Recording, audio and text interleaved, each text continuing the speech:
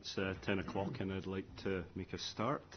Can I just check that everyone can hear? Is audibility okay in the room? Good. My name's Scott Ferry and I'm an Assistant Chief Reporter in the Scottish Government Planning and Environmental Appeals Division, and I've been appointed by Scottish Ministers to consider the notified application and report to them with recommendations. Also with me today are Jane Robertson, who's the case officer for this case.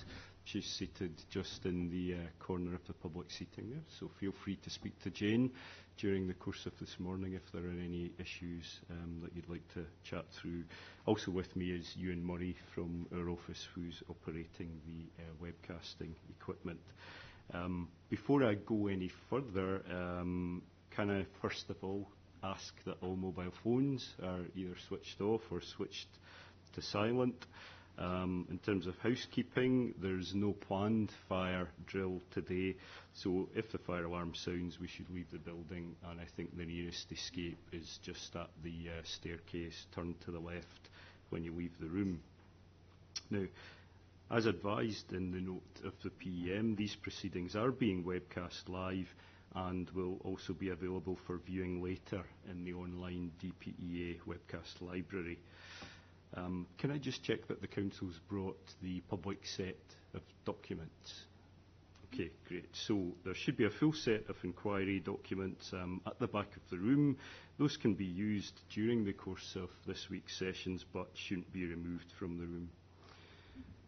Now, we agreed at the PEM that we'll take the SASA Impacts Inquiry session first, followed by the hearing session on infrastructure, then the hearing session on housing, land supply and development plan compliance, and finally the hearing session on conditions.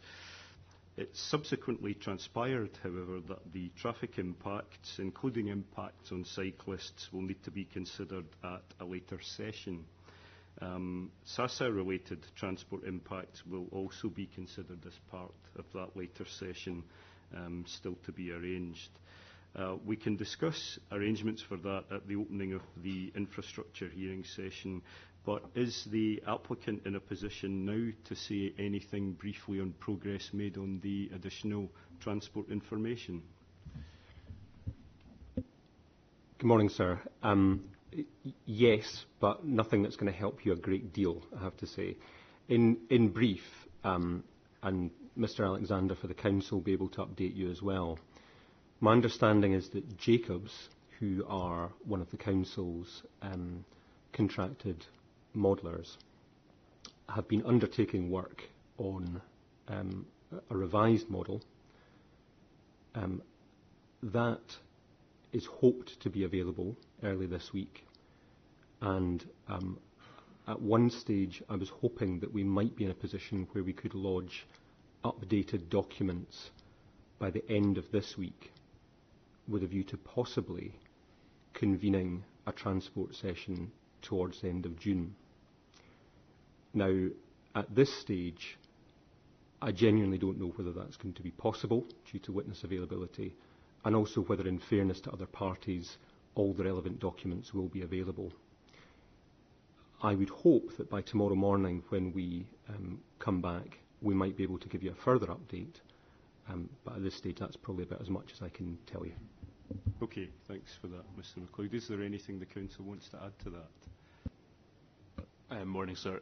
I think we should have the information from the Council side, which has been instructed for Jacobs to undertake towards the end of this week, but we can also keep you updated in terms of time frame as we go on during the week. Okay, great. Thanks for that. So really, we should be in a position when we leave these sessions at the end of this week or on Thursday night of having a better idea, really, of timescales for the rearranged transport session. Yes. Or that should be our aim anyway. Yeah. Good.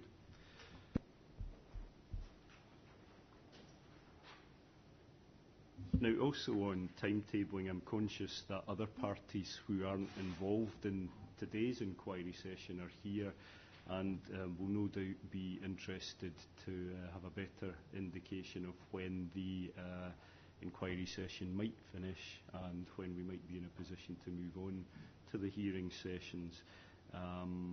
Could we just have a quick indication of when we, or first of all, of how long we think the inquiry session might take? Subject to certain procedural matters that I have to raise, I would expect that it will extend into tomorrow. I'm not sure that it will take the whole of tomorrow to complete the evidence, but I would expect that it will extend into tomorrow. Thanks for that. Mr. MacLeod? Yes, that ties in with my best guess of how things might pan out as well.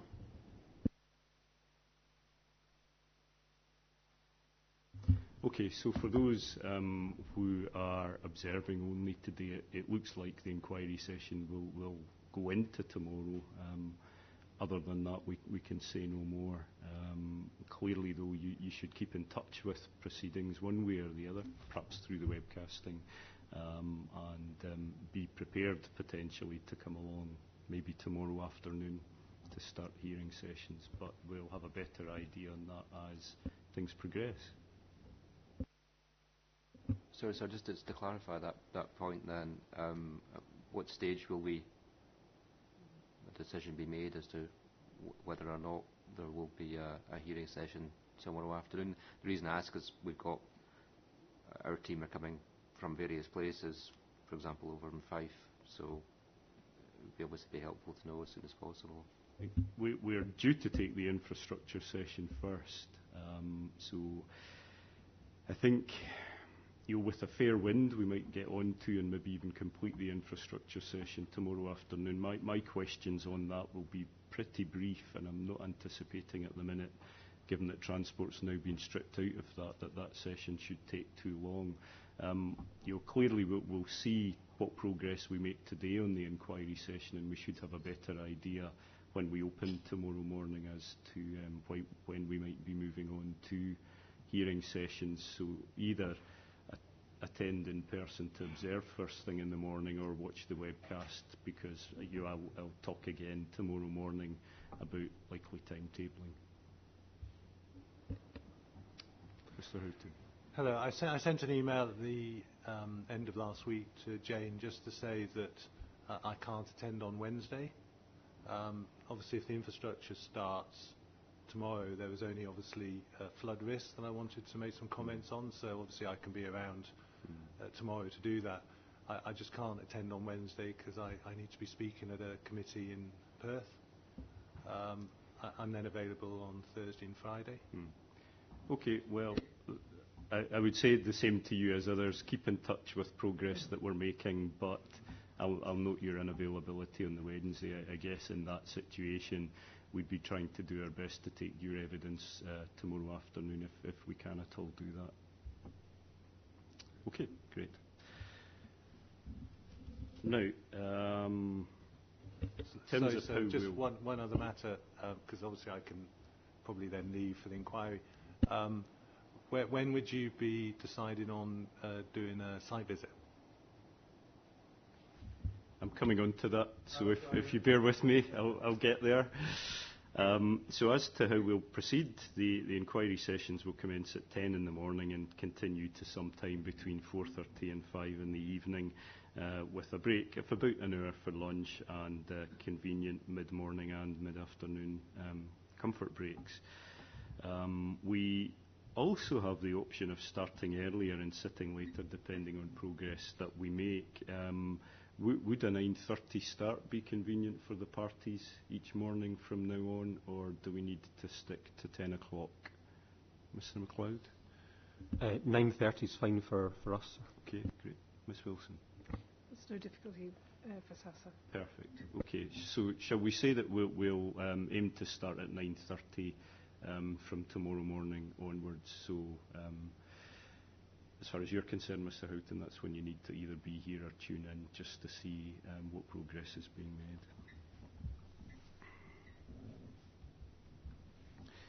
Now, going on to the subject of site inspections, I have made a number of unaccompanied inspections of the general area surrounding the appeal site and intend to undertake further unaccompanied inspections as necessary.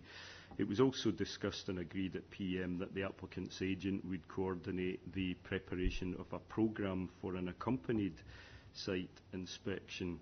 And I'll ask in a minute whether there's been any progress on that. It's occurred to me over the weekend, though, as we're pushing transportation impacts to some point in the hopefully not too distant future, that it might be sensible to make an accompanied site inspection either at the end of this week or potentially in our overrun days next week if we don't need them, that will focus on evidence that we've heard during the SASA inquiry session and also pick up points of evidence such as flooding and so on that we will be hearing hopefully at some point this week.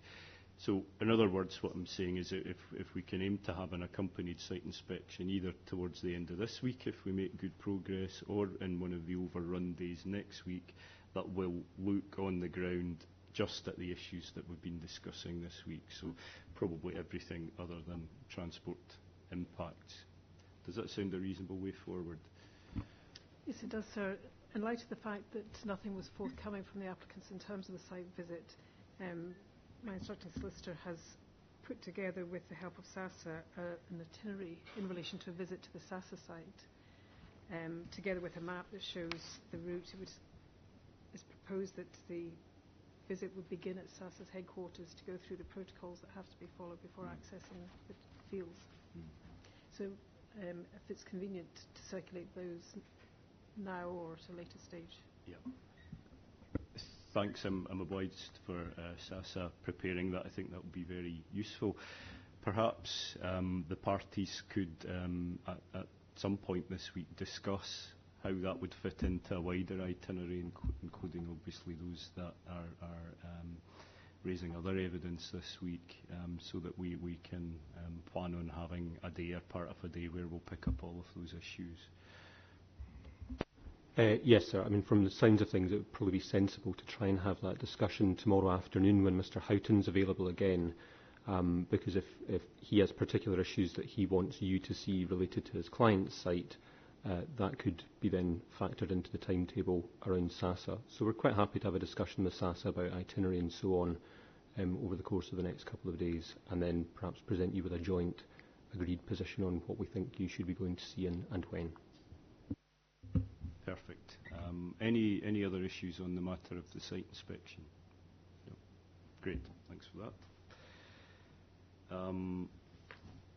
Now, in terms of closing submissions, it was agreed at PEM that closing submissions will be made in writing after the evidence has been heard, and those submissions ought to address each party's position on the matters that have been subject to oral process. We can agree the timetabling of closing submissions at the end of, well, I guess we'll need to discuss it at the end of the SASA inquiry session, because I'm assuming you're not planning to be present by and large for the later hearing sessions, but we can discuss it again at the end of the hearing sessions.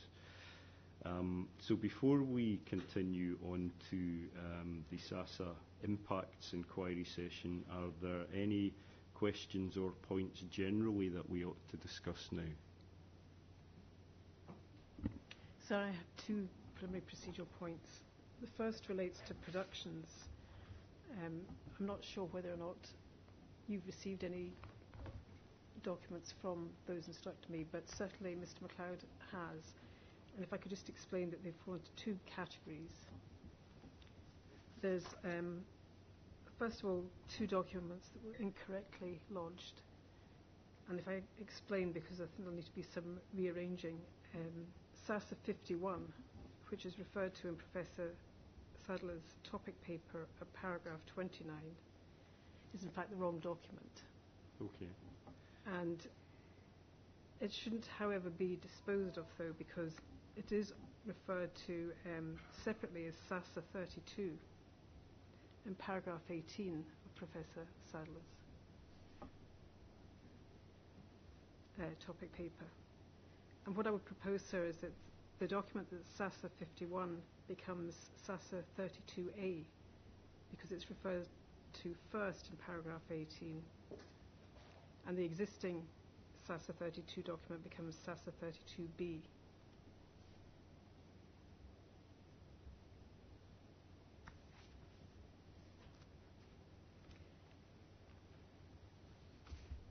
And in relation to SASA 71, in that case, the wrong document was lodged.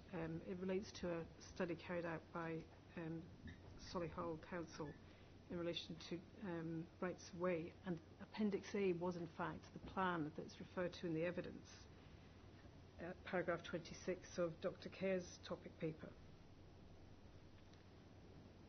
and also at he refers to paragraphs 3.3 and 3.4 and 3.20 to 3.22 of the document that's not been lodged. So I would move to have that added to tab 71. And then there are 4 additional documents which have been produced by Professor Sadler in rebuttal of the evidence that was given in the topic papers for the applicants. They would go from SASA 82 to SASA 85, and essentially they're additional examples of reporting in farming press of incidents associated with urban fringe problems. And also one relates specifically to the point of dogs and crops, which I think is raised in Mr. Jenkinson's evidence. I understand there's no objection to those, sir. Okay. Mr. MacLeod, you've seen and are happy with those amendments and new documents, are you? Yes, I am. Just 2 points of clarification, I think. Can I just check the photograph of the signs at the Pentland Hills? What number is that? Is that 82? And then just to make sure that I've got the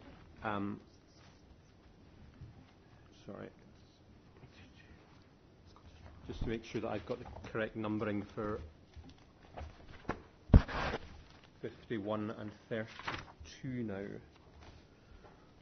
So 51 was originally an NFU paper on fly tipping, or from the NFU website, is that right? And that's now 32A. Okay, thank you. Yeah, no objections, no, sir. Okay, thanks for that. Do you have hard copies of the additional documents for me? Perfect. Could I ask, when you're referring to those documents and evidence, that you just remind me that I have hard copies of them to save me having an abortive search for them on my laptop?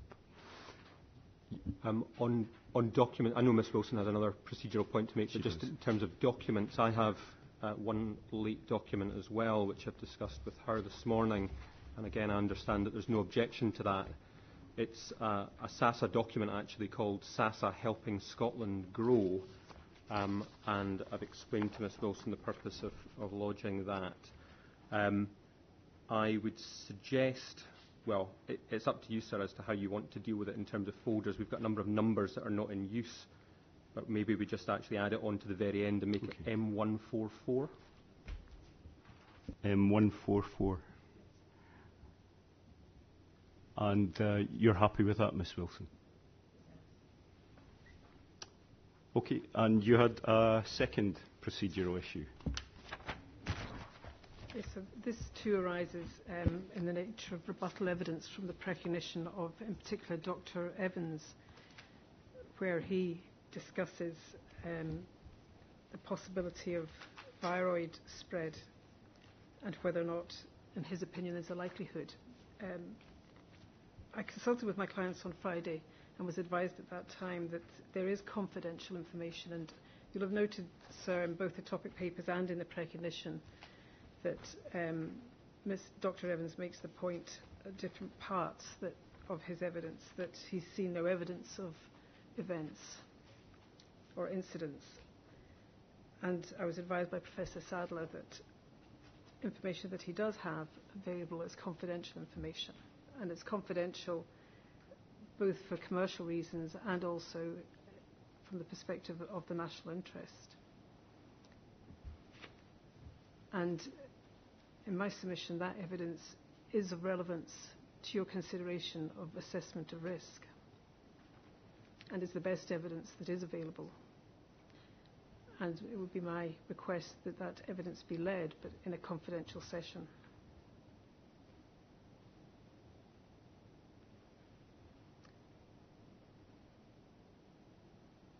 and obviously not being broadcast via the webcam. Would you be proposing to lodge confidential documents in advance of that evidence being led? I have discussed that with Mr MacLeod, and he certainly has indicated that he'd prefer advance notice of the evidence before it's led. Depending upon putting in place appropriate arrangements between us to protect the confidential nature of the information, which I think is going to prove satisfactory to both parties, then that can be intimated ahead of the session. And when would you anticipate that information? And I'll come to Mr MacLeod just directly and ask for his view on this, but when would you anticipate that evidence being lodged? It'll be available after lunch. Okay, thanks, Ms Wilson. Mr MacLeod, comments on that? Thank you, sir. Well, like you, I only heard of this for the first time this morning. As Ms Wilson put it, or Ms Wilson put it on the basis that I would prefer to have advance notice. It's not so much a question of preference, it's a question of it being essential that we have advance notice. And it is surprising, I have to say, that if this is such a serious issue as to be in the national interest, it is only being raised for the first time on the morning of the inquiry.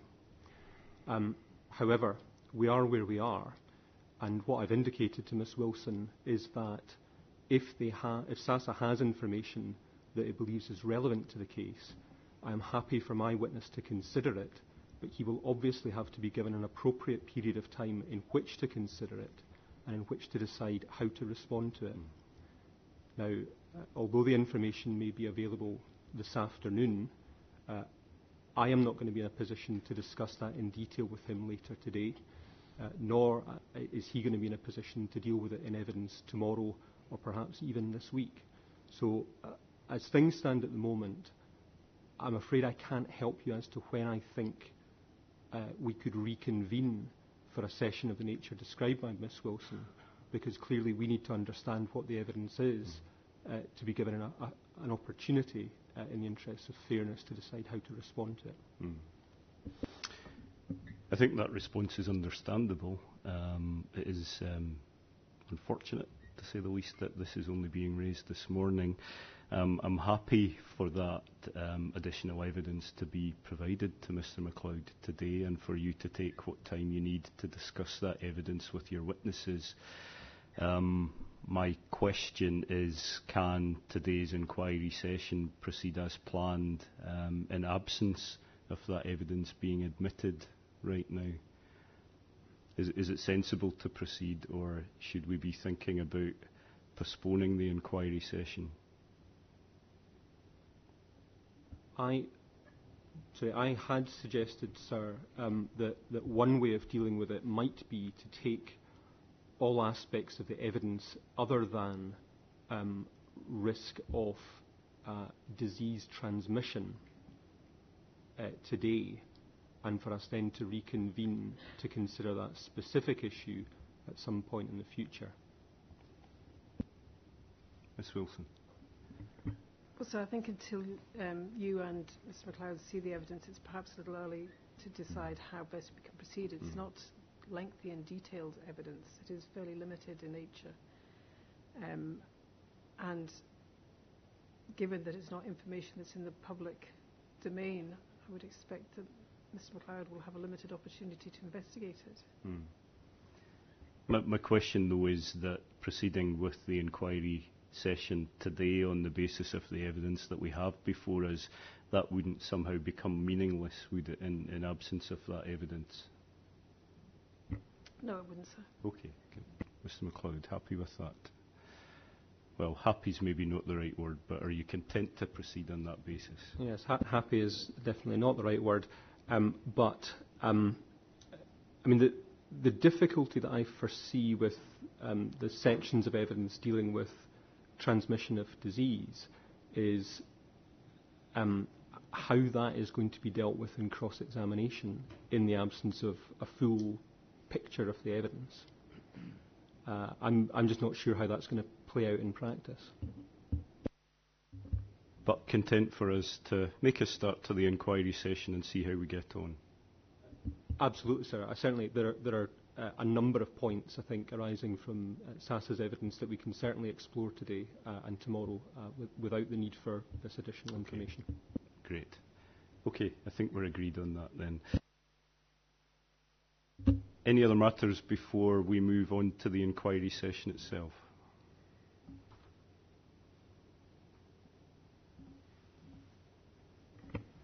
Not as far as I'm concerned, sir. Okay, thanks. Okay, in that case, we're now moving on to start the inquiry session on SASA impacts. We agreed at the PM that we would hear first from the applicant and then from SASA. Does that running order still suit the parties? I was aware of some correspondence indicating that one of the applicant's witnesses, I think, had limited availability. Does that running order still suit? It does, sir. And just for your information, my intended running order is Mr. Jenkinson first, followed by Dr. Evans after that. Okay, great. Thanks for that. Now, I'll need to confirm the names of those parties who are participating. So can I ask Mr. MacLeod who's representing the applicant? That would be me, sir. Ewan MacLeod, solicitor with Shepherd and Wedderburn. And as mentioned, I'll have two witnesses today. Mr. Stephen Jenkinson, whose CV is lodged with the inquiry papers, and then Dr. Evans, whose details are also set out in his topic paper and precognition. Okay, thanks for that, Mr. MacLeod. And who's representing SASA? Thank you, sir. My name is Miss Ailsa Wilson. I'm a QC at the Scottish Bar, and I'm instructed to represent SASA by Mr. Peter Fraser. Ferguson. Keep changing people's names. Of Harper MacLeod. And I'll be leading two witnesses, Professor Jerry Sadler, who's the Chief Plant Health Officer and Head of SASA, and Dr. John Kerr, who's the Head of Seeds, Varieties and Pesticides. And will you be calling your witnesses in that order? I will be. Perfect, thanks. So before we move on to take the first witness, do parties have any other questions about procedures or any other matters that they wish to raise regarding the inquiry session itself? Nope. Okay, so in that case, we'll move on to hearing evidence. And over to you, Mr. MacLeod.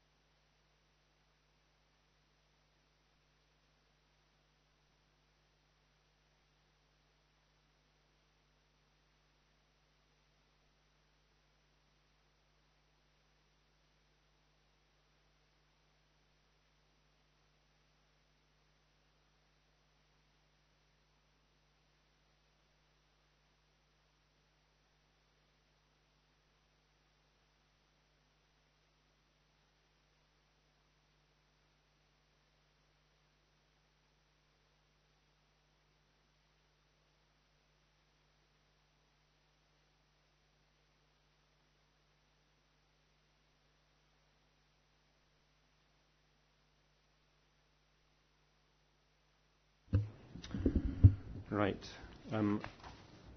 Morning, Mr. Jenkinson. You've lodged a precognition with the inquiry, which sets out in paragraphs 1 and 2 your experience and in relation to the topics you're going to cover. What I'd like you to do is just read through your precognition, beginning with paragraph 3. There may be a couple of points where I will stop you and just ask you to respond to some of the evidence that's come out from the SASA precognitions.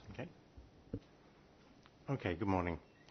An established area of my work involves assessing likely dog walker behaviour and developing corresponding mitigation strategies, especially where new housing and other developments may influence dog walking behaviour. Submitted document M121 summarises my preliminary desk-based assessment as of the 21st of April 2017. But to ground truth those conclusions, I made a site visit to the development and SASA site between 0930 hours and 1600 hours on Monday the 24th of April 2017. For completeness, I've sought to explore a broad range of potential issues in relation to the SASA site, even if they have not been explicitly stated by SASA. I firstly considered the public right-of-way bisecting the SASA site in an approximately east-west direction. The bespoke signage erected by SASA for dog walkers suggests the route is being used by walkers with dogs already. During my site visit, I noted that there were many opportunities for off-lead dogs to stray off this path due to gates being left open and incomplete or ineffective fencing. Many of the fence posts were rotten at the base. If dog walking was generally a problem here, I would have expected a more secure boundary to have been maintained. It was apparent that certain parcels of land were more sensitive, with fencing over 1.8 metres high installed and well maintained to exclude dogs, as well as other animals and people, where it was apparently an issue. Right, can I just ask, at that point, given your experience, what does the presence of signage suggest to you about the people that use the SASA facility for dog walking? I mean, normally we would put signage up where there's people who maybe weren't familiar with the site, would need additional information about where to go, what to do, and to behave responsibly.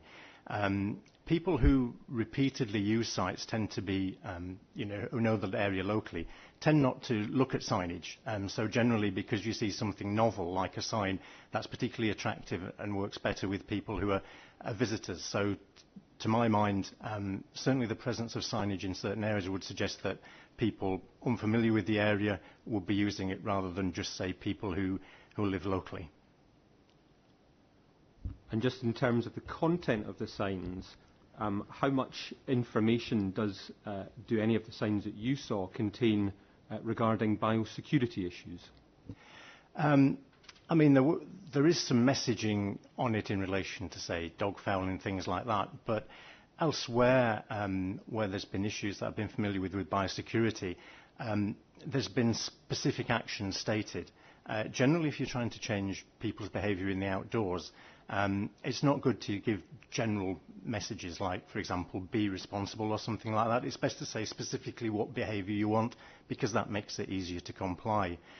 So in other cases, for example, if people have wanted, for example, people to wash their boots, or in cases where, for example, there's concerns about fishermen, passing diseases from one river to another, disinfect your fishing tackle. Or, for example, in other cases where there's been, say, where I've worked in Cannock Chase down in southern England, in the Midlands, there where there's been concern about people walking and passing on spores and things on their clothes, they've asked people, say, not to go on paths where they're going to brush against vegetation. So looking at those signs, whereas it kind of alludes to the specialness of the site, there was nothing on the signage that suggested specific behaviours to be done, and I found that quite surprising, unless there wasn't an issue. But certainly it was silent in terms of, if somebody was wanting to take access responsibly, what do I do? What does that look like on this site? Thank you. And then if you just continue reading from paragraph 7, please. Okay. I also sought to consider public rights of access derived from the Land Reform Scotland Act 2003. The general right of non-motorised access to land this provides, including access for horse riders and cyclists, as well as walkers, would apply to the SASA site as much as any other farmland. From my site visit, I could see that such rights could be lawfully used, for example, on field margins and cropland between harvesting and replanting. The latter, in principle rights, are described in document SASA 18, a document I worked on in fine detail with Scottish Natural Heritage so as to secure its endorsement by the Kennel Club. During my site visit, I saw a man openly exercising these rights with 2 off-lead dogs at 15-13 hours in the Triangle field, as is named in document SASA 68A. As a Scottish government facility, I was surprised not to see any mention of these wider access rights in documentation from SASA. For example, document SASA 68 makes no reference to Land Reform Act 2003 access rights in section 3.3, public access, nor in the associated Plan SASA 68A. Plan SASA 68B refers to the east-west track as being a public footpath, whereas under the Land Reform Act 2003, this by default would also carry a right for responsible access by cyclists and horse riders. Document SASA 5 that lists relevant domestic legislation applying to the site also does not mention the Land Reform Act Scotland 2003. Thus, at present, the SASA documentation, in my view, can be wrongly taken to suggest that the site benefits greatly in biosecurity terms from public access rights being far more limited across the site than is actually currently the case. Now, can I stop you there? You'll have seen Professor Sadler's precognition, and it may be useful just to have a copy of that available. Sure.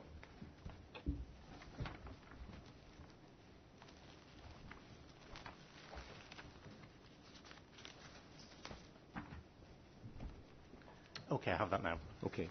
So, towards the end of paragraph 3.7, Professor Sadler says that because of your limited knowledge of SASA site, you're unaware of the current levels of access and therefore unable to comment on existing levels of risk, nor any change that may affect this arising from the proposed development.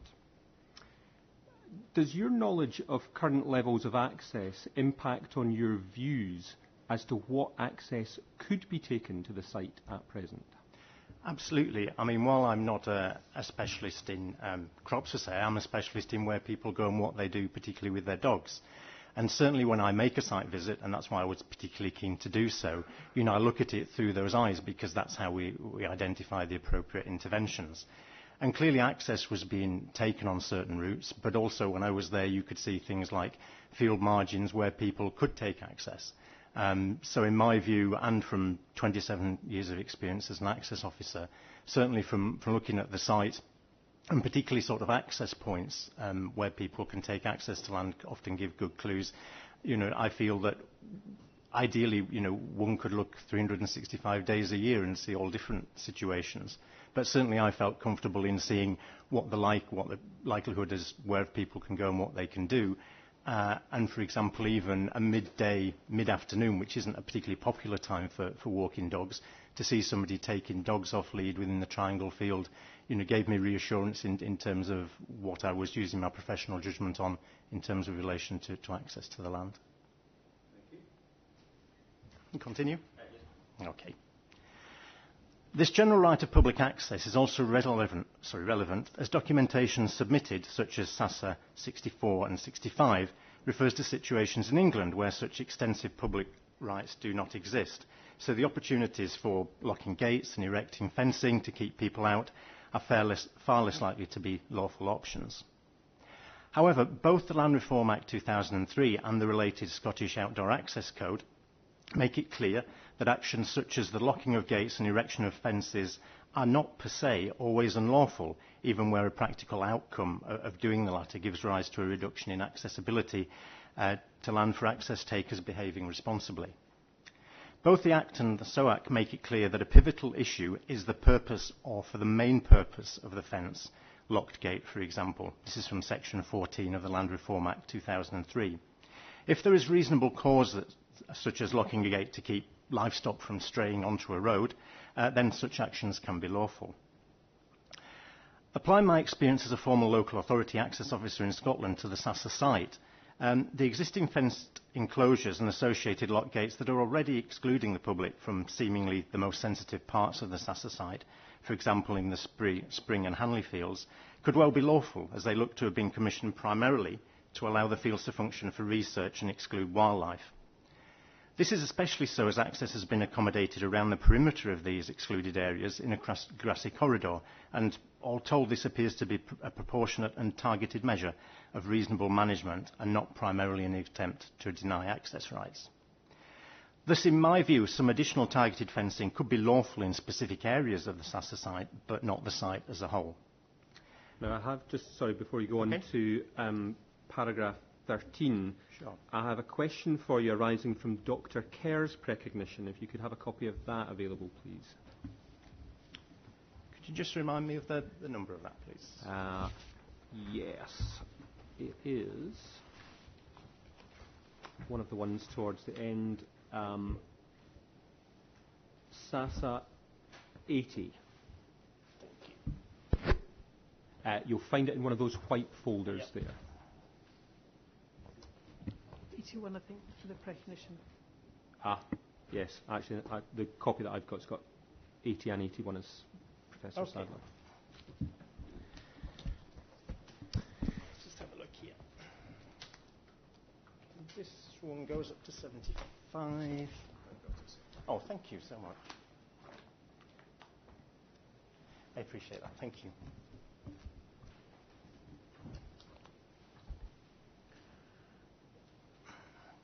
Okay, I have it here now. Okay.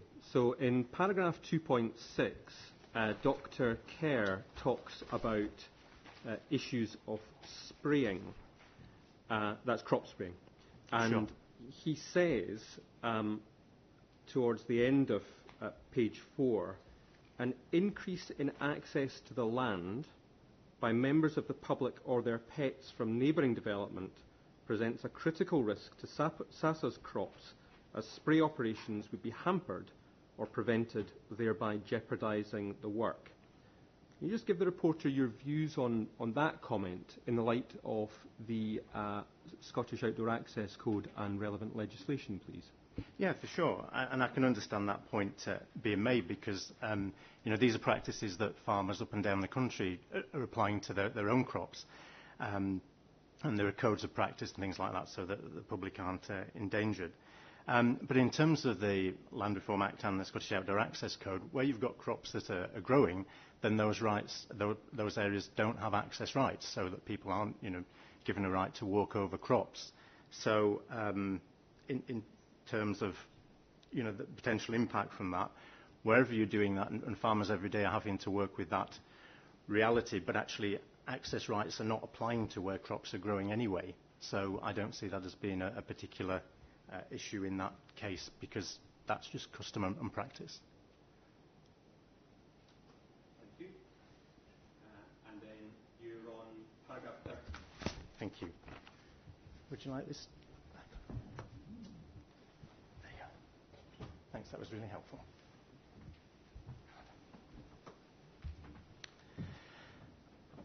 Thank you. I then sought to explore the specific impacts from walkers with dogs that could apply in this case. While SASA made general reference to the coverage of adverse impacts in the farming press and the general media, there was little specificity for this site. Especially topical are the parasitic infections that can be passed to livestock via dog's faeces, namely neosporosis, which can cause abortion in cattle, and also sarcocystosis, which can cause neurological disease and death in sheep. While such impacts are referred to in document SASA 17, at the time of writing my preliminary report, N121, I understood SASA to be a wholly arable estate. Document SASA 11 shows all the fields in question being used for arable or grass production, with no mention of grazing. During my site visit, I saw no evidence of provision for livestock grazing, except for some ewes and lambs in a paddock at the junction of Roddinglaw Road and Gogomere Road. I note SASA has not made any reference to this paddock as being part of its operation, for example in SASA plans 68A or 11. Document SASA 17 does, however, show the significant benefits that a signage campaign can have in educating members of the public about the impacts of their activities, leading to a change in behaviour.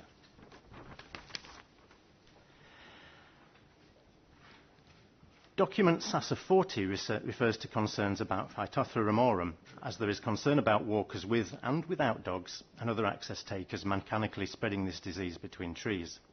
However, no impacts or issues on arable or grassland production are listed, as would appear relevant to the SASA activities. The document does again demonstrate the potential value in public education campaigns. Document SASA 29 refers to impacts arising from walkers with dogs at Wayside Farm in Hertfordshire. However, I do not see this as relevant, as the issues at this dairy farm, from looking at the webpage wayside-farm.co.uk on the 3rd of May 2017, relate to neosporosis and cattle. No arable impacts are mentioned. In the literary review of Lowe et al. 2014, document M123, no such general impacts on arable land were identified, nor in the former English Nature's comprehensive review in 2005 of impacts arising from dogs in the outdoors. Any regular access taking by local dog walkers can also reduce local crime such as theft and fly tipping that could otherwise have adverse impacts on the site's operation due to local dog walkers' familiarity with legitimate site activity. Such criminal activity is referred to by SASA in documents SASA 30 and SASA 31, but these refer to the situation and law in Wales and England respectively. Moreover, the opportunity for public access to provide the deterrent of informal surveillance has not been considered in the SASA documentation so as to balance the benefits of responsible dog walking with any negative impacts. I then sought to consider how attractive land in SASA ownership would be for dog owners living in the proposed development. Summarising extensive visitor survey data, document M124, Planning for Dog Ownership in New Developments, that I wrote in 2013, identified that the average daily dog walk is 2.7 kilometres. Document 125 Dog Walking Routes Plan shows that an accessible and attractive circular walk of 2.7 kilometres can be readily accommodated within the site. Longer walks are also possible. Indeed, from walking the perimeter of the proposed development, I was especially convinced of the latter, given the extent and shape of the site, the surrounding landscape and land use, and the provision of running water within the site. In my experience, it's unusual to have such a flexible and attractive blank canvas all in one ownership, meaning that one has at the outset the ability to design in a complete and attractive daily dog walk from the start. Plan M125 also shows the walking distance from the development green space to the SASA boundary is at least 850 metres. Planning guidance M124 details that the average penetration distance into green space from the start point of a daily dog walk is 784 metres. This further endorses the residents' use of the green space within the proposed development rather than entering the SASA site. Accommodating dog walking within this development is especially likely because of the dog walking retaining amenities that can be designed in from the start and maintained in perpetuity, including extensive off-lead green space, ample bins for dog waste, water features such as streams, dog activity elements, well-drained and lit routes in winter, fencing and gates to minimise the potential for dogs to run out of key access points into traffic. The proposed entry and exit points for the development, as shown in document M125, Dog Walking Routes Plan, are not opposite the start of the main path bisecting the SASA site.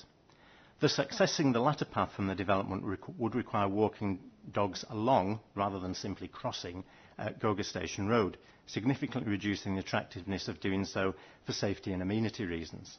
Now, if I just stop you there, you'll appreciate the point that's been made by at least one of the SASA witnesses regarding the accuracy of document M125, and if you could possibly have a copy of that available to you.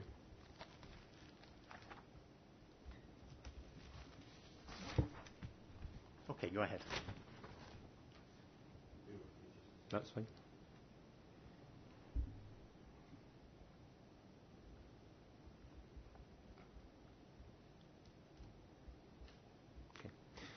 Okay. Now, looking at that document, Mr. Jenkinson, you would accept that the boundary of SASA's land is in fact closer to the application site than the 850 metres that you mention in paragraph 23? Yes, for sure. Can you give the reporter your comments on accessibility to the field that is closer, and ultimately give him your views on whether this changes your overall opinion of accessibility? So this would be the field that's marked station? Yeah, okay. Yeah, for sure. I mean, there's a big difference between proximity and accessibility. For example, if you could have somewhere, you could be quite close to somewhere, but for example, if there was a railway line, it may be very close but not accessible. So certainly how I look at things is in quite a pragmatic sense of where do people go and what they do. And when I was looking across there, I was looking at where are the access points that people would use now or in the future. And I wasn't actually sure that that was an access point into Station Field, because when I was there was a notice on the gate that said no dogs. Now, under the Land Reform Act and the Scottish Outdoor Access Code, the only place you could really say no dogs is where you've got fields with young animals, such as calves and lambs. So actually, a sign being maintained like that on the Scottish Government facilities would suggest to me there wasn't, for some reason, a public right of access within there anyway. The other thing I'm mindful subsequent to that, for seeing document, SASA document 68, which was prepared by Scotland's Rural College, talks about introducing new access corridors within the site, and one of those is coming from there. Now, if it had said enhancing existing access corridor, I would have thought maybe I was wrong there, but it certainly talks about a new access corridor. So to me, that kind of reinforces that, yes, there's proximity there, but if you can have no dogs and no access rights, then that gate can be locked. And certainly when you looked over the field as well, even though it was only a one-off look, there didn't appear to be things like desire lines, and the sign looked to have been, because of the weathering and the rusting on the signs, to have been there for some time. If the signage was lawful, for example, for lambs and calves, the signs would have to be taken up and put down at certain times. Access rights, for example, wouldn't exist also if a field, there was no field margin, so it had crops in it. So, as was said at the start, I haven't seen it throughout the whole year, but the maintenance of a sign that says no dogs, which otherwise would be unlawful, suggests to me that there isn't access rights in there anyway. Okay. And you mentioned SASA 68, and since you did, I wonder, could we just have a quick look at that, please, and for you to give the reporter your views on what we see there, and in particular whether you think it's something that is necessary. Sure.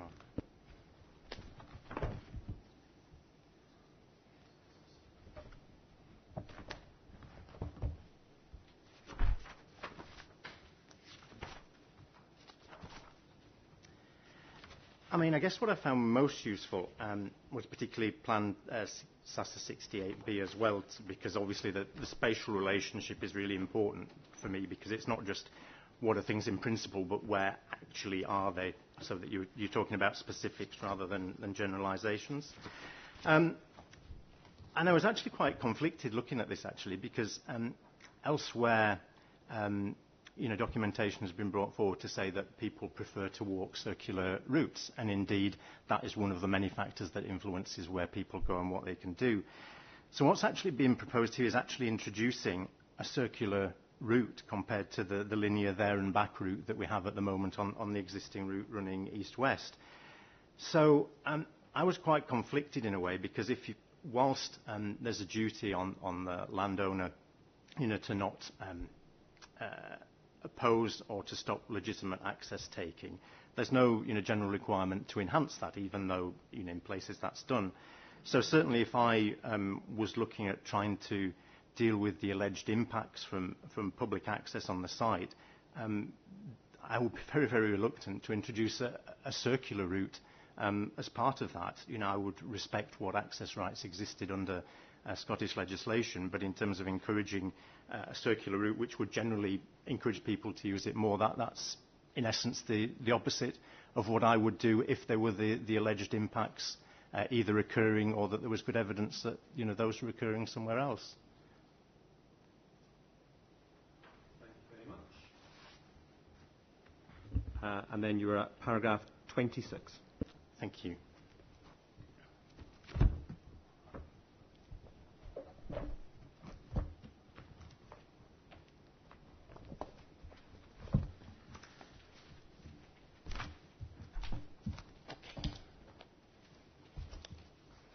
Okay, to continue. While dog owners will use cars to drive to places for dog walking, once in a car they're likely to drive to more attractive destinations with greater availability of attractive features for exercising dogs, rather than just driving to walk on the Sasa site. An example of such a site would be Camo Estate, approximately 2 kilometres to the north, which at the time of my visit was very popular with dog walkers. The ability to walk to the Union Canal from the development site without crossing a road also offers a more attractive option to walking along Goga Station Road. Sasa refer to related impacts on farmland adjacent to new housing developments, for example in California in 1998 in Sasa 24, and in England in 1984, which is Sasa 26, and in 1980 in Sasa 25.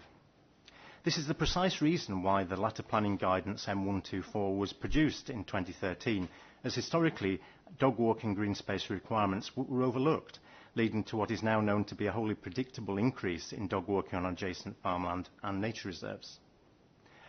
I am familiar with issues related to the impact of development on farmland in North America. The planning guidance mentioned above led to an invitation from me to present a related paper to the American Veterinary Medical Association Congress in Chicago in 2013. At the same time, I visited areas of chronic dog walking conflict, including in California, arising out of such a lack of planned provision in North America. The latter is replicated in many other parts of the world where I have researched dog walking firsthand, including Australia, Canada, New Zealand, and the Republic of Ireland. The problems in all the latter countries are compounded by access to public green space for dog walkers in general being severely limited compared to Scotland. Thus, I submit that the impact cited in, for example, documents Sasa 24, 25 and 26 are not relevant when a modern planned approach is taken, as is proposed here. Section 4.2 of my report, document M121, explains the proposed approach in this case in more detail.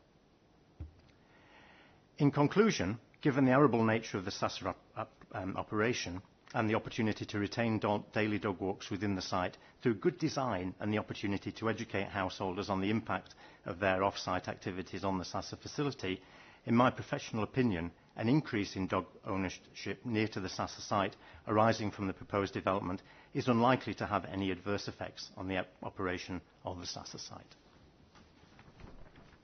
Thank you, Mr. Jenkinson. No further questions at this stage, sir. Thank you, Mr. MacLeod. Ms Wilson.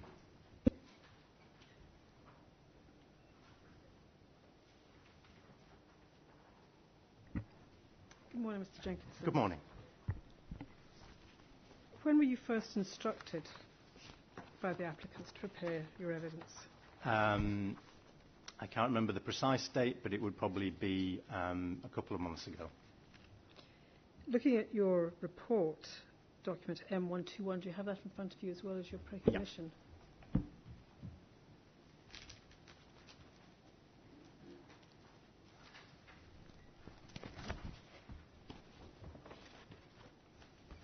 Okay, go ahead.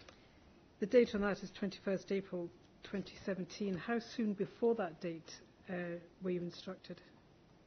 I mean, I can look up the precise date, but I know it would have been a matter of at least a week or two because I'm just very busy.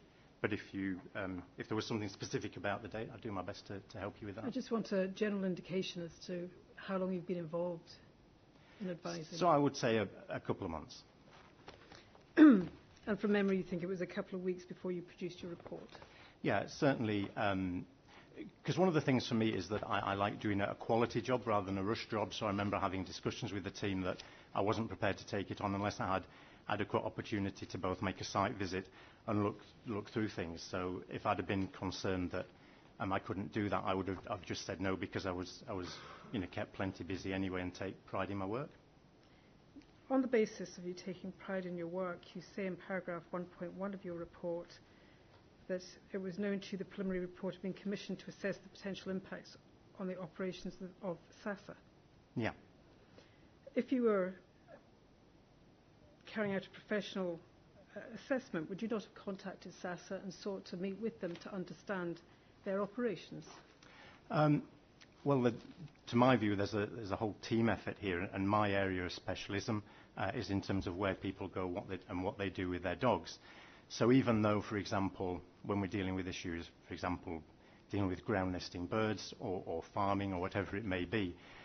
Although the concerns can arise from a land management perspective, how best to deal with those is understanding what's driving where people go and what they're doing, because people are not going out to say, well, I dislike curlew or lapwing or cows or whatever. It's just like, I want to walk my dog somewhere. So to be honest, in terms of influencing where people go and what they do, my interest will be looking at it through their eyes, and particularly people living on the development, rather than having my view swayed by information. If members of the public were likely to go to Sasa before thinking, I'm going to walk my dog, the first thing I'll do is go up to the Sasa site, I probably would have done. But in terms of people walking their dogs, they take lots of clues of what's happening. So that's why I did that and didn't speak to Sasa on that basis, because that's not what I believe your average dog walker would do.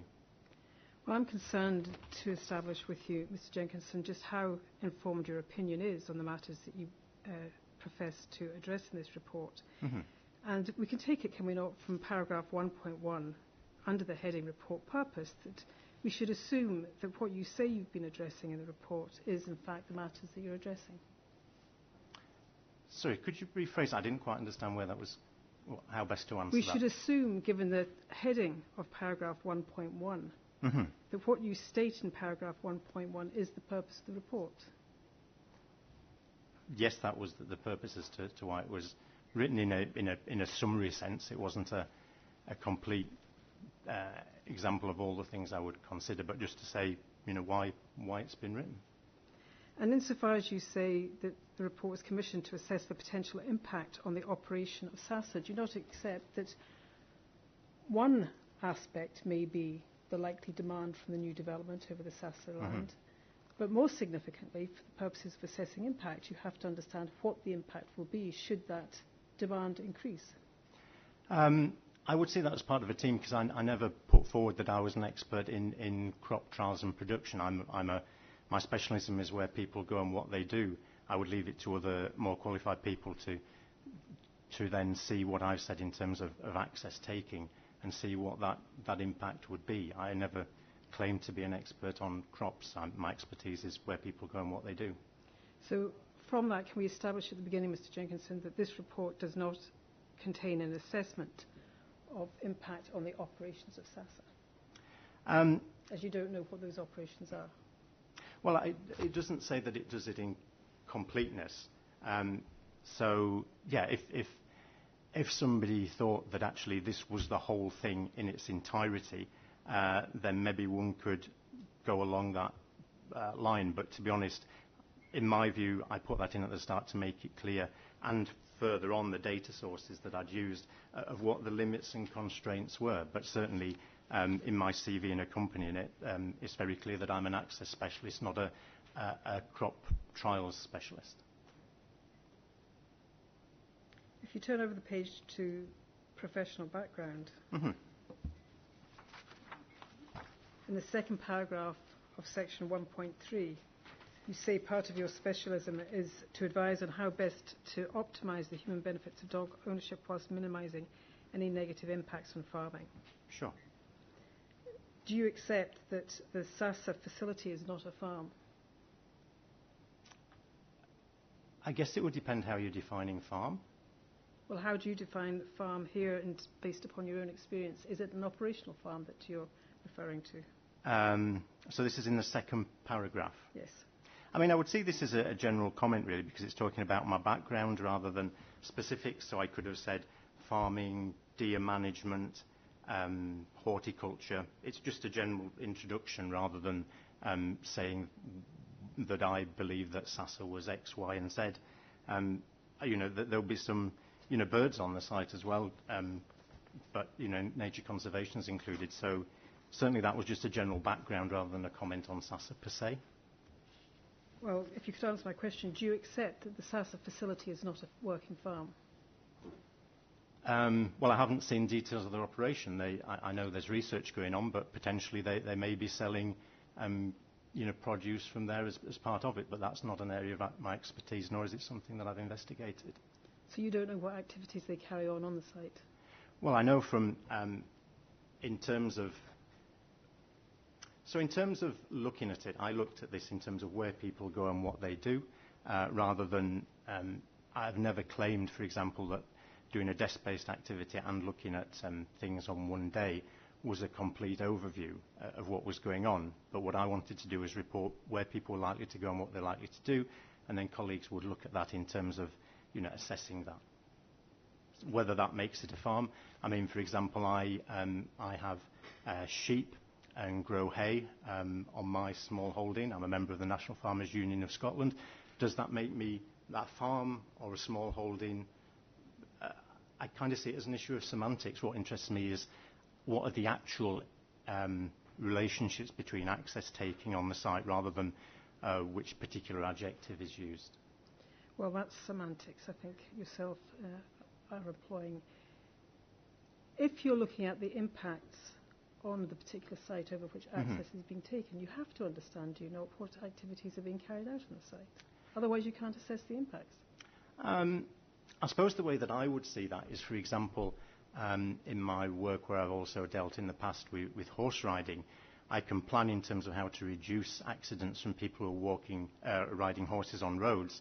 I'm not a vet, so I can't say what makes the horse likely to die or a physician in terms of the rider. I just know that there are certain things one would seek to avoid, and I'm still really unclear as to what we're trying to see stop walkers with dogs from avoiding, really. Whether that was a farm or whether it was just somebody with a small holding, if you like. It's not acceptable for people taking access to cause adverse impacts on other things, but that's a very contextual thing, if you like.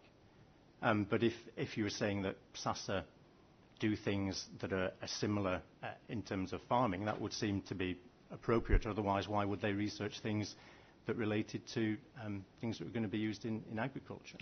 It's fair to summarise your evidence in this way, is it not, Mr. Jenkinson, that when you express an opinion as to whether or not access is or is not appropriate over the SASA facility, you do so by referring to it as arable farmland.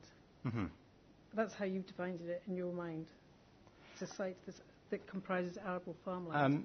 Not in my mind. When I looked at the document that shows the field rotations that was supplied by SASA, in looking at that when I followed up from my site visit, because I thought, I can see that there's, arable production here, but other things can happen at other times of year. So I thought, what evidence has been put forward by the land manager who knows it best? And I looked at the SASA document, I forget the number, but there's a table that says what's happening. And to me, there were no lives, that was arable. So it wasn't an opinion. I interpreted that from the information that was provided by SASA. Whereas had you met with representatives of SASA and discussed with them the nature of their activities, you'd have had a proper understanding as to exactly the type of activities being carried out on the site. I mean, I'm sure they would have been really helpful, but it wouldn't have affected in terms of where dog walkers were likely to go and what they were likely to do. Well, one thing that it does affect is the opinion that you express in this report, that, in your opinion, dog walking across the existing level of dog walking across the SASA site must be greater than you say SASA suggests because of the right to roam legislation in Scotland. I'm not sure, maybe you could point to me where I said it must be, but what I was saying is that where you look at the document, particularly the one from Scotland's Rural College that was looking at security on the site, I think that was M68, it just gave no mention to it. So it strikes me that if one particularly report that's commissioned by the applicant, and I'm assuming that Scotland's Rural College will have spoken to its client, that to not mention, a cornerstone and achievement of Scottish Government in terms of access on there, even to say that it didn't apply, because in some cases there could be a bylaw or other determination by the Access Authority, to just exclude that suggests, to me, says that it hasn't been looked at, and by default, access rights apply not just. For example, it's rare in Scotland now to talk about something only being a public footpath. even if it's a right of way, unless there's some reason why there isn't, somebody couldn't take responsible access with a horse or a cycle, signage now, good practice, is to refer to those as a public path, because in essence, unless there's a specific reason why it's dangerous or irresponsible, access routes like that will be multi-user, so that the term is used, public path. Whereas reading the documents, it suggested that there were only routes, and my experience from being an access specialist is that wider access exists, and indeed was being taken when I visited the site. You saw one dog walker, I think, when you visited the site? Yeah. Yes. And if you look, please, at page 8 of your report, Sure. where you deal with the Land Reform Act. Yeah.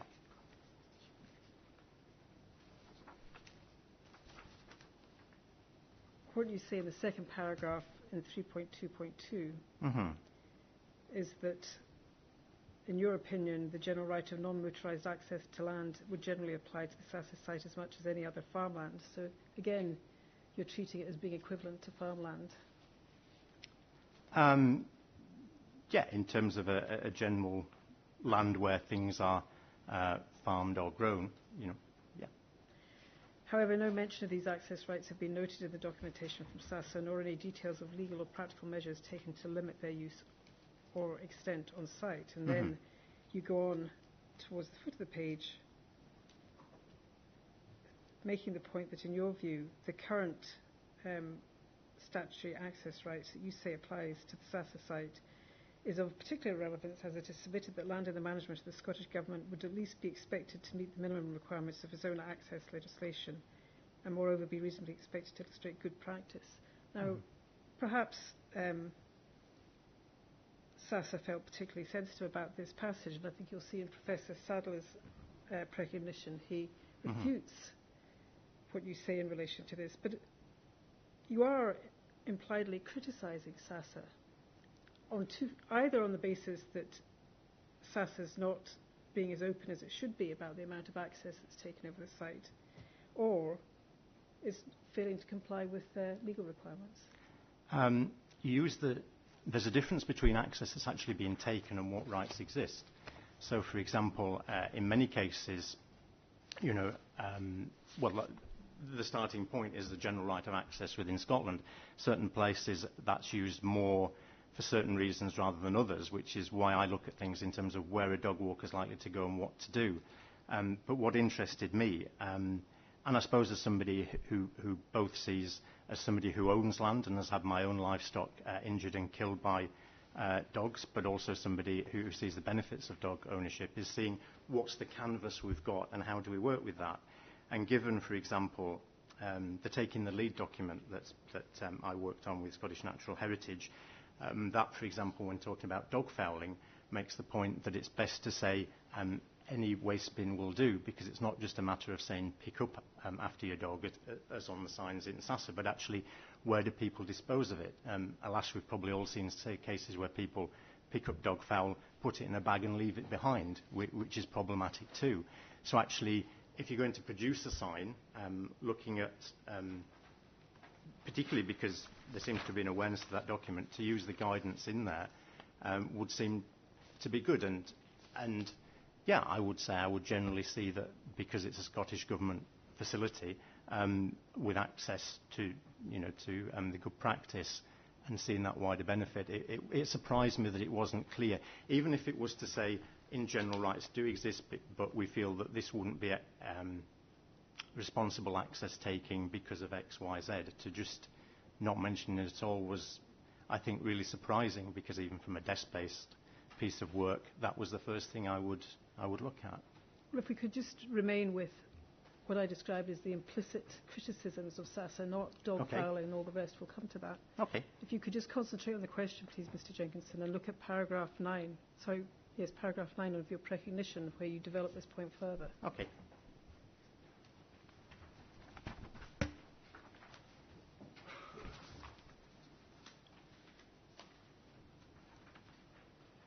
Okay, go ahead. There you say very clearly that at present the SASA documentation, in my view, can be wrongly taken to suggest that the site benefits greatly in biosecurity terms from public access rights, being far more limited across the site than is actually currently the case. Mm-hmm. Now, that, on any view, is a criticism of SASA, not accurately, you would suggest, describing what access is taken on this site. No, I think there's a confusion here between access taken and what rights exist. So here that I'm saying, in terms of access rights being more limited, I didn't say in terms of use. In many cases, there are access rights, but if you provide specific routes that people feel comfortable using, like is being proposed on the development site, and particularly for dog walking, that often is happening at either end of the day, and in winter having routes that are lit, that makes it more attractive. So the whole point is not what access rights exist. I mean, people can in theory take them, but actually what are people using? But in terms of looking at how you would mitigate any site, my first point would be what access rights exist, and then look at what's taken. For example, you could have the same situation, you can have roads that exist and do exist, but the degree to which they're used by traffic depends on a lot of other factors. So I'm always keen to distance rights from actually what's used. But certainly from looking at the documentation and the document 68, I was just surprised that no mention whether to say they existed or not of wider access rights was made there, because as an access specialist, it would seem a fundamental thing to see how do you manage that and make sure that you manage land responsibly and in a way that's accordance with the legislation. Well, I find your position contradictory, because you rely heavily, you say, upon the fact that there are access rights across the site. Mm-hmm. You tell us that you're assessing the potential impact from the development on the site. Correct? Well, I'm saying I'm looking at where people are likely to go and what they can do. I'm not a crop specialist, so I can't say. So I can say that people might walk in a certain area, but I'm not somebody who can say, what on a specific crop of certain nature that would have from an experiment point of view. I just talk about where people go and what they can do with their dogs. The critical issue, and you must be aware of this, Mr. Jenkinson, is that for SASA it's the level of usage of the site. It's not whether access rights exist or not, it's the level of usage of the site, isn't it? Yeah, in practical terms, you can have the legal right, which is in some way an abstract thing, but like I was giving the example of the road, just because somebody can use it doesn't mean that they necessarily will, and that's why whether access right, I still stand by my point that it's surprising that as a Scottish Government facility that there isn't even a nod to whether access rights exist. But in practical terms, as you rightly say, it's actually what they actually do, and that's why when I look at the canvas that's provided by the development, I feel that can be incorporated in there, because what people want to do is say, they don't get up in the morning and think, what does the Land Reform Scotland Act say? They say, where can I walk my dogs? And if that's something that's provided on their doorstep in a quality way, and for example, which is lit in winter and well surfaced, they will use that rather than just going out on a hunting expedition to find out which access rights exist in theory. So I agree with you that there's a difference between access rights and where people go and what they would do. And that's why I was really pleased with, in terms of the size of the development site and how that could be accommodated. Well, insofar as you suggested at some point in that lengthy answer that SASA were not responsibly acting as land managers in relation to access rights, did you not notice that there is signage along the core path that goes through the SASA site? Well, in terms of the Edinburgh City Council core path plan, that talks about it as being a local path rather than a core path. But if we're talking about the route that goes east-west, I don't think anywhere I've said actually that they were being irresponsible, because elsewhere in the precognition I've said that actually there's some areas that are fenced. Well, if I stop you there for a moment, Mr. Jenkinson, you did in your last answer say to me that you would expect a responsible land manager to acknowledge the existence of access rights. What I'm putting to you is the very fact there's signage along the core path indicates that SASA does acknowledge that access rights can be taken and seeks to manage that access. I would say that was a matter of fact and degree, because the route going east-west has been repeatedly talked about as being a public right-of-way, which are long-standing rights that existed long before the Land Reform Scotland Act 2003. So the wider access rights came subsequent to that. And from looking at it, that, again, I would just say that there wasn't a nod to those wider rights existing. Now, a landowner isn't obliged to say that they exist. They're not. They shouldn't, unlawfully impinge on those.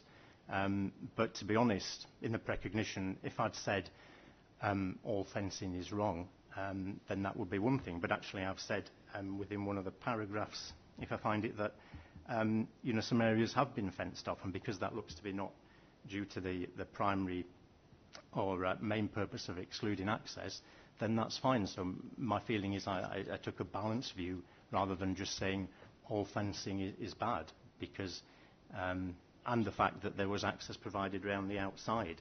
Are you aware that there's also signage within the SASA fields and the field margins? Well, certainly I didn't walk across the whole site, but I looked at the places where dog walkers were most likely to go from the development site. I did see the no dogs one, which we've talked about, which in my view was saying that that wasn't an access point as was alleged. But certainly coming from the west side, the signage was minimal, and to me spoke to the fact that it was seen as the right of way. Certainly I think there's things that could be done better there, but I think it's important to differentiate between a general feeling that I have, which is that on publicly funded land that should be particularly managed in a way that best reflects the government's legislation and aspirations for access, but also respects the wider views of a particular facility, whether that's a farm or a research establishment. So it's all a matter of fact and degree and the specific context, which is why I was keen to do a site visit. But perhaps your approach to this indicates your bias towards access rights as opposed to understanding the national interest associated with the activities carried out at the facility.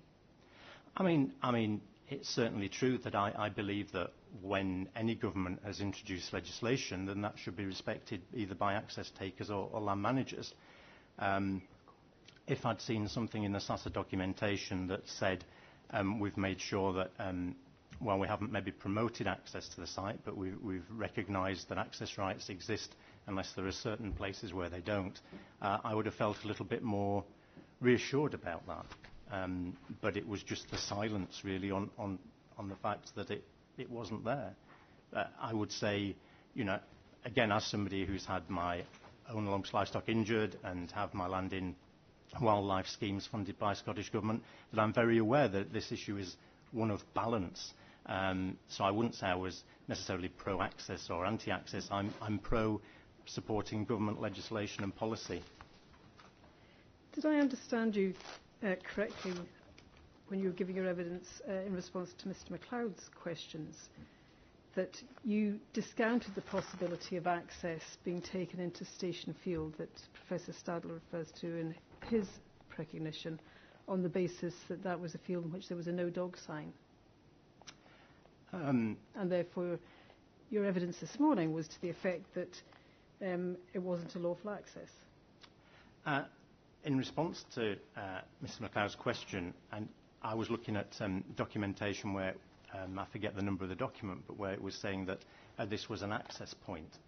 And whilst there's proximity there, to me, that combined with the document 68, where it was talking about providing a new access corridor, all to me suggested that wasn't a current access point. And if access rights don't apply there, then one could lock the gate, for example. See, the difficulty I have with your evidence, Mr. Jenkinson, is that it seems as though it changes depending on what argument you're addressing. If you look at your report on page 8, 3.2.2, yeah, under reference to the Land Reform Scotland Act 2003,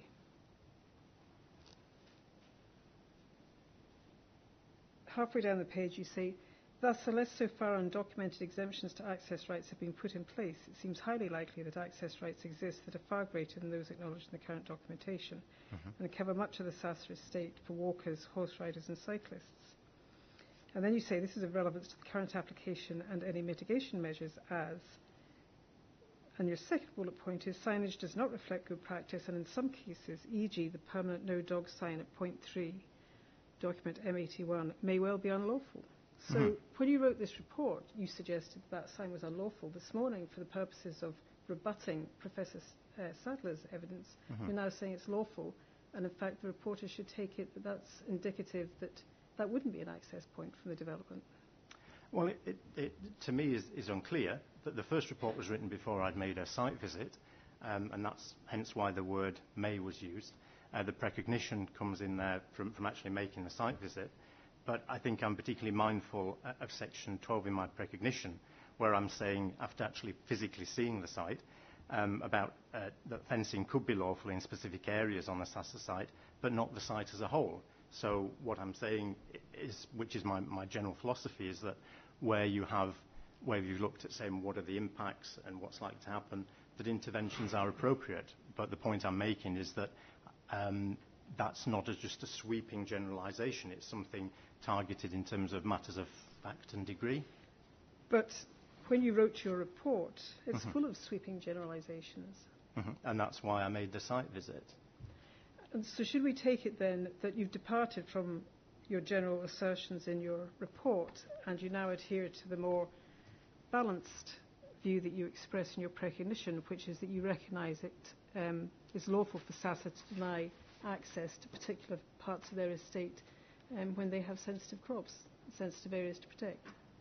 I mean, the initial report is based on the evidence that's stated at the start, but as I've recognised that in certain places, both the legislation and the code identifies that if access taking isn't responsible, for example, where there's lambs in the case of dogs, and then land managers can do that. It was never the intention for access rights to stop farming in Scotland.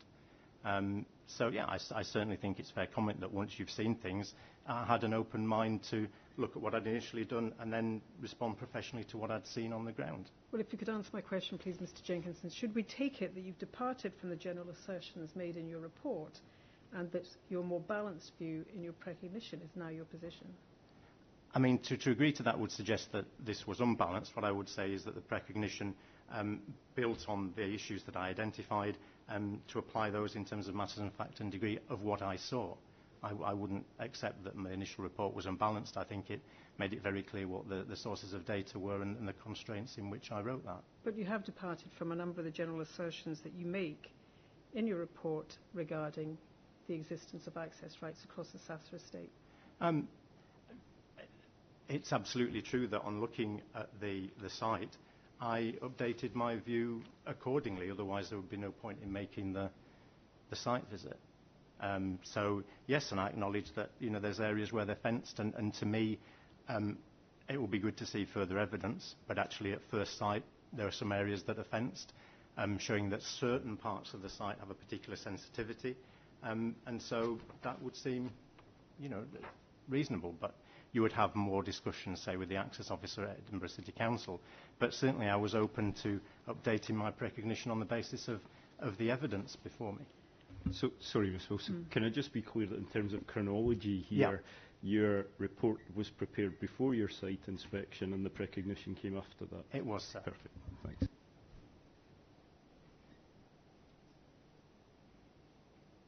What I'm specifically looking at with you is the suggestion from this report that SASA have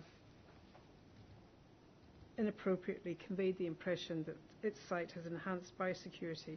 And I'm reading from the third bullet point on the same page, page 8 of your report, due to very limited public access rights across the site, and that may well be incorrect. Now, you're challenging SASA's evidence and ground of objection on the basis that you contend that such enhanced biosecurity doesn't exist purely on the existence of access rights. What I stand by is that the first bullet point that you mentioned really is that it does not appear to recognise wider statutory access rights because they're not mentioned in any of the documentation that was before me at the time.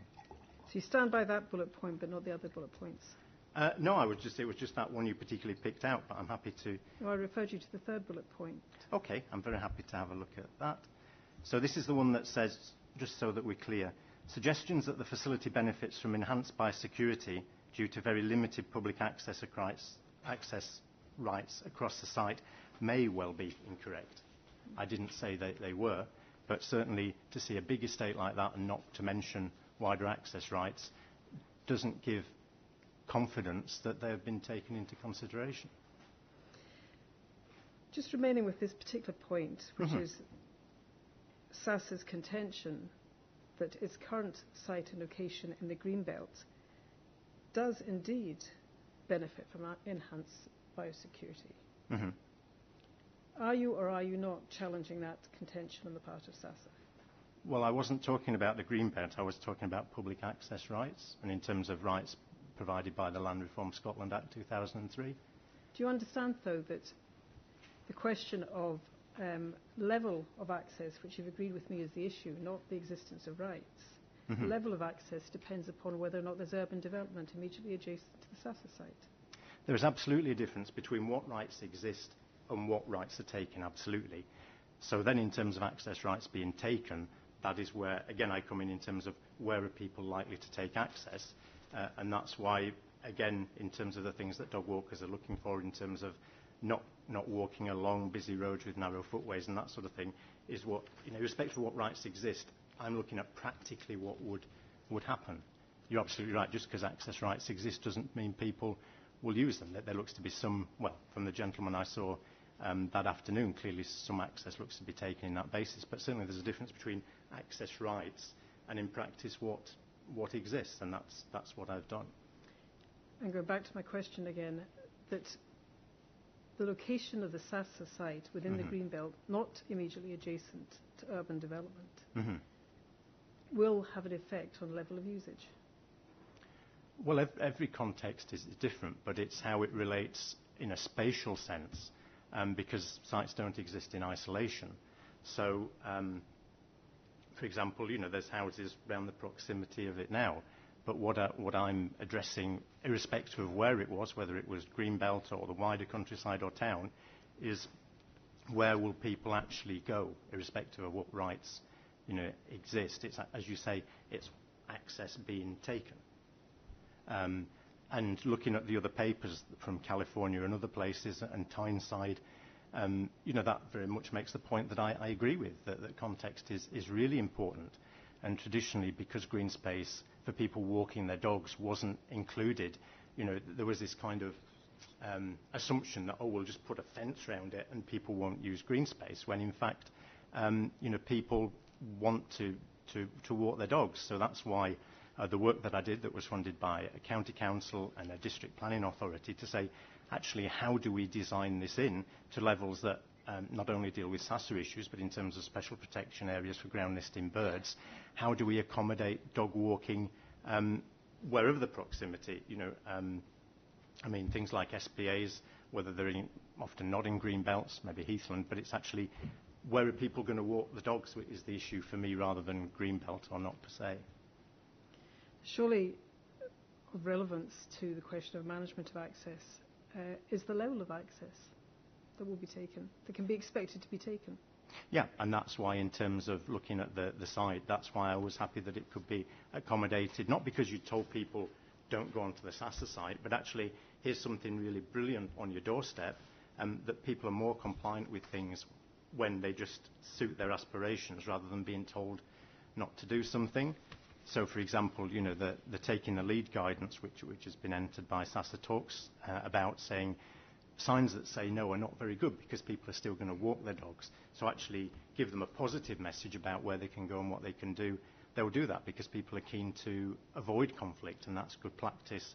And that's why, I'll be honest with you, if there wasn't the green space within this development, I would be taking a different view, because I know people will want to walk their dogs.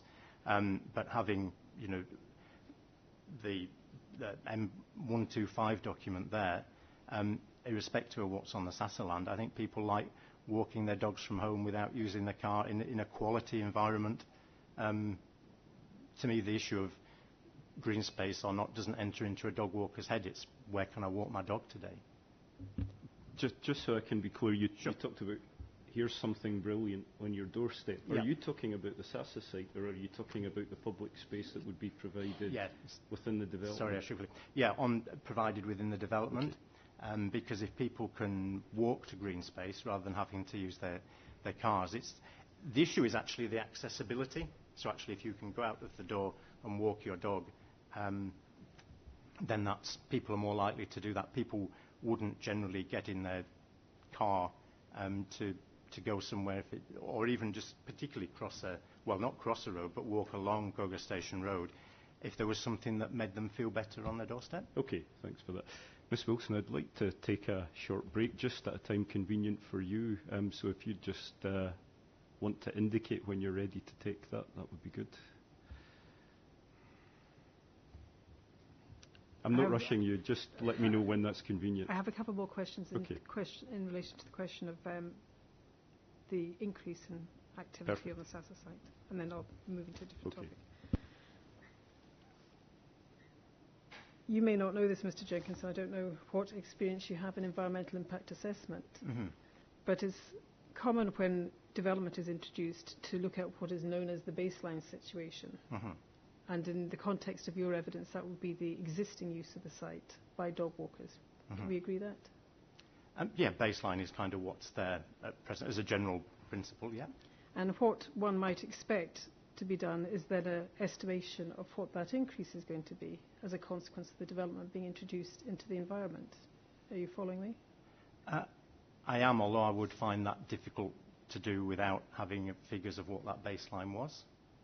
But you don't have that baseline.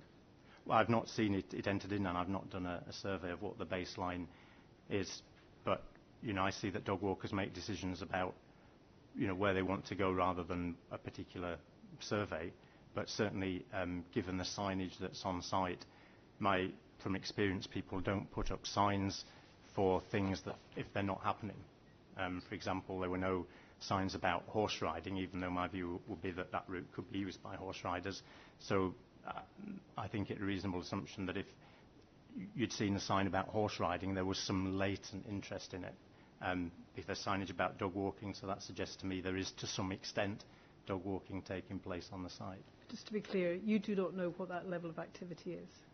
I don't have, no, it exists, but to say whether it was X number of people per day or week, I don't have that figure. I just know that, so for example, on a weekday afternoon, which tends to be a quiet time for dog walking, I saw somebody in one of the fields that was away from the right of way.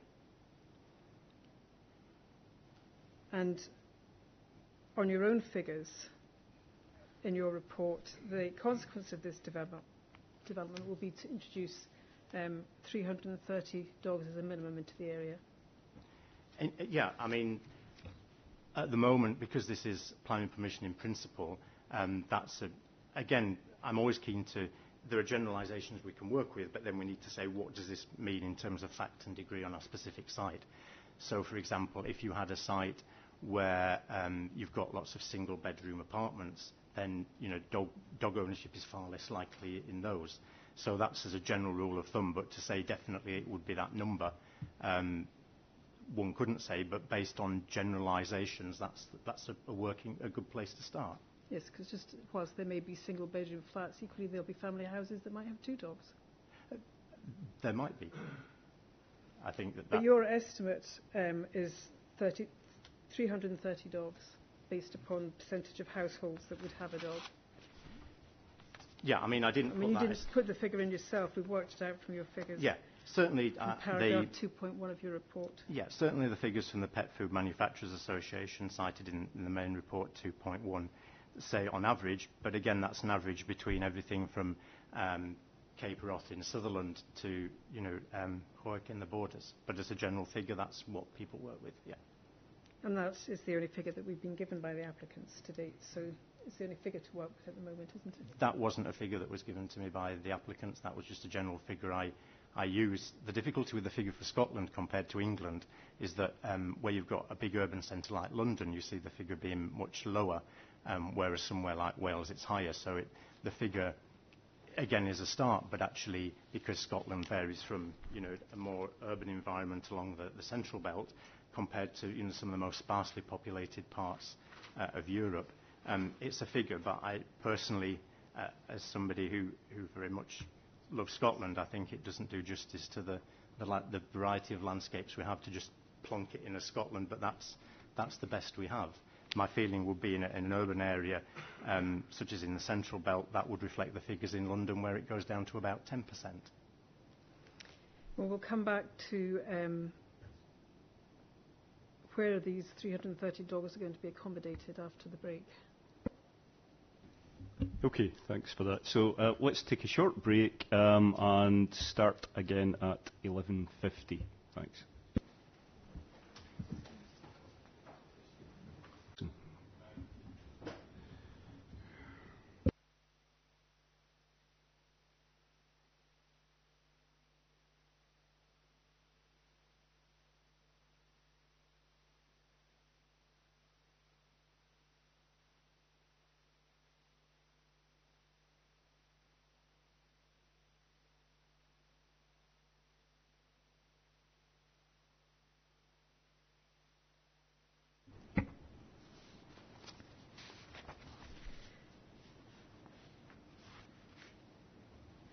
Now, Mr. Jenkinson, I think we're coming to another part of your evidence in relation to how these dogs are going to be accommodated. And you've made reference to M125. Do you have that? Sorry, it's gone a little bit quiet. Do you have the plan M125? I do, thank you. Yeah.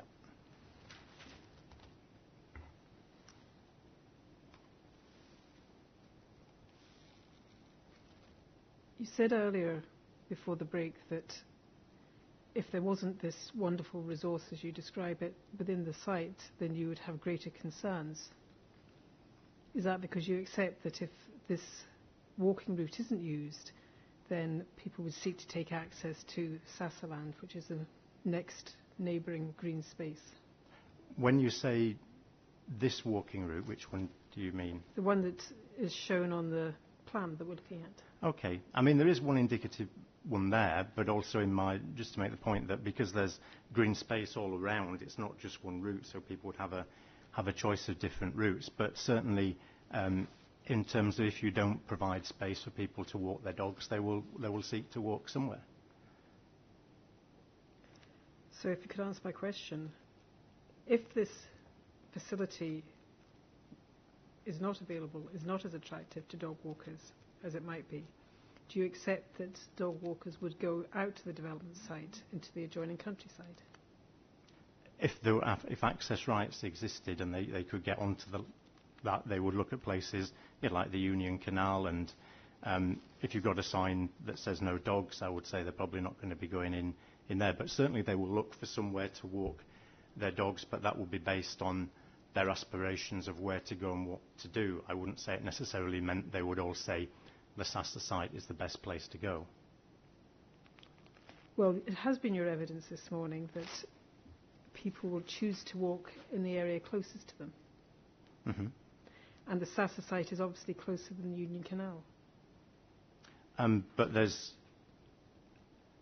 when I was talking about closer to them, I also mentioned a number of qualitative factors, such as the nature of the surfacing of the route, the routes being lit. In the main report, it talks about opportunities to dispose of dog waste, which aren't on Sassaland. So there isn't just a one tick box. It's quite a range of factors that determine where people will go. Proximity is one, but that doesn't take more priority than anything else. It's the whole thing of where can I have a nice walk with my dog. In paragraph 4.2 of your report, you refer to some of these characteristics rather. Okay. And again, there seems to be something of a contradiction in your evidence, in that at the time you wrote your report, you seem to discount residents within the development making use of green space on the Sassa boundary because of a walk of 850 metres on Goga Station Road, which you said would act as a deterrent. Yeah, I think because off-lead access is the single most important thing for walkers with dogs, going along Goga Station Road, which I subsequently saw as being quite narrow and having a narrow footway, that would certainly put dog walkers off. But your evidence to the inquiry is that you think that residents would walk to the Union Canal. which is further away? Because they don't have to cross a road. Would you know the condition of the road from the southern end of the development to the Union Canal? So where you go over the railway line, and then you can walk on a footway, and it brings you close to Goga Station Road, but then you go off left on a footway and drop onto the Union Canal. Well, I would suggest that that's incorrect, Mr. Jenkinson. For a start, there's no footpath at the bridge. Are you aware of that? Well, my point was crossing a road, not whether there was a footpath. But there is a path over the railway line because I walked it, and then that links through to Edinburgh Park. Well, this is a matter that the reporter can look at on the site visit. But is it your evidence that this is an attractive route for dog walkers, that doesn't give rise to the same issues that dog walkers would have to address walking along Goga Station Road? I certainly stand by crossing a road with an off-lead dog is more of a concern than not crossing a road with an off-lead dog. Well, what responsible dog owner would cross a road with the dog off the lead on a small lead and not wait until they get to the part that they're going walking? Well, some, alas, do, because one of the things that motivates people with their walking their dogs is the dog having a safe and happy walk. And some people like to have, off-lead access is the single most important factor. Personally, I would always say have your dog on a lead around vehicles because of the safety of the dog. But you could equally say, why would people drive a car after drinking? But as a general rule, people will, if they've got an off-lead dog, avoid places where there's vehicular traffic, but not all will. But if they're given a choice to go somewhere where there isn't vehicular traffic, then they would take that. Well, I'm suggesting to you, Mr. Jenkinson, that accessing the Union Canal along the road from the southern end of the development is in fact more dangerous than going up Station Road to an access point to Sass's land. Well, based on my site visit, I would disagree with you on that premise. Well, it's not whether you agree with me at the end of the day, it's what the reporter assesses it to be. Yeah, but I hope that clarified my position on the matter. So if you're wrong that route would prove attractive to dog walkers, then it follows from that the only area left after that is that's neighbouring is the Sassa land. Sorry, run that past me again.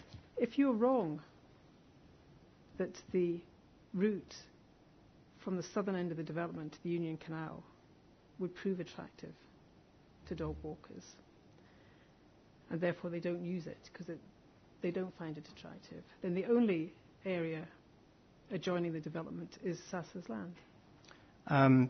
That's not what my premise is built on. My premise is looking at what land does the developer control and can dog walking be accommodated within that. And as I said in my report, it's unusual to have a canvas so large. Often in developments the land ownership is very fragmented, and it would be hard to know that one developer might provide this green space and one might not provide the other.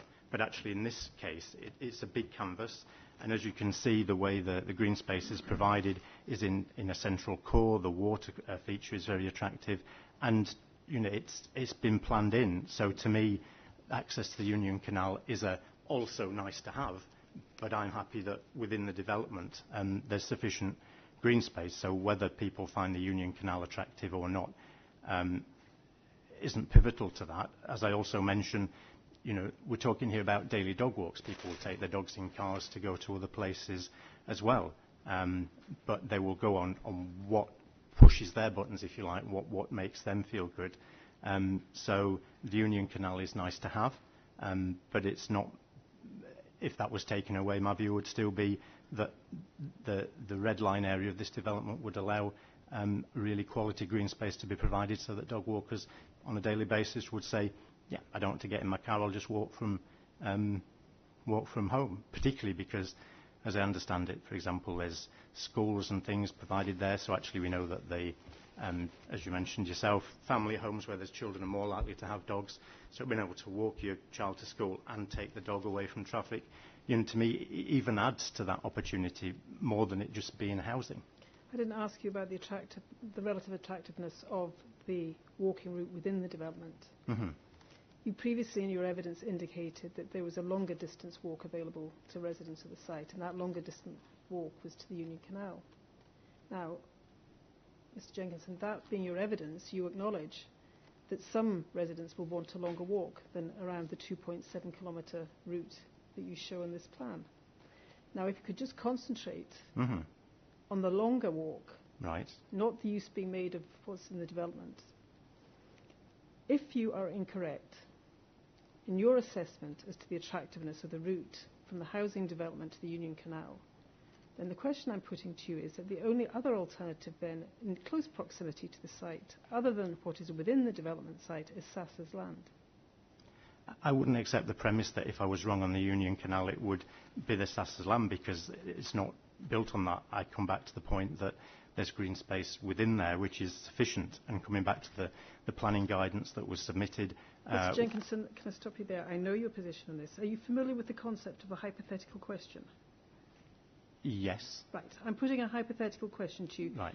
On your evidence, you don't think you're wrong. I'm suggesting to you that you might be wrong. I'm suggesting to you that when the reporter looks on site at the linkage between the site and the Union Canal, he doesn't agree with your opinion.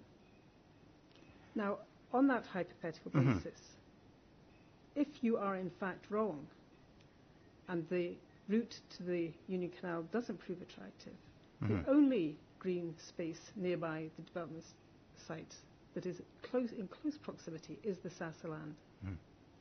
I mean, that argument leaves out the green space within the development. If you said there was no other green space apart from the Union Canal and you took that away, then yes, people would probably look to the Sassa site. But the point I'm making is that there's green space within the development to accommodate, the figure of the 2.7 kilometre dog walking route. The Union Canal is just an additional nice to have. But if you said yes, the development wouldn't have green space, or was, say, a big retail complex or a railway marshalling yard where people couldn't take dogs, I would agree with you. But to me, I'm looking at the green space. The Union, maybe, my apologies if I wasn't clear, but the Union Canal is a also nice to have rather than instead of. But with respect, Mr. Jenkinson, that's not your position in your written evidence. Your position in your written evidence is that there are other attractions that the residents would use, that being the Union Canal. The assumption being that if they make use of it, they have no need to make use of the Sassa land. That's how your evidence is presented. Could you show me where that's put? Because if I've misled you, then I would apologise, but I just don't recall making that comment. And in any event, do you understand that we're not at the moment talking about whether the internal route is or is not attractive? We're talking about what opportunities there are out with the development site. That's what I'm addressing with you. I mean, I would agree that there's a route that crosses the Sassa site, but as you pointed out in the Rights of Way Improvement Plan for Solihull, that doesn't at the moment provide a circular route, so that's not as attractive as using a circular route within the site. But I'm not denying that there's access already being taken within the site, and Sassa have put up signage to dog walkers, which suggests that access is being taken already. And I would suggest to you that your assessment of likely impact upon Sassa is predicated upon your conclusion that the majority, if not all, the dog walkers would be retained within the site, isn't it? When you say all, do you mean 365 days a year? Because I'm not saying that people would never walk outside the site, but what I'm saying is that people make decisions on where to go and what to do based on the ones that are most attractive and rewarding for them. And in terms of the design, and then other places outside which provide circular walks, which the Sassa documentation identifies as an important thing, that there are other better options, and I think people would tend to do what they found most rewarding.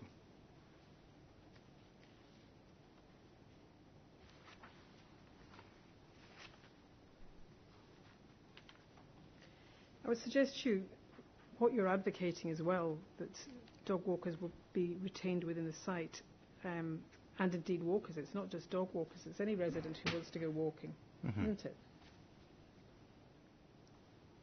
For sure, and the Solihull Rights of Way Improvement Plan makes that point, that it's not just walkers with dogs, it's people generally prefer a circular route rather than a linear one.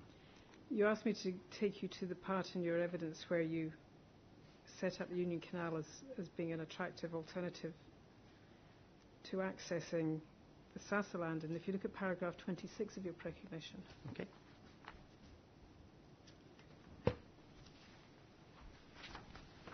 Yep. Okay, go ahead.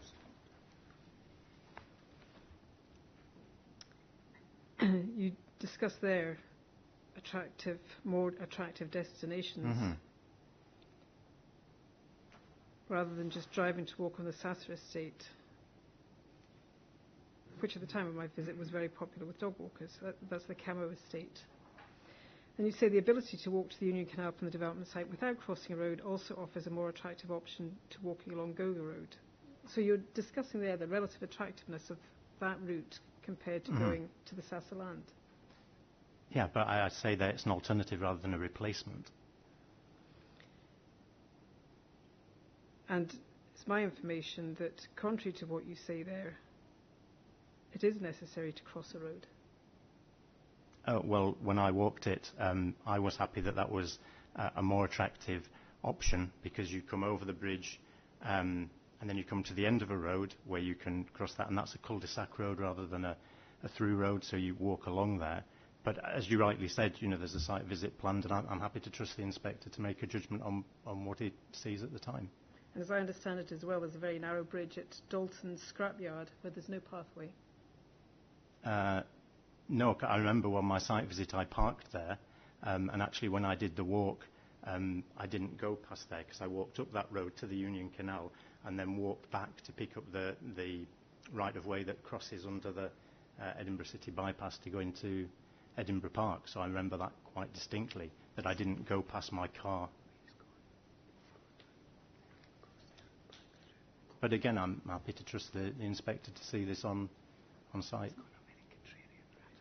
So looking at the plan M125, when you came back from the Union Canal, you didn't go to the southwest corner of the site. You went almost along the edge of the bypass and in on the eastern side of the site. Well, the southeastern side, yeah. So you walk along a cul-de-sac road that has no through traffic, so that the speeds are lower, and then you pick up at the end. There's a sign by Scotways that says public right-of-way, and then you follow that down through a fenced area over the railway bridge. It drops down, and then it turns to the right into Edinburgh Park. I have photographs from the site visit, if that would help the inspector or anybody in terms of the route that I took. Well, we don't have those lodged. No, I appreciate that, but I'm really happy to share in the spirit of openness of where I actually went and what I did. Well, no doubt it's something that we looked at in the site visit.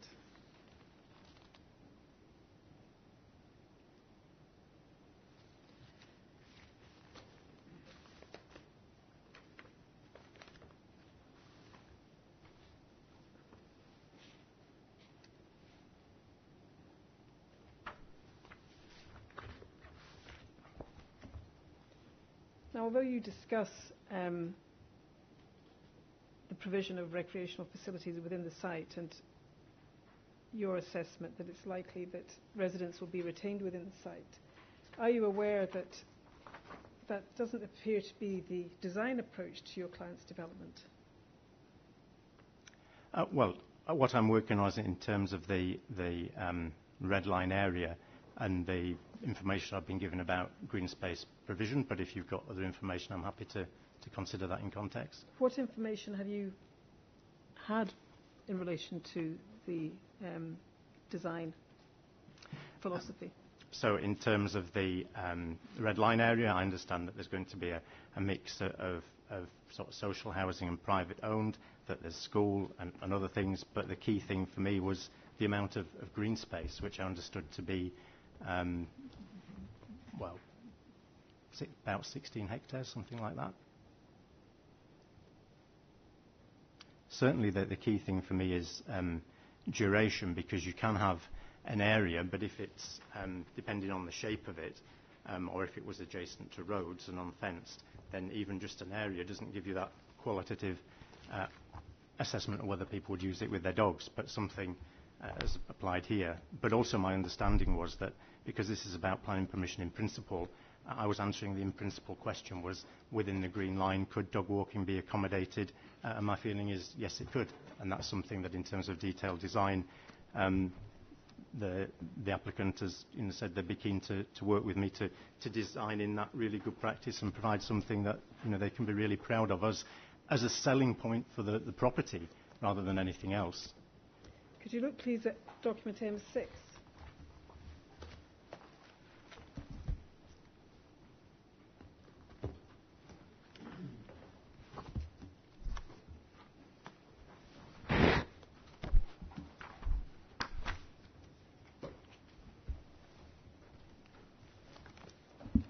I think you'll need to wait for just a minute. We'll need to get you a copy of that from the public set, because I don't think it will be in that bundle there. Okay, thank you. Design statement. No.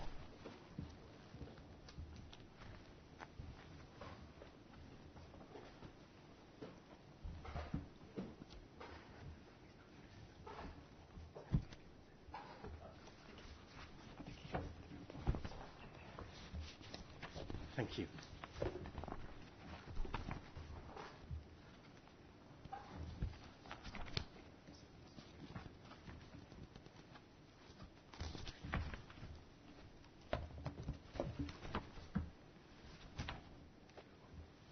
And if you turn to page 58, I think it is, they're very small page numbers.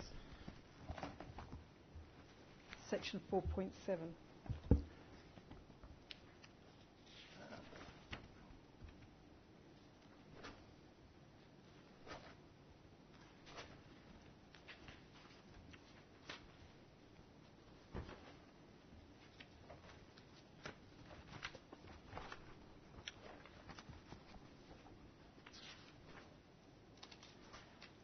Okay, 4.7. Go ahead.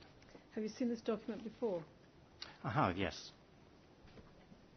So you'll be familiar with what is said to be the planned approach to access. Yes. And do we see in particular under the heading of pedestrian and cycle movement that it's provided that the site will include a hierarchy of path and cycle connections throughout this entire development area, linking with wider footpaths and cycle routes in the local area. And then down in the next paragraph, a series of new paths will run through the woodland edge to provide important pedestrian cycle linkages around the perimeter of the site, connecting with the wider recreational network. Now that indicates, does it not, Mr. Jenkinson, that the design philosophy is to encourage residents out with the development site for the purposes of recreation? Well, I mean, I'm commenting in terms of walkers with dogs, and certainly there's a difference between the daily dog walk when people before and after work, and particularly why that's helpful to have lit routes in winter. But certainly, it would seem a shame, given the high potential degree of connectivity, to not do that. To not encourage residents to make use of local recreational facilities? Well, to look at routes, pre-existing routes that are used to do circular walks, as you rightly pointed out. To support wider aspirations in terms of people being active more often, but in a way that's taking responsible access. And then if you turn over the page, we see a figure that shows what these links are.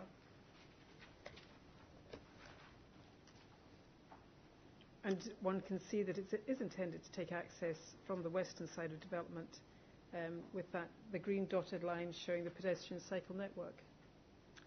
So my apologies, my copy is in black and white. This is the one that's saying movement and access. Yes. And I can see routes going on to Goga Station Road. You're going to be given a colour copy. Thank you, that's really helpful. Appreciate it, thank you. Okay, go ahead. You can see the green dotted line, and we can see that it internally within the site goes around the area identified for dog walking, and is intended to link to the areas outside of the site, in particular on the western edge, onto a circular route down Goga Station Road, through Sassaland, up to Glasgow Road and back along. I mean, this is I don't disagree. That just seems to be what we've been discussing earlier in terms of would people go across Goga Station Road, and in terms of staying on site with an off-lead dog, that would be more attractive. But I don't deny that there's an existing public right-of-way running through the site, notwithstanding the other access that we've talked about. What I'm suggesting to you is that this goes counter to your whole philosophy of retaining those wanting to walk for recreation, whether with dogs or without dogs, within the site, because, in fact, the design philosophy is intended to link into these wider networks. Well, I think it would be naive to deny what currently exists. What I take away from the plan here is that it's actually identified existing routes and primary routes, but identified routes for pedestrians away from those, which makes it attractive for dog walkers, whereas if you've just got feeder routes where dog walkers are only expected to be on the footway, that would give me concerns. But the fact that you can see green lines in here beyond the 2.7 kilometre route that's identified on the Plan M125, to me reinforces the fact that there actually is more green space, and helps me feel happy that the daily dog walk can be retained in here. But I wouldn't pretend that wider access opportunities don't exist. And in fact, this also shows a route through to the Union Canal, reflecting the earlier discussions, which is not shown as crossing Goga Station Road. So just so I'm following your evidence, you are now accepting that residents of the development will take access to the west for recreational purposes? No, that's not what I'm accepting. I'm accepting that there is an existing route. Potentially, if there wasn't good green space provision within the development, I can see that people might be tempted to walk along a narrow footway with vehicles to walk their dogs. But as we'd said earlier, there's the difference between what our access rights exist and how much is used. And to leave that off the diagram would be not denying the access rights that already exist, which we've talked about before is really important to do. So to me, this makes me actually feel more positive, because it shows routes in addition to the 2.7 kilometre route that can be accommodated, even at the in principle stage. So you are accepting that there is a clearly identified route through the Sasa land that residents of the development can use and can access? I mean, and it's circular. I wouldn't have that sentence as consequential like that, but I agree that there is an existing route that runs east-west across, and without adequate green space, people might be more tempted to use that. But I'm also mindful of document 68A, which was suggesting providing additional access in there, and that came forward from Scotland's Rural College advice, and my feeling is actually to retain just a single route, because, as has been said in the Rights of Way Improvement Plan, circular routes can be more attractive. Could you look at page 68, please? Sure. Could you give me a number, because as you say, the page numbers aren't... Section 4.10. Okay, got you. Go ahead. Now, this relates specifically to the western edge. Mm-hmm. And do you see that the text tells us that the design philosophy is that the existing enclosing mature woodland along the western boundary of the site provides the backdrop for the new neighbourhood. The development of the area offers an excellent opportunity to integrate the development within this important landscape and historic feature of the site. The housing will be orientated to take advantage of the quality of the environment created by surrounding woodland, providing frontage to key connections and green links. A network of footpaths and cycleways will also increase access and activity along this frontage. So the design approach is to encourage access along the western frontage. When you say frontage, could you just identify that on the plan, because I'm not sure if that means on Goga Station Road or on the eastern side of the woodland in the red line of the boundary? Well, the western frontage is the western side of the site. As we know from the pedestrian and cycle network plan, it goes further than just the woodland. Yeah, so the western side of the red line area abuts woodland, yeah? It's on one part of the site, not the whole length of the western frontage. Right. And then it goes nearer to Goga Station Road at the northern and southern ends. It's a simple question, Mr. Jenkinson. It's clear from this passage that the approach is to encourage use of the western side of the site, and in particular to increase activity. Look at the photograph at the bottom. Opportunities for countryside walks. And that looks like a walk through an agricultural field to me. Was that taken, I'm not sure, was this on the SASA site? Or? It's not my document. Right, okay. But we can see what it's telling us, Mr. Jenkinson. But that, to me, I mean, I can't tell whether it's grass. It could be on a public right-of-way, which it would be quite lawful. It's a countryside walk. It's not within the red line boundary, which you were suggesting a moment ago was the relevant issue for the western frontage. It's clearly out with the site in the surrounding countryside. Well, I can't comment on that because I don't know where the picture's been taken. Well, it says in the countryside walking. I agree it's in the countryside. At least we made some progress.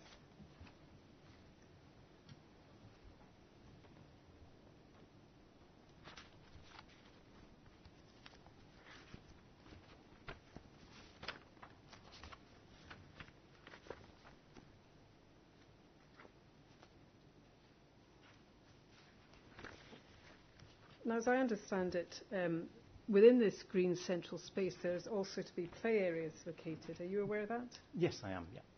And doesn't it concern you that there might be conflict between children's play areas and dog walking?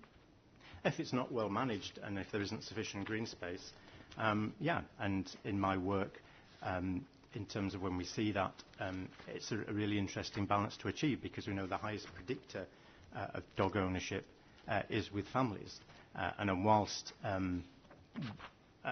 so people will want to go to places with their dogs and their children ideally, and so that's managed all over the place, either with those being fenced or depending on what the degree of naturalness of the play. But I mean that's a reality in pretty much more urban green space, let alone in places where you've got much more green space than this. But it doesn't concern me because I can feel it can be managed with half of all visits to the outdoors and urban green space being taken with the dog. If this was as an everyday occurrence, it would be horrendous. And we also know from statistics that actually when dog bites occur with children, that most frequently happens to with a dog that's known to them and in the family home, not in wider green space. Well, I didn't ask about dog bite. Well, I hope it was helpful all the same. But there are a number of play areas through this central zone. And as I understood your evidence, you were suggesting that one of the reasons people would find this attractive is that off-lead exercising was important to people. For 85% of dog owners, yeah. Is it not the case that generally in playgrounds and around play areas, off-lead exercising is not encouraged? I'd go further than that. I'd say where you've got children running around, because children and high-pitched noises and stuff like that can, even if a dog's wanting to play, that can be quite attractive, and that's why you would either have dogs on lead or a fenced-in area. But also the issue is how that's managed and where those are put in and the amount of green space. So certainly, again, following on from the other things in terms of detail, rather than in principle, can this green space accommodate dog walking? I feel that with good management and design, that can be dealt with. There is potential for conflict between the objective of providing for off-lead walking in an area where children have playgrounds. And that's why you would apply good management, just as much as cars. Children can. You would make sure that you had children's play areas away from roads. I don't deny that on certain occasions, in certain situations, there can be conflict. But with good design, that's how you deal with it. If you turn to page 15, sorry, no, I think it's 52, 51 or 52, it's another figure that shows the play zones. Sorry, just remind me of that page. It's before section 4.4. 4.4, okay. I think it is page 51.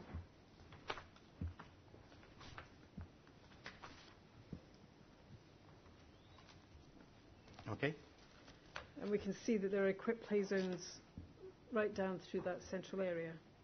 So is this the plan that says management and maintenance? Which is It the says one. landscape structure. Right, let's have a look. Ah, yeah, got you. Okay. So we can see at regular intervals there are play areas through that central area. Mm-hmm. So looking at that plan, what I see is that there's, with dots, I can't tell the colour, but I can certainly tell the dots, which is equipped play zones, which I understand to be more formal areas. And you can see that those are located to the side of the main routes and are spread amongst the area. But I mean, children will play in areas of green space or streams or whatever.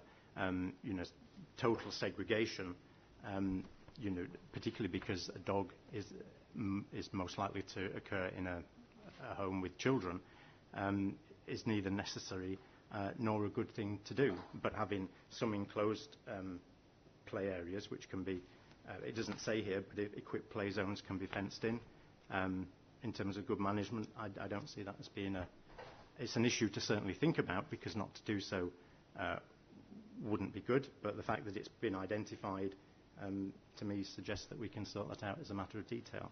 If you turn to page 55, Mm-hmm. and you should see a heading play areas. Do you see that? Yeah, it's not especially clear on. Do you have a colour copy as well? That would be a real help.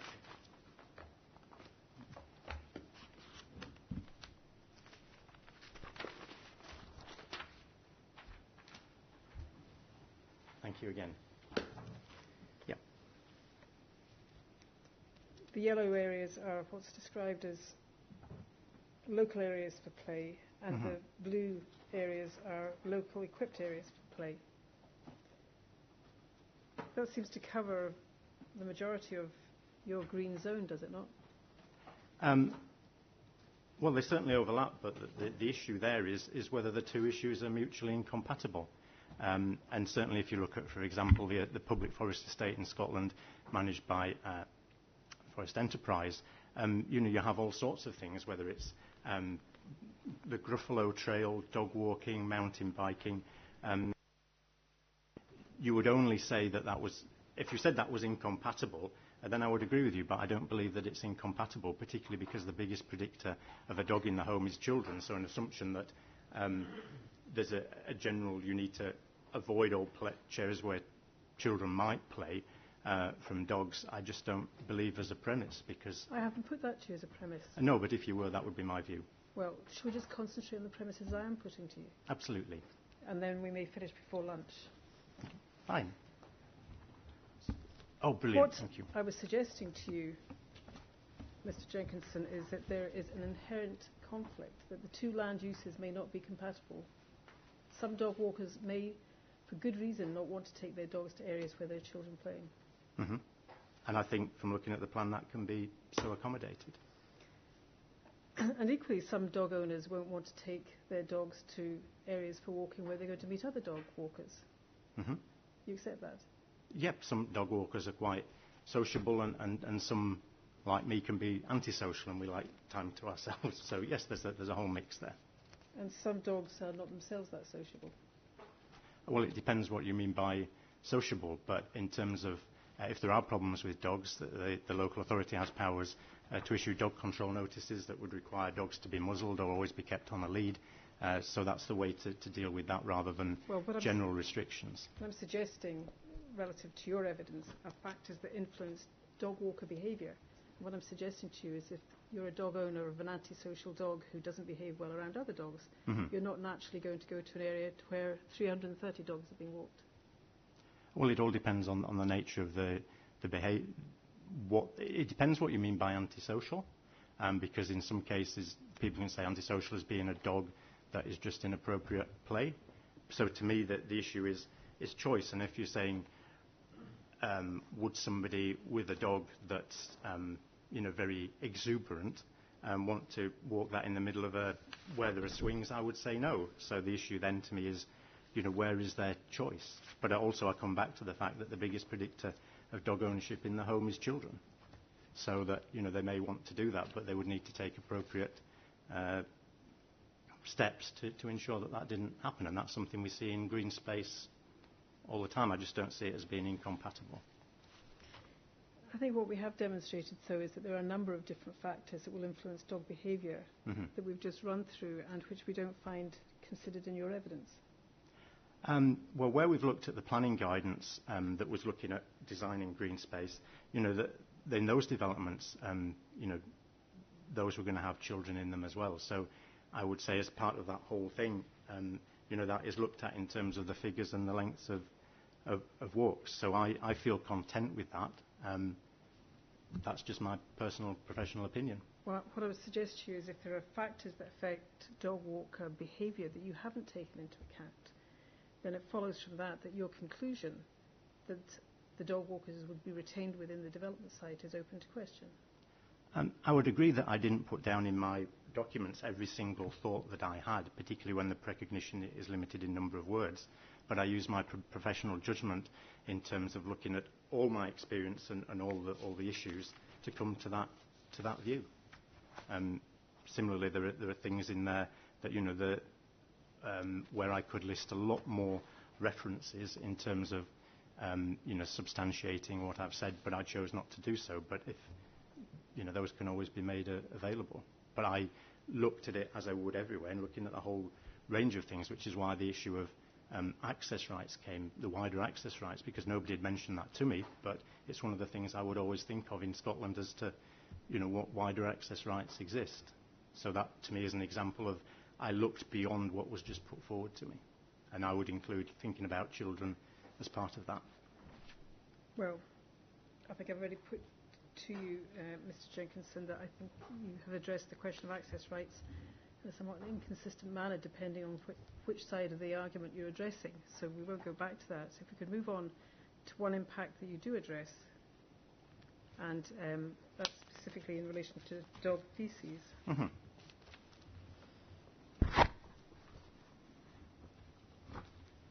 And it's at section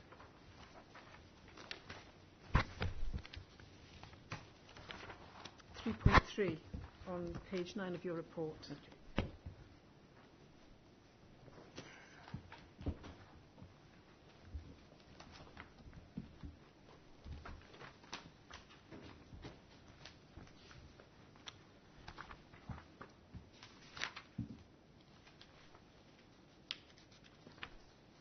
Two 3.3. 3.3, page Sorry. 9. Okay. Yeah, go ahead.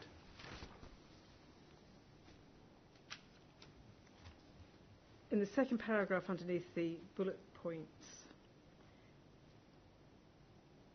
you say Sassa is understood to be a wholly arable estate and discourse on the impact of dogs on arable land is notably absent. Mm-hmm. Now, you're wrong in that, as I've already put to you, Mr. Jenkinson, that Sassa is a wholly arable estate. And understanding the activities on Sassa's land, in fact, would have alerted you to the fact that there is a potential impact. And one impact that you won't have considered is the exposure of farm workers to dog feces. No, I did consider that because it was mentioned in the sign. Right. So why don't we find it mentioned and discussed here? Why are you so dismissive then of it? Because at the end of that paragraph you say... I know, because it's mentioned somewhere, because I say about Sassa staff and how that can be addressed by good hygiene. If I can just find that. Yeah, okay. So here we go. If we look at 3.4 on the following page, the second bullet point, even if toxocariasis infections in staff were the only concern, so there I acknowledge that it could be a concern, and that was prompted by both my knowledge of the issue and it being mentioned on the signs, the parasite is present in the faeces of other animals and can be addressed by basic hygiene measures. So I did consider the impact on staff.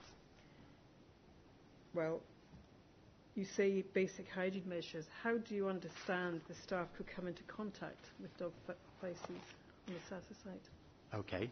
I mean, I've not worked directly with the Sassa staff, but talking generally about when site managers and farmers and members of the public on green space, if faeces aren't picked up, remembering also that toxicaria can be carried in the faeces of cats and foxes as well, if you touch it, That I remember as a kid when I was being brought up with dogs that you were kind of felt that even if you touched dog faeces you would instantly go blind, and that was probably quite a good motivation for a child. But when we look at the evidence, we know that across the UK, nationally, between 6 and 10 cases of people going blind from this. Not saying that there isn't evidence to say that's exactly always from dogs, but it does exist.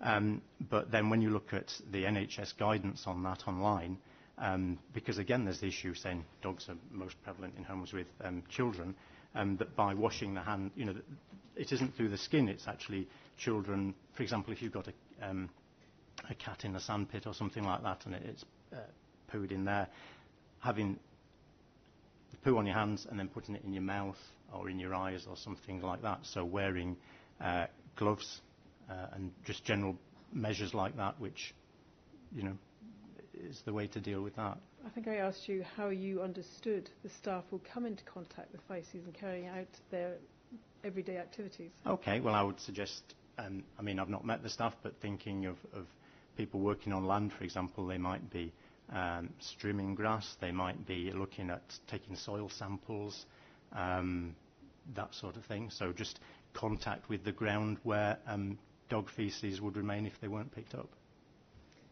Could you look please at SASA 34? Sure.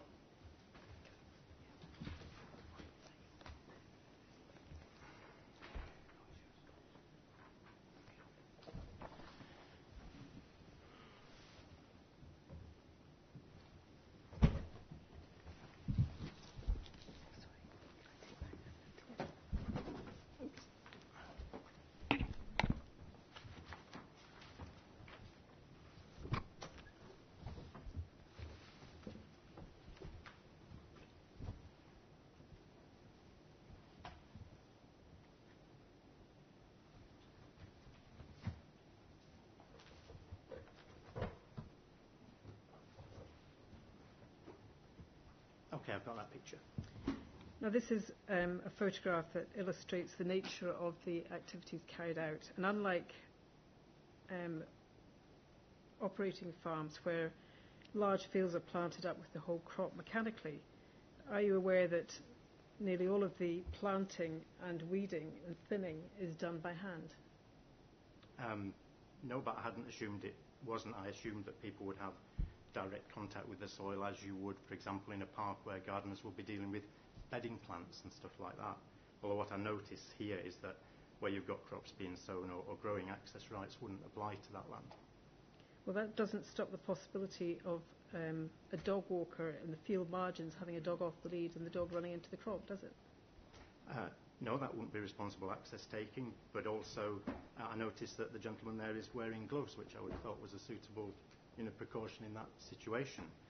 We get areas more intensively used by dogs where people can be playing football or doing all sorts of things that, if you're saying, is there potential for people in certain circumstances to come in contact with dog faeces that haven't been picked up, I would agree, and I think that's why the signs were put up by SASA. It's just disappointing that it didn't follow the good practice guide in the Take the Lead document to say not just pick it up but remove it from sight, so we don't get this issue of bags being left behind, which is in some ways even worse. And if all of these operations that I've just put to you, like thinning, planting, weeding, are being done by hand, then the risk of coming into contact is greater because there's a lot of work being done by hand on the ground. Well, the gentleman's wearing gloves. So You don't know, Mr. Jenkinson, whether or not in all these operations they wear gloves? No, but that would be a reasonable precaution. And if I was, so for example, if I'm strimming, I have a core path that runs across my own land. If I was strimming, also remembering that you can have, we don't have badgers where I live, but we have otters, that just using gloves, apart from the issue of dog faeces, in terms of other things that might be there arising from other wildlife, or just for sharps injuries. It's just a common thing to do, and something that goes on in amenity green space, let alone the wider countryside. So that, certainly having gloves would be a reasonable step to take. Well, as I understand it, SASA doesn't have 330 badgers on its land at the present time. What it's considering is the potential of 330 dogs being introduced into a nearby location. Well, I never said 230 badgers, but if you're talking about the potential, there is the potential for a badger to be there, I think. Yes, but we're at the moment addressing impacts from, on your figures, likely 330 dogs. Well, that would be the case if green space wasn't being provided within the development.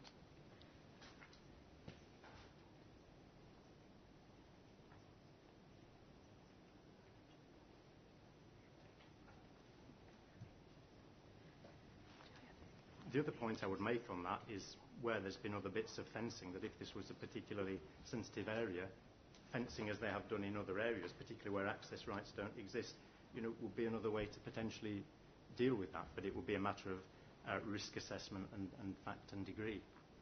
Fencing what? Around the individual plots? As they've done in some cases already.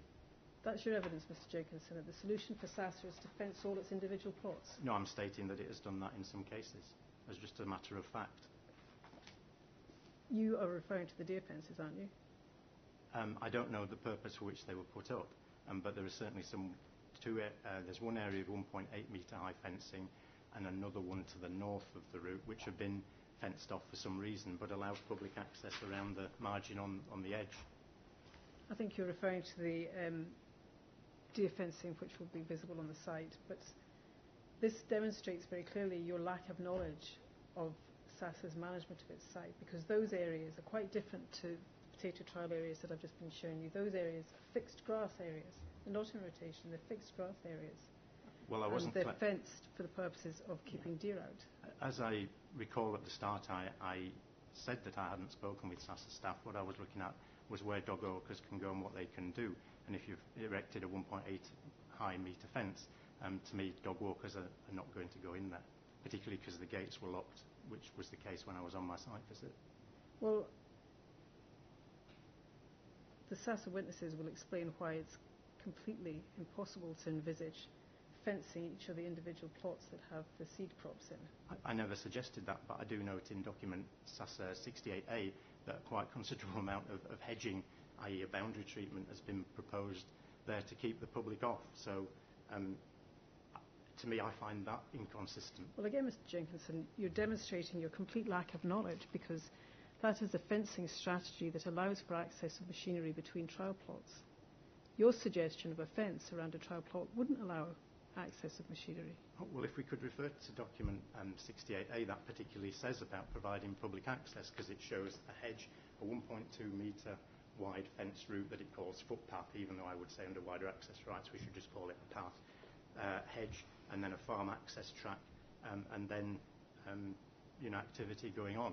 So to me, document 68A shows that that is one form of mitigation that was brought forward by SASA's advisors. Mr. Jenkinson, I'm addressing with you at the moment your off-the-cuff suggestion that the trial plots could simply be fenced if they were sensitive areas. And what I'm putting to you is that that demonstrates your complete lack of understanding as to how the SASA site is used, because it's impossible to fence those plots. And when you refer to document 68, you're not comparing like with like. It's a completely different strategy. I would disagree that they're off the cuff comments. What I'm referring to is what I saw on site, which was areas that were fenced, and document 68A, which showed additional boundary treatments being put in. Well, we'll let the SASA witnesses explain what can properly be taken from document 68 and your suggestion that potential mitigation is to fence off trial plots. I'll listen with interest. But the fact remains, if you don't understand the activities, you can't give evidence suggesting effective mitigation, because you don't know whether it's feasible mitigation. I didn't discuss it with them, and I would suggest, just as much as I have 27 years as an access manager, people have specialisms in crops but have not been specialists in access. What I come forward with is in terms of where a dog walker is likely to go and where are they likely to go and what to do. And from looking at the planning application in principle, looking at the red line area and the amount of green space, my feeling is that irrespective of the site, whatever is used on the SASA site, in many ways one can regard that as irrelevant if people are staying within the site anyway. Well, what I'm suggesting to Mr. Jenkinson is that it's clear from the SASA objection that they question that there is such a thing as effective mitigation, and that the most effective mitigation is the preservation of the greenbelt location. But you're not putting before the reporter effective mitigation proposals. Because relative to the Sasa site. Well, relative to the Sasa site, I mean, I had a good look through the documentation that was provided originally and more recently at quite a late stage, and noted that those were relating to sites, for example, in the northeast of England, which went back to the 1980s, that was talking about areas, and it talked about particularly areas of council housing. But I also note the one, I forget the number, but the one that talked about the northeast of England at the end, one of its key suggestions was actually dealing with these issues at a planning stage was probably the best solution, and I would agree with that. Well, it's not the best solution if you don't have effective mitigation. But if people the best solution is not to have development if you don't have effective mitigation. Well, I would say designing in the green space as suggested is mitigation, because you're avoiding the impacts that Sasa are suggesting are their concerns. And I think it's quite right to do that. I don't see it as a either-or issue. That's the whole thing about planning, that at this stage, where we've got planning in principle and a canvas that's big enough to accommodate it, that's why I feel just so positive about it. If it was a smaller site, or if there was only going to be 1 hectare of green space, I would feel entirely different. Just answer the question. Run the question past me again. You are not addressing mitigation measures, effective mitigation measures on the Sasa site, i.e. off-site mitigation. No, I would disagree with that. I would say I'm looking at how do we manage where walkers go and what they do, as somebody who's a specialist in access, to avoid the alleged impacts on the Sasa site. And because I know in terms of where people go and what they do, irrespective of not knowing the fine details of the research, I come to that conclusion. And mitigation doesn't need to be, in my mind, things that are done subsequently. The best mitigation is done right at the very start, where you make it easy for people to do the right thing rather than stopping them doing the wrong thing. So the fencing, and that's why, in terms of document 68A, I would say, in terms of mitigation, I would retain just a single route through rather than offer other ones. So that concludes the cross-examination. Thank you. Thank you, Ms Wilson. I might have a question or two for you, so if you wouldn't mind bearing with me, Mr Jenkinson, whilst I check that.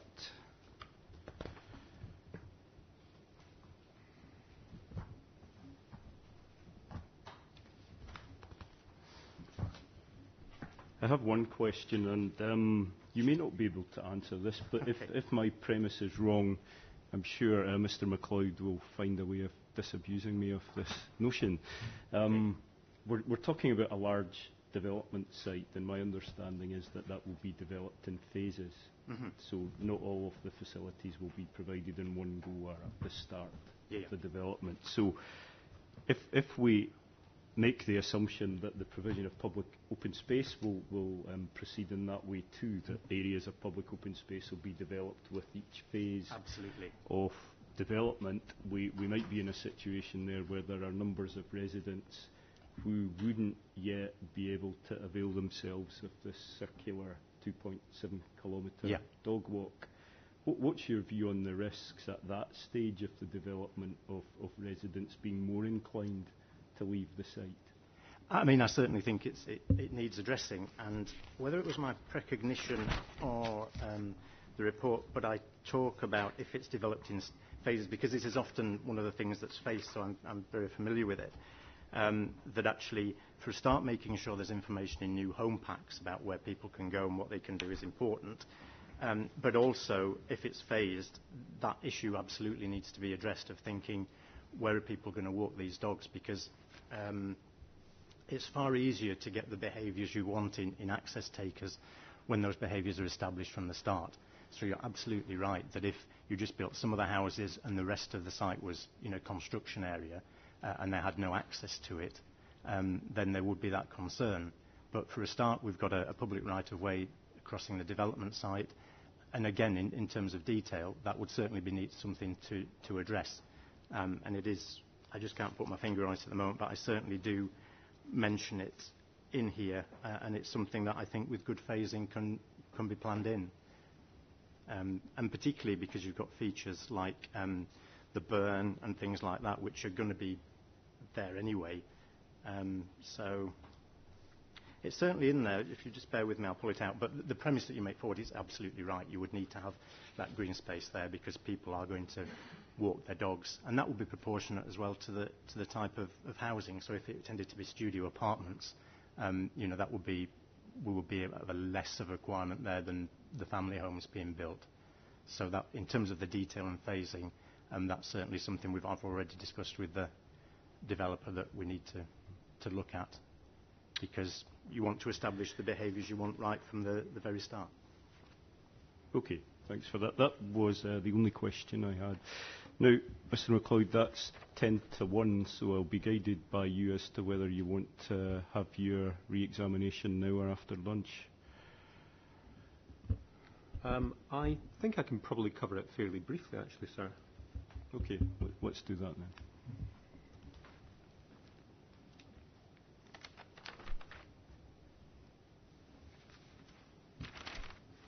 Just bear with me because some of the points that I had noted down were picked up later during cross-examination as well.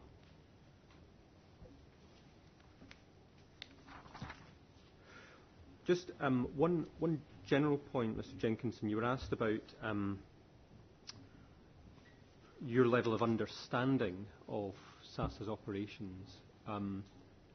Just to be clear, before you produced your report, had you seen documentation, or had you seen objections made by SASA in relation to the planning application and local development plan?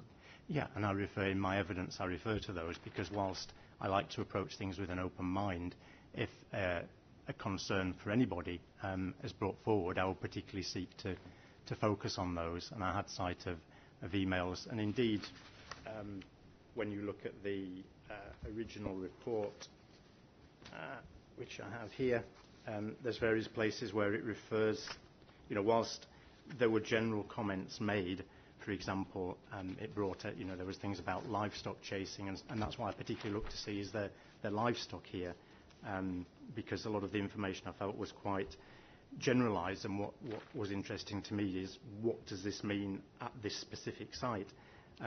So yeah, we can, for example, we talk about various documents in here. So I use a blend because it would not be a good use of, I would expect a client not to keep paying me if I didn't look at the documents that were submitted. Yeah. So I did look at those, but I also, wanted to ground truth them myself. But certainly the thing about neosporosis, which is very topical and was referred to in the SASA documentation, it is a really hot issue because we know from some work people know about picking up in the towns but not in the countryside, and I could understand if that was a livestock unit, that would be a really genuine concern. So that's why I purposely looked round and only noted the sheep and lambs in that corner. But yeah, so I did see some, but also approached it with an open mind because I'm an access specialist and may see things that somebody who is an agronomist or whatever would miss. Thank you. You were criticised, I think, for the use of the term farm in your report. I'd just like to have a quick look at Professor Sadler's precognition, please. Okay, yeah. Yeah, I have that in front of me now. So starting with paragraph 3.13. Okay. How does Professor Sadler describe SASA's facility there? Has underestimated the distance from the development to the first access point onto the farm. Okay. Now, you would accept, presumably, as Professor Sadler goes on in 3.14, that this is not a typical arable farm.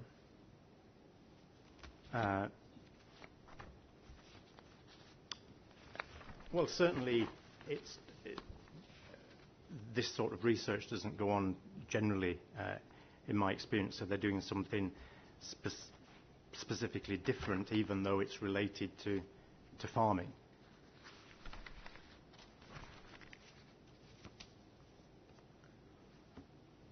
And we can see from Professor Sadler's precognition in 2.7 a criticism of your lack of recognition of the people who currently use Sassa's farm.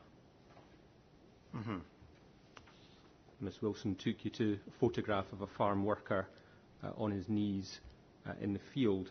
But could I ask you just to consider document Sassa 37, which is referred to in Professor Sadler's recognition? And I don't want you to get into detail about this because I appreciate you're not an expert in this field.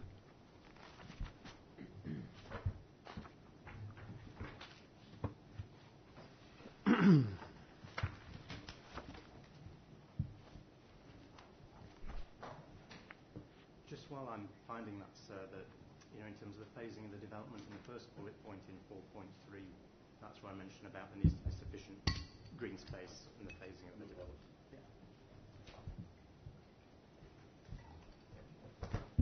That gets rid of one of the questions I was going to ask you as well. So that's efficient use of time. My apologies. Not at all. Okay, go ahead. So document Sassa 37, first of all, what's that entitled? Biosecurity guidance for SEER staff. And then if you could look, please, at page 11. They're not, the numbers are quite faint. They're in the top corners. This is the one with... the angry-looking woman beside the keep out sign. Yep. Yeah. Okay. So can we see then, over the next 3 pages, different levels of biosecurity control that are imposed on facilities such as this? Absolutely. And if you'd just like to have a look under the heading of levels of biosecurity control, and just perhaps read the first 4 or 5 lines there aloud, and then give the reporter your thoughts on whether that impacts on the likelihood of transmission of disease from dog faeces for staff operating under these controls. Okay. So level 1, biosecurity control, low risk. This is the minimal level of biosecurity control you should practice when entering any premises on business. As in Table 1, this standard of control is normally sufficient when staff visit farmhouses, offices, woodlands, garden centres, and clean areas of farmsteadings where livestock are not present. And it's my fault. I've pointed you to the wrong column. It's the column to the left of that. Oh, where, okay, my apologies. We can see reference, more general reference, to types of control that are required. Sure. So the level of biosecurity you should practice will vary from simply ensuring footwear is clean in level 1 to disinfecting footwear level 2 to wearing appropriate personal protection clothing, which, together with any contaminated equipment, can be thoroughly cleaned and disinfected, level 3, to seeking specialist advice and possibly needing official authorisation before entering a location under restrictions, level 4. So any comments taking on board what's said there about the likelihood of disease transmission for somebody operating within those biosecurity control measures? Yeah. I mean, for the first part, looking at this, it talks about biosecurity, but a lot of this seems to be also talking about safety of staff, but there's wider issues there as well. So when it talks about woodlands, garden centres, and those sort of things, there's I suppose, a hierarchy of degree of risk, just as much as it is in terms of access and things like that. So it would appear that, to me, but I'm not an expert in this, but from looking at this, if I was, say, doing a site visit under these conditions and just going out into a field where, as it says, livestock were not present, I would be doing these things. But I'm also very mindful that there's a difference between somebody taking access as an individual and where somebody is an employee, because of things like health and safety and the threat of being sued by your employee. So some of these further places will be where the public didn't go. But this talks about places where just generally folk go. I don't know if that helps you. Yes, that's helpful. Thank you. The next couple of questions I had for you are about the design and access statement, which is document M6, I think it is. Okay.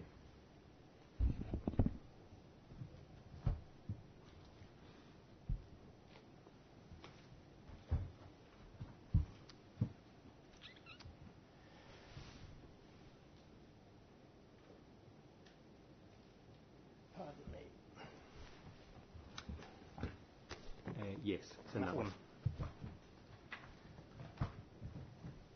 Okay, go ahead. So if you go to paragraph 4.10,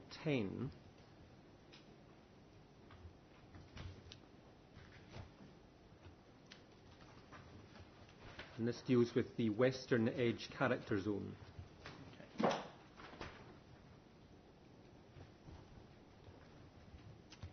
Okay, I've got page... Oh, yeah. It's page 68, if you can see the number.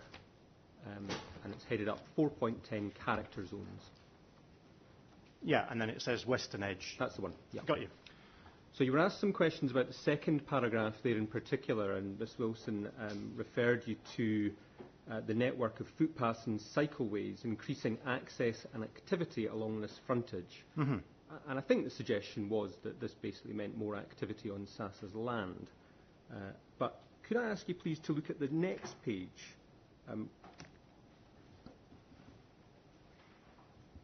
Yep. Are you able to orientate yourself and explain to the reporter what you think you see there with regard to the footpath and cycleway network that's being discussed on the preceding page? Okay. So looking at the drawing, it shows that the centre has been sort of quite nice. Some places open, some places woodland, because we know that some people prefer open space because that feels more secure. Other people prefer woodland, so it's providing choice. I can see what looks to be traffic-free routes in there, which are very, very attractive. Something that to me is just very attractive for walking with or without a dog. Then you can see the woodland at the back, which again is something that would make me want to stay in the area because it actually provides a screen. But then beyond that, and just going back to the previous page, I was quite mindful of where it says positive boundary treatments should also help create a safe and pleasant environment in which to walk, play and live.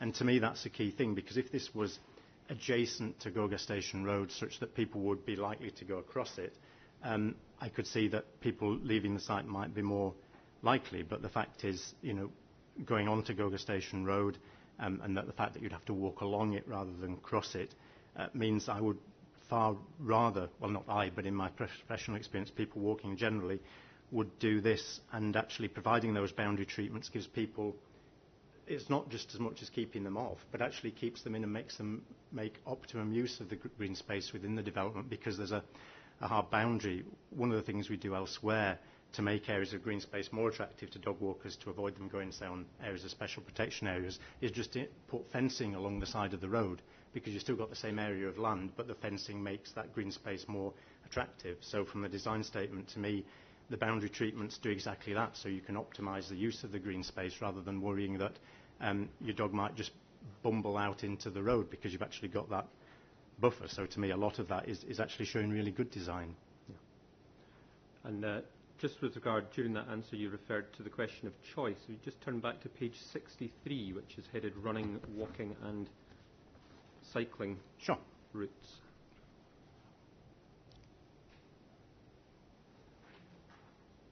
Yep, I have that now. Now, you may not be able to make it out particularly clearly if you've got a black and white copy there, but just a brief comment for the reporter, if you can, on what you can see there as to the level of choice that's available in terms of running, walking or cycling routes, both within the site and to the east of the site under the city bypass over towards and through Edinburgh Park. Yeah, I mean, to me, that's very well illustrates the connectivity of this, and because people use green space in different ways depending what they're doing. So if everybody, I mean, shared use can work really well anyway. On the Bristol to Bath canal towpath, you have walkers, cyclists and dog walkers, and actually that works really well as well. But offering choice, which in essence means that actually you would have a lot more than the 2.7 kilometres referred to on one of the other plans, is really good. The other thing for me as well is that if people are wanting to be more active more often, which is what we're wanting, people also need to feel safe in doing that. And the presence of people, with dogs and owning the site generally makes people feel safe, if you like. If somewhere is too remote, it can feel somewhat scary. So to me, that again illustrates a good balance, that there's longer routes. So, for example, people jogging can go under the city bypass and Edinburgh Park. That's not something that would be particularly attractive to a dog walker. So you're actually, by good design, making certain routes more attractive to certain people without saying, don't do this, don't do that, but by just really good provision. Thank you. I think the last question I had in relation to the design and access statement is, if you go back to page 55, and Ms Wilson took you to that page, which is headed play areas. Mm-hmm. And again, maybe slightly difficult to see on the black and white version. Sure. But... let's have a look here. Oh, of course. Thank you.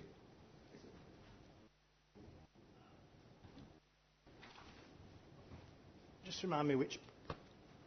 Sure. So it's document M6, and yeah. And it's page 55, headed play areas. Yeah. Okay. Yep. And if you've got the colour version there, you'll be able to see some orange circles, which are laps. Right. I'm still looking for the colour version. You might be able to make it out using the black and white. So you have two different colours of circle. There are smaller ones which are laps, local areas for play, and larger ones which are leaps, local equipped areas for play. Yeah. Are you able to distinguish the two of them? Yeah, particularly because there's dots which come out in the grayscale. Well, that's exactly my point. What do you think the dots represent, Mr. Jenkinson? So, equipment, basically. So very localised, very specific play, which could be things like, traditionally there have been things like slides and swings, but these days they can do more attractive things out of wood. But that would be a particular area that was known to be quite an intensively used area for play, which there's two areas, but a lot of green space between them. Yeah. And if you turn to the preceding page, page 54, headed Leisure, Sport and Play. Yeah. You see the two bullet points there. Do they give an indication of what the circles actually represent? Yeah. So we've got local area equipped for play, located at 400 metres or a 5-minute walk. A local area for play at lap are located at 100 metres or a 1-minute walk. So it's not the case that these facilities cover the entirety of the green space. It simply indicates how close they are in proximity to one another. Yeah, to me what this is talking about, particularly given that there's an increasing emphasis on things like natural play, partly because it reduces maintenance requirements and liabilities as well, that some formal things are good, but actually when we look at urban green space, for example, managed by the Forestry Commission in Scotland, just allowing people to be on grass and to do things where other people are doing other activities as well is a way forward in terms of just natural play and exploring, and the epitome of the view coming forward that it's good to integrate activities rather than segregate. And again, particularly because the biggest predictor of a dog in the home is children, so that would seem to be quite wise. But it also gives choice for people who may not want to be around dogs. That's the whole thing with the size of the site. Yeah. Final question, Mr. Jenkinson. Just in light of the questions that you've been asked and what you've heard this morning, what level of mitigation do you think is appropriate for the SASA facility arising from this development? Okay. To answer that question for the moment, Mr. Jenkinson, so that question goes further than the cross-examination went. The line that I pursued with Mr. Jenkinson was that he hadn't brought forward mitigation proposals other than the ones that he was giving in response to a particular issue. His written evidence contains no discussion of mitigation measures. Dr. Evans discusses what he thinks is appropriate mitigation, but it wasn't an issue addressed in Mr. Jenkinson's evidence. That's true as far as it goes in the written evidence, but I think I recall him making what you described as an off-the-cuff proposal for mitigation, which was the fencing of some areas. And I'm happy that if that's what you're pursuing now, Mr. MacLeod, you can do that. I'm simply giving the witness an opportunity, in the light of the questions that have been put to him, to say whether he, to say what he thinks is appropriate by way of mitigation in the light of the evidence he's given so far. It was suggested to him that he hadn't suggested or recommended any mitigation, which you will see from the documents what he has. But the point is simply to give him an opportunity to come back on the questions that have been asked of him this morning, to say whether he thinks the mitigation he's offered is appropriate. Okay, I'm happy with that, but if any new mitigation appears to be suggested here, that would need to come back to you, Ms Wilson. Yes, sir, but if Mr MacLeod's position is that all he's doing is giving the opportunity to refer to what he has suggested, then perhaps the fairer way would be to put the relevant passage to him. If it's not, because the question is a general question, it's not specific to the question that I asked. And therefore, if Mr MacLeod's position is that he has considered other mitigation measures and that we've had notice of that, then that should be capable of being referenced. Mr MacLeod? I've probably got away with more leading questions in re-examination than I'm entitled to already. I mean, I don't know that I necessarily need to take Mr Jenkinson to a particular document, but I'm happy to proceed on your suggestion, sir. If Mr Jenkinson says something that Ms Wilson's not expecting, I'm happy for her to ask him further questions. Happy with that, Ms Wilson? Well, to quote Mr MacLeod earlier, not happy, but content.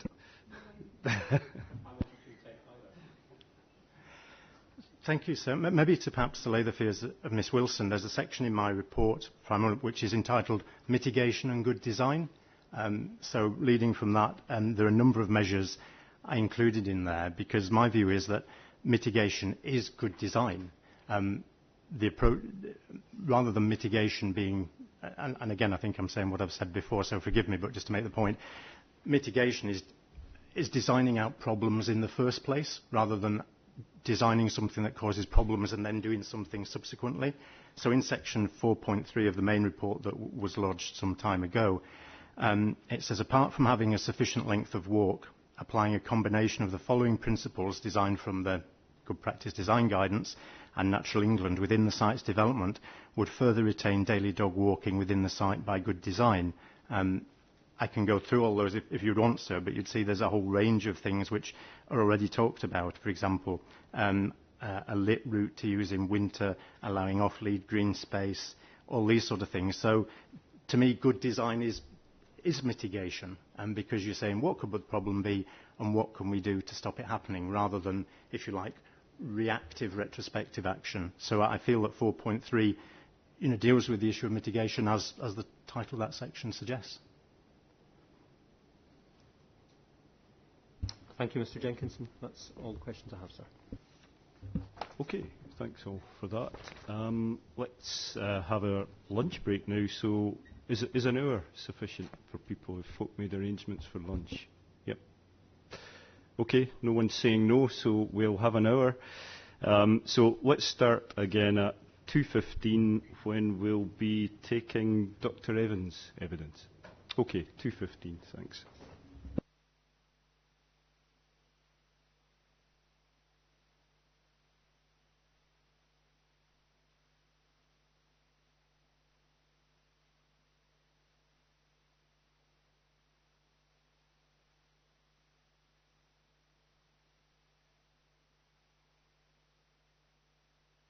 Everyone's ready. We could make a start. Everyone seems to be here that we need. Welcome back, folks. Just to advise that in the lunch break, Mr. Ferguson has handed me the short hearing statement on conditions from SASA's point of view. Can I just check that you have that and you're happy with me having that? I do, and I am. Okay. The points made in that seem to be pretty brief, and I'm just wondering whether you would be happy, Mr. MacLeod, to take discussion of that informally at the end of the inquiry session, or would you prefer, or do you think you need to prepare and take it at the later conditions hearing session? No, sir. When I spoke to Mr. Ferguson on Friday evening, I indicated that I was pretty flexible about how we deal with it. I think it is a pretty short point, so if everybody is here tomorrow anyway, it seems sensible that we just roll on to a very brief hearing session on SASA-related conditions at that stage. Thanks for that. Seems sensible to me too, and it would save you having to come back at some point later in the week to discuss that. So if we're agreed, we'll do that as soon as inquiry session's finished. We'll go on to discuss those points. Great. Please do remind me, though, if I forget about that at the end of the inquiry session. Okay, Mr. MacLeod. Thank you, sir. Second witness for the applicant is Dr. Evans. So if you want to take your seat.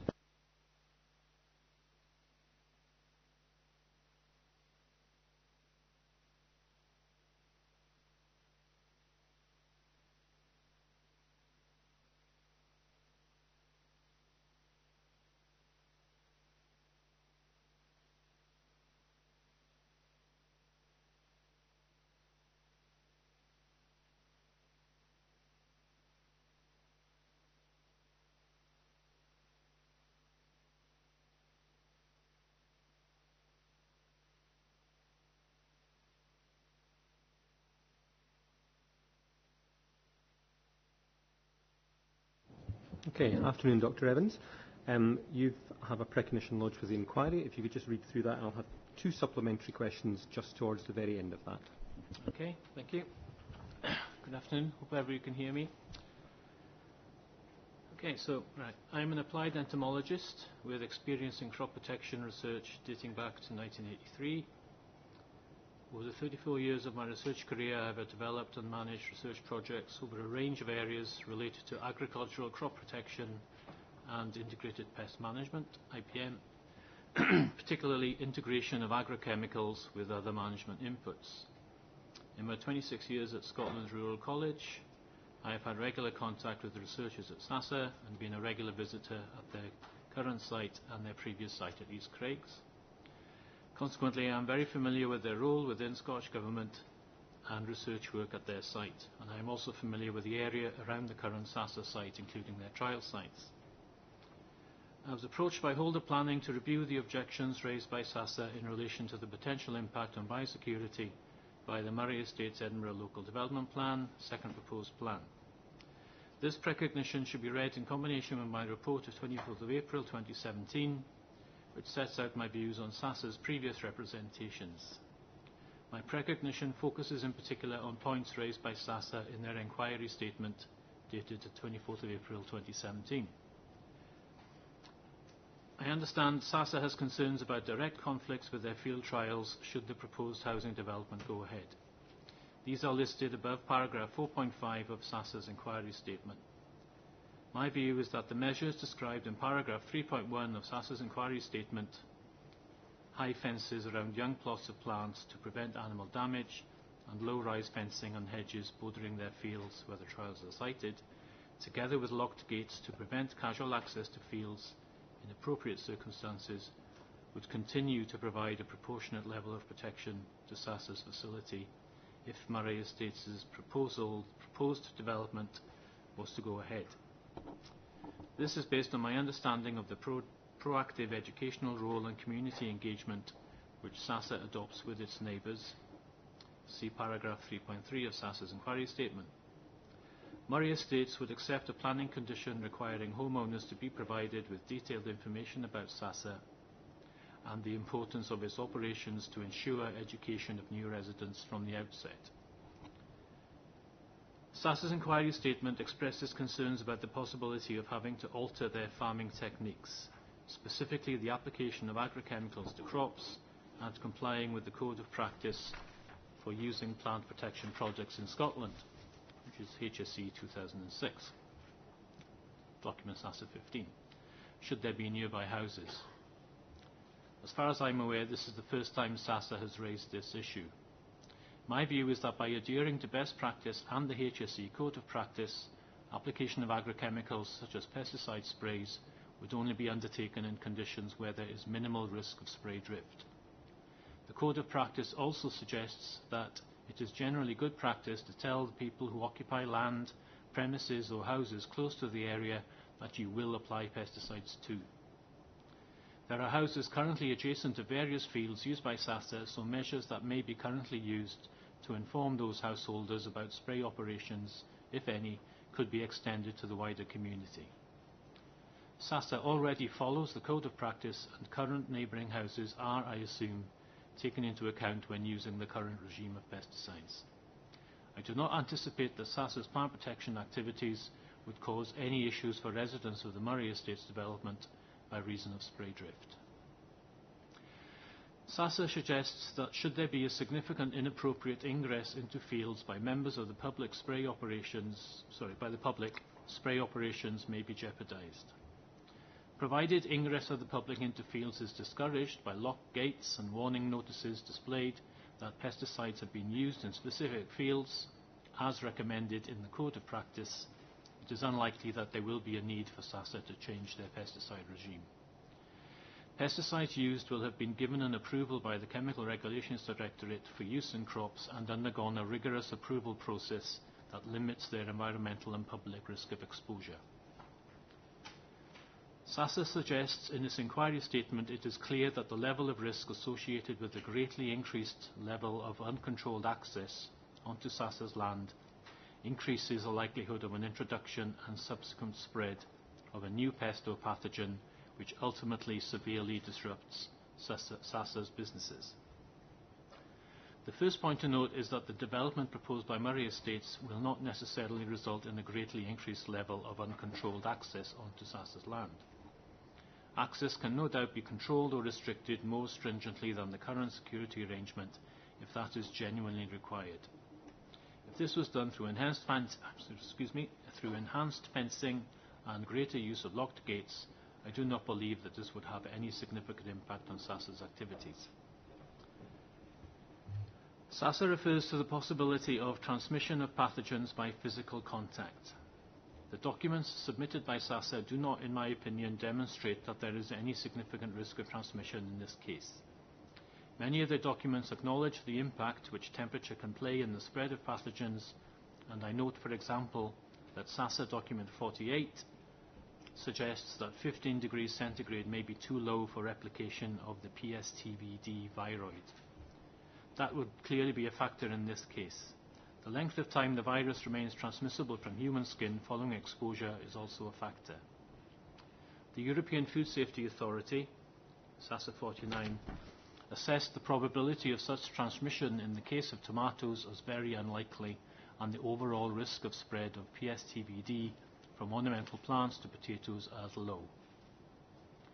SASA highlights the effectiveness of national biosecurity awareness campaigns in paragraph 4.21 of its inquiry statement. I consider that SASA could build on this increased public awareness of biosecurity by, for example, increasing signage around this facility to warn of the risk of any potential pathogen spread and the damage that could be caused to its operations by unauthorised access. As I have mentioned already, SASA appears to run an effective community liaison operation already for members of the neighbouring population, and I see no reason that this could not be continued for new residents of Murray Estates' proposed development. Again, Murray Estates would accept an obligation to provide information packs to new residents explaining the operation of the SASA facility and its sensitivities. SASA's inquiry statement suggests briefly that an increase in garden plants in the vicinity of SASA could also lead to increased likelihood of airborne pests and diseases, especially if gardeners do not use pest control. The application site is obviously downwind of the SASA site and sits to the east-northeast of SASA's facility. It is separated by Goga Station Road and for the majority of the site by existing agricultural fields and by the Milburn Tower estate. These factors lessen any risk that may exist of airborne transmission of pests or pathogens. The SASA awareness campaign, which Murray Estates would support, would also encourage the appropriate use of pest control to lessen any such risk.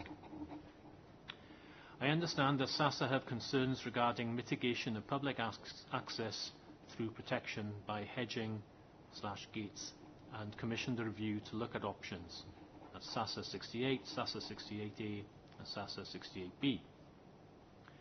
I am unclear why an internal road system would need to be considered, as existing road access is adequate and the planting of hedges on any current route that might be viewed as requiring enhancement and provision that might be viewed as requiring enhancement, and provision of more robust gates should not need a reconfiguring of field access. I do not consider that a limited fencing or hedging exercise would have any significant impact on SASA's operations, as the trials that they currently undertake do not utilise the whole field area, and any loss of field area around the field margins would not have a noticeable impact on SASA's ability to carry out their operations. Just before you read your conclusions, just had a couple of questions for you arising from Dr. Kerr's recognition. Do you have a copy of that available? Yep.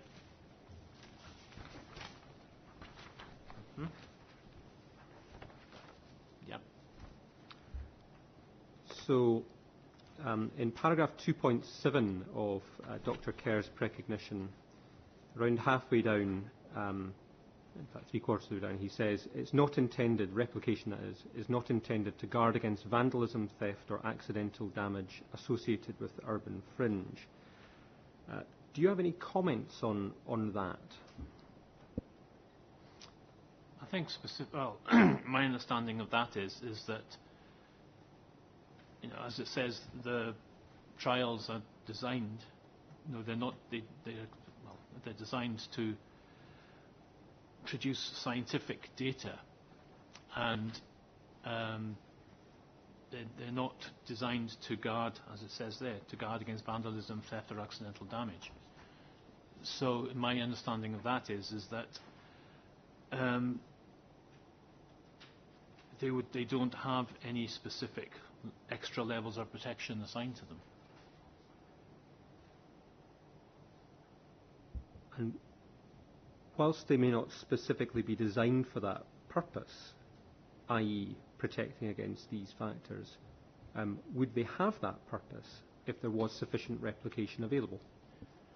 Yes, my understanding, replication is required in trials because you need to gather enough statistically robust data. But as anybody has experience with field trials, there are lots of ways in which trials or replicates can be affected, whether it's by disease, by the climate, by flooding, by drought. So by having replication, you take into account the potential loss of some of the plants due to factors beyond your control.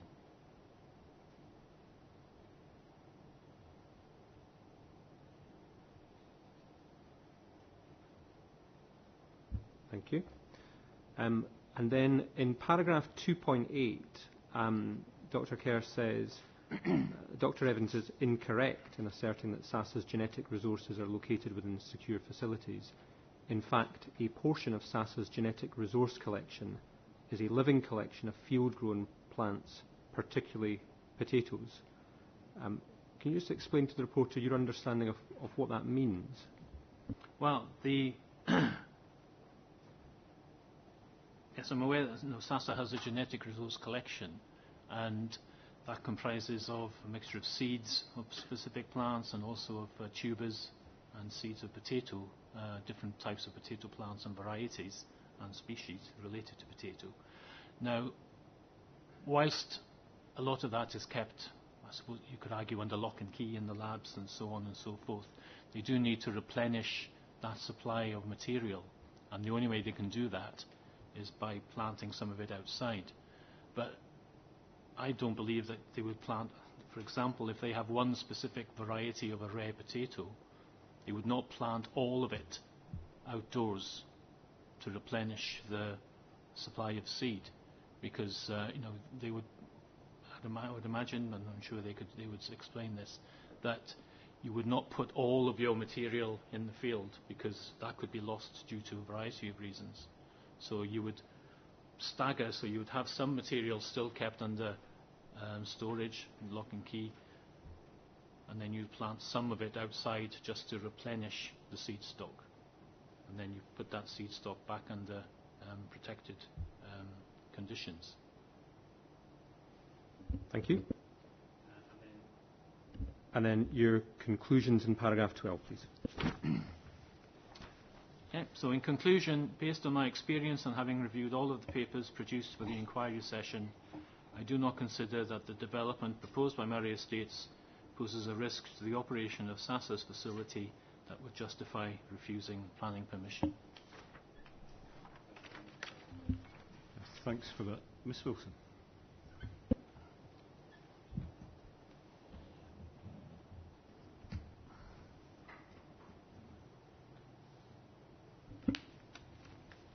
Good afternoon, Dr. Evans.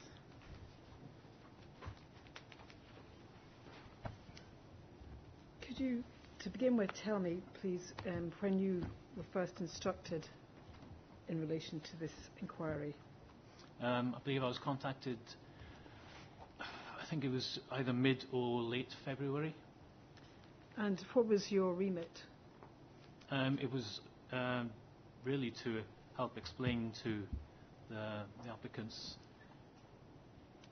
well, to try and give some understanding about the concerns of SASA had previously raised, particularly from the biological point of view in terms of pathogens and risk to the operations. Sorry, did you say particularly in relation to pathogens? Yes, I mean, well, I think that had been raised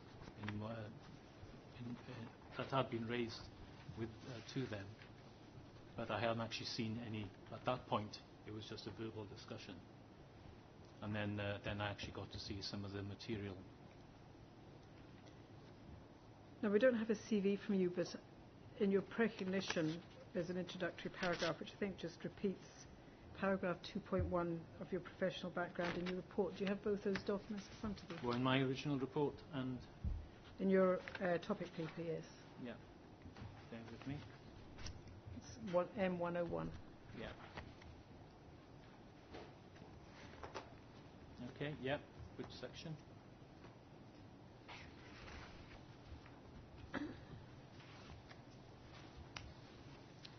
And do we see from paragraph 2.1 of the report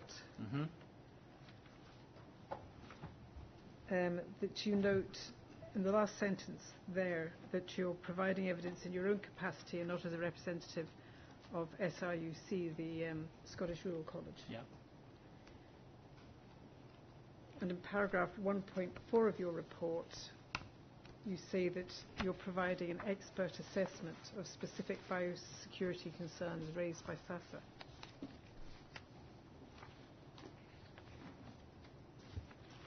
Yeah.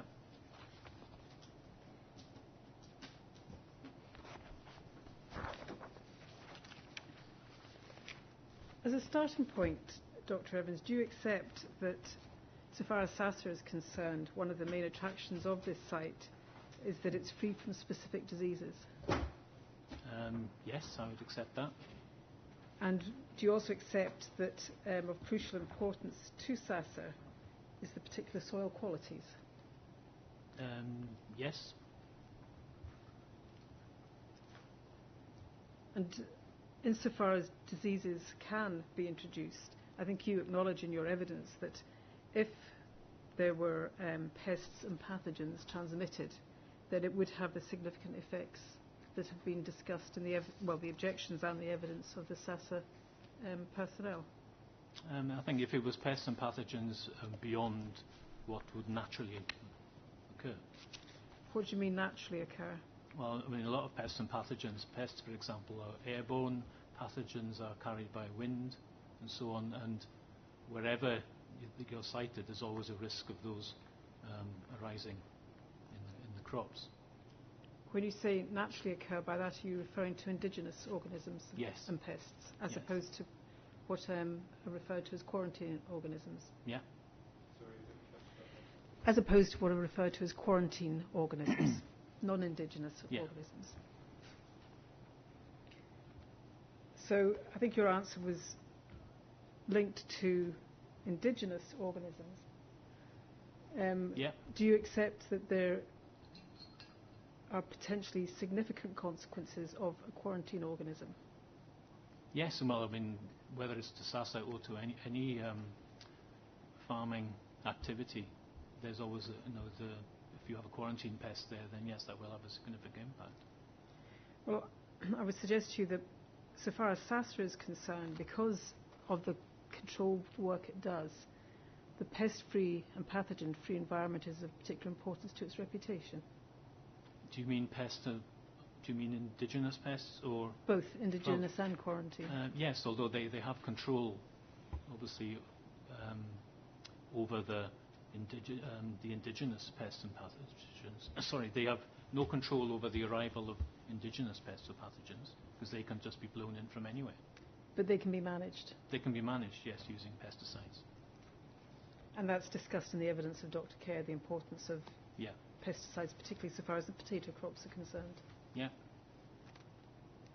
Now, as I understand from your evidence, that your particular expertise is in relation to pest and pest management. Yes, although I do represent, within my organisation, I do represent all of the research outputs of the Crop and Soil Research Group. Of the what research group?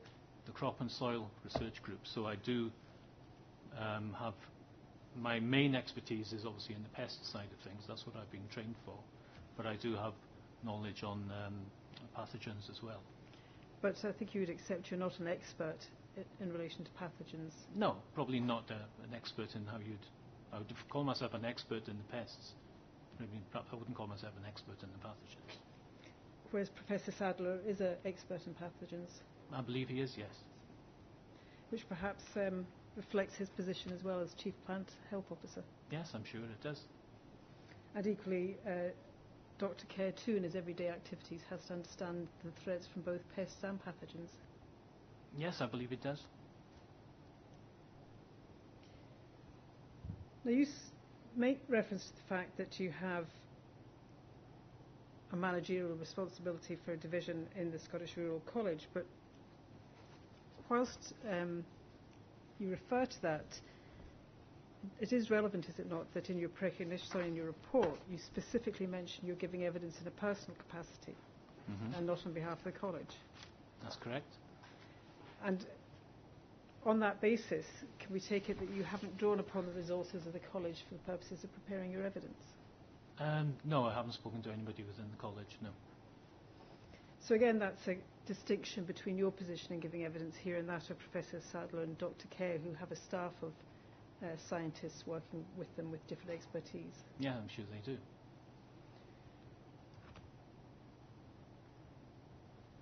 Now, is the reason that you're giving evidence in a personal capacity and you distance yourself from the college because the consulting arm of Scottish Rural College is SAC Consulting? Sorry, can you repeat the question? The consulting arm of the Scottish Rural College is SAC Consulting. Yes. And as you know, SAC Consulting have provided a report to SASA on potential mitigation.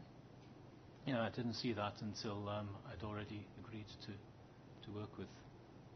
You didn't see that, so you didn't check. No, I've seen the result. I've obviously seen the report now, but when I agreed to work with them, I hadn't seen that report. I wasn't aware. So you didn't check internally that you didn't have a conflict of interest as an employee of? No, because I wasn't representing SIUC. So, in summary, then, it comes to this, that your evidence depends upon your own particular expertise. Yes, and my own knowledge over the last 30-odd years. And have you discussed the SAC consulting report with those responsible for producing it? No.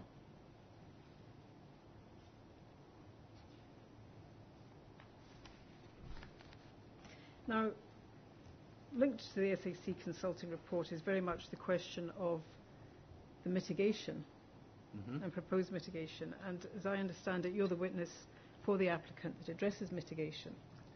Am I right in that? Was that to be part of your evidence? Yes, I do address certain aspects of the mitigation.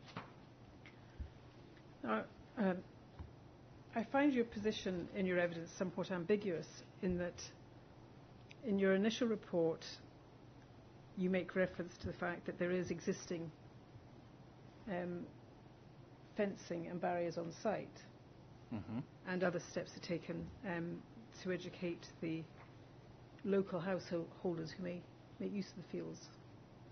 But if we just consider the question of increased fencing and field boundaries to prevent access,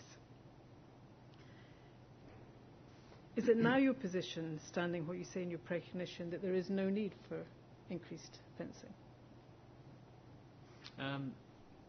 Well, based on the report that was carried out by SSE Consulting, they do seem to suggest, that SASA discounted that report in terms of that they felt it wasn't feasible. Well, I was asking what your position is. Yes, my position. Sorry, can you repeat?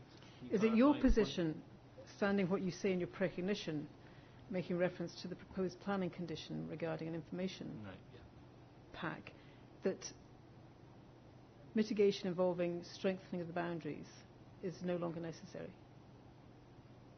I think the level of security, biosecurity that there is at the moment, which will involve the gates and the fencing, as was discussed this morning, is primarily there for deer. If I'm correct with that assumption. The fencing that's there just now. 6 foot, 7 foot fencing around particular plots. That's there for deer, protecting primarily. Deer. From deer access, yes. Because of the nature of the crop. That's right. Right. So my understanding just now, or my position just now, is that providing that the biosecurity measures that SASA adopt are kept on in terms of locked gates, then it's adequate. Although I think you'll find in my report I did mention the possibility of increased or better signage to act as a means of avoiding or giving advice to whether it's dog walkers or casual walkers to avoid going into fields. But your evidence as well proceeds upon the basis that you don't consider there's a particular risk to the SASA facility. You discount the concerns that are put forward by SASA. Yes, yeah. And you discount them on the basis that you don't think they're genuine? No, I think they have, obviously they have genuine concerns, but I think the risk of an increased level of pathogens or damage to the crops, I think, are overstated. And that's despite the fact you don't have any managerial knowledge or experience from the SASA operation. You've worked in collaboration, but you have not been involved in the direct management. I don't work for SASA, no. And in your report, there's a theme which is to an extent repeated within the precognition that you've provided, where you put the onus or the responsibility in producing evidence on SASA to produce evidence that there are the risks that they've identified in their obligations. Well, yeah, I mean, in my opinion, I didn't see any evidence to suggest, but I was supplied by SASA to suggest that there would be an increased risk. Have you since read at the time you wrote your report, you wouldn't have had the productions for SASA? And am I right that the only documents that you took into account are those listed at the front of your report in paragraph 1.5? Let's have a look. I think those are the documents I actually referred to in the report, but obviously I did have access to a wide range of other documents which I don't explicitly refer to in the report. I'm sorry, I didn't catch the end of that. That I don't explicitly refer to in the report. And were those documents the Murray Estates documents?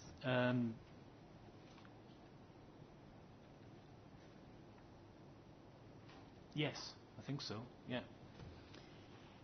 Once you received the documents lodged on behalf of SASA, did you review all of those? Yes, I did review them. And did you also review the topic papers from Professor Sadler and Dr. Kerr? Well, I only got the topic paper from both of those, I think, only about a week or so ago. So I didn't refer to them in my precognition. Right. And did you refer to had you read the documents before you produced the other documents before I produced the precognition, yes. But you don't recognise within your precognition that there is a considerable amount of documentation produced by SASA in relation to the farming press that highlight the urban fringe problems that they both speak of in their evidence. Yes, I mean, I may not refer to it. I mean, I did obviously read it. But there's a lot of stuff in the farming press about, particularly with effects on livestock. Well, there are also, are there not, documented impacts on arable crops as well? Yes, much fewer. And impacts as well on the land itself, such as from fly tipping. Fly tipping, yes. And acts of vandalism. Yes, although I think there was that paper from 1984 that suggested that, yes, there was some vandalism associated with the urban fringe. But there was no evidence provided to me about SASA by SASA in terms of acts of vandalism on their land. Well, I would suggest that you're not really comparing like with like. The articles in the farming press and the studies that have been produced and referred to by the SASA witnesses relate to existing urban fringe locations, don't they? I believe so. And at the present time, the SASA facility is not located in an urban fringe. No, I mean, there are houses adjacent, but yeah, I suppose it depends what your definition of urban fringe is, but yes, I agree.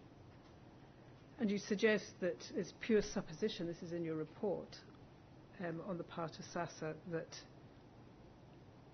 there would be the potential for increased incidence and increased access being taken to the SASA land. Well, I mean, my thoughts regarding that were to do more with the fact that with the plans provided with the housing development, that there is access for dog walkers, for example, to go to. We talked about it this morning with the park area and all the potential circular paths and so on. So there are places for people to go without having to actually go onto the SASA land. So it's supposition, in my view, that just because you've got an urban development there, that they're automatically going to go onto the SASA land. So do you just, for the purposes of giving your evidence, ignore the fact there's going to be a 3,000% increase in households as a consequence of this development compared to the existing situation? No, I don't think I ignored that at all. But we don't find you acknowledging that there's a significant change in the nature of the development surrounding the SASA site. Well, there obviously is going to be a change because there's going to be a housing development there. But that doesn't necessarily mean that there will be a significant impact on the SASA land. There's a major housing development there. Yes. And not only is it a 3,000% increase in households, but an introduction on the basis of Mr. Jenkinson's figures of an additional 330 dogs as a minimum that don't currently aren't currently kept in the vicinity of the SASA site. Yeah. So that's a change. Yes, I don't disagree that there is a change. And I would suggest to you, with the scale of development that we see in the proposed master plan with schools, community facilities, the number of houses involved, that will create an urban fringe that doesn't exist at the moment adjacent to the SASA facility. Yeah, and I'm not disagreeing with you that there will be an urban fringe. Right. So on the basis that we can agree that there will, as a consequence of the development, be an urban fringe, it's legitimate, is it not, to have regard to the evidence that is available of urban fringe problems? Right, yes. You accept that? Yes. And those reports in the farming press support the views expressed by the SASA witnesses as to the nature of problems that can be expected when farming on the urban fringe. Can you remind me what documents you're specifically referring to? If you just let me get my list of documents, we can go to them as well.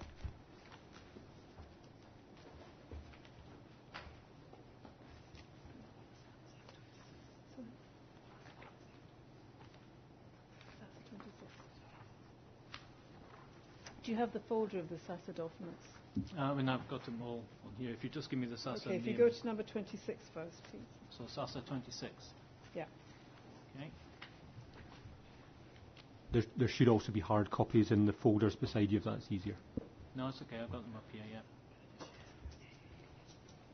so this is the Willis and Thompson paper, yeah? Yes, it is.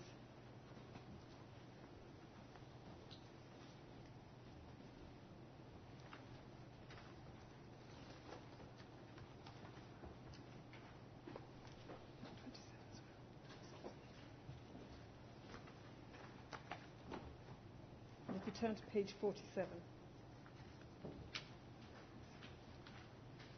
Sorry, page what? 47.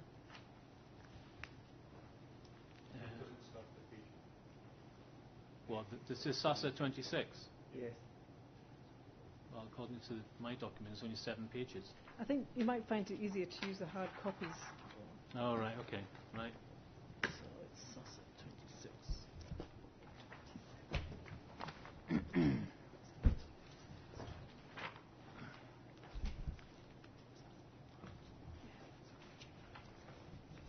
Right. Yeah. Okay, yep. And do you see in this middle column that there's a table of types of incidents?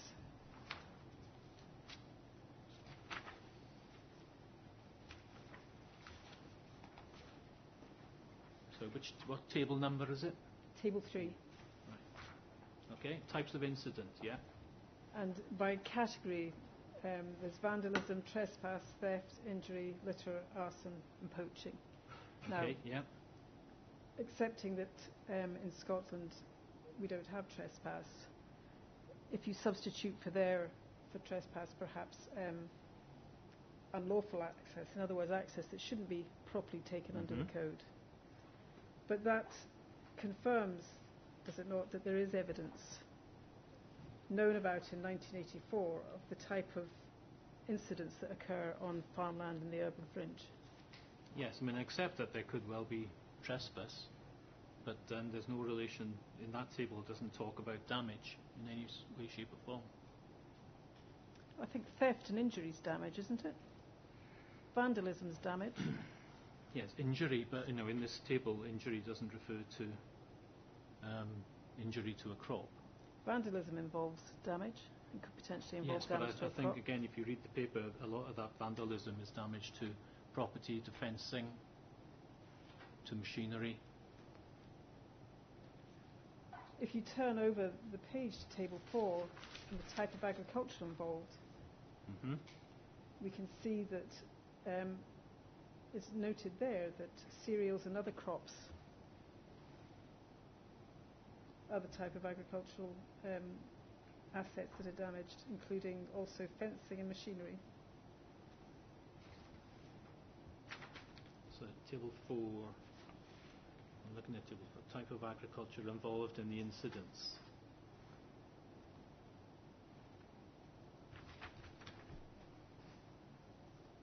So it's the cereals as a type of agriculture involved, but it doesn't actually specify what sort of damage or what occurred.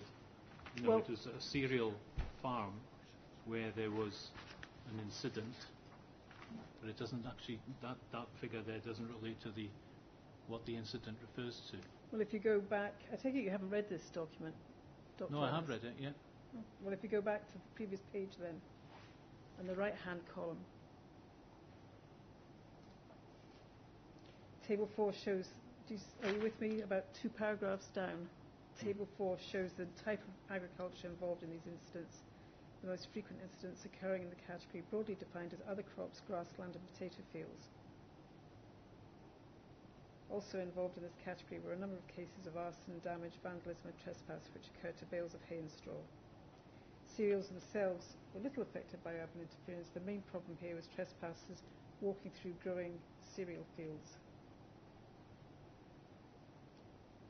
So it describes the nature of the damage, doesn't it?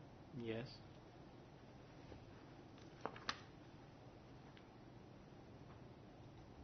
Although, well, that doesn't actually refer to damage. It says cereals themselves were little affected by urban interference. The main problems here were trespassers walking through growing cereal fields or heifers roaming in them after wire fences had been cut. And the following sentence says incidents were more frequent after the crop had been cut. Is it your evidence that trampling of crops isn't damage? No, that obviously would damage, particularly in Sassa's instance. But again, in here, again, this refers really to a normal arable farm, as opposed to a research. I won't use the word farm, but a research, which is what Sassa undertake. There's a big difference, as you pointed out this morning. Well, I'll come in a moment, Dr. Evans, to the question of consequences. At the moment, we're addressing risk. Yes. And your complaint that there's no evidence of the urban fringe problems that Sassa witnesses rely upon. Here we find in 1984, one of the few academic studies that's been carried out, that there was clear evidence.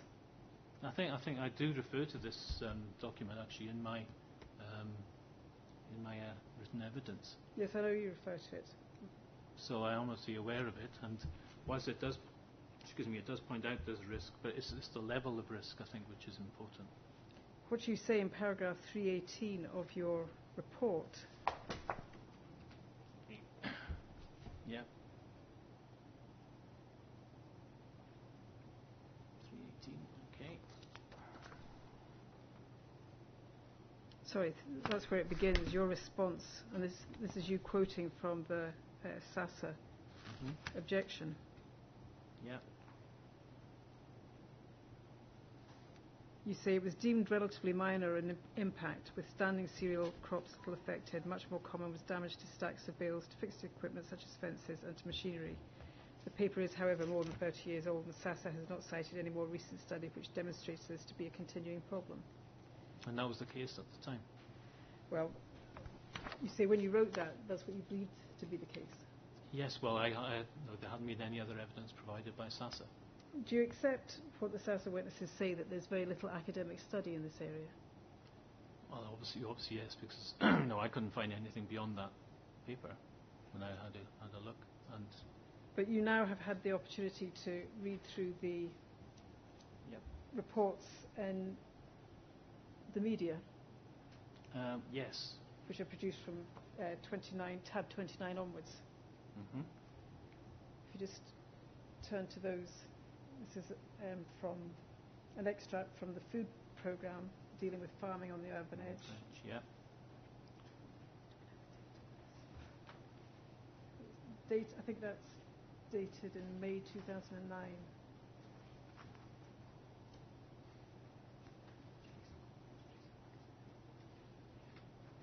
And then we, under tab 30,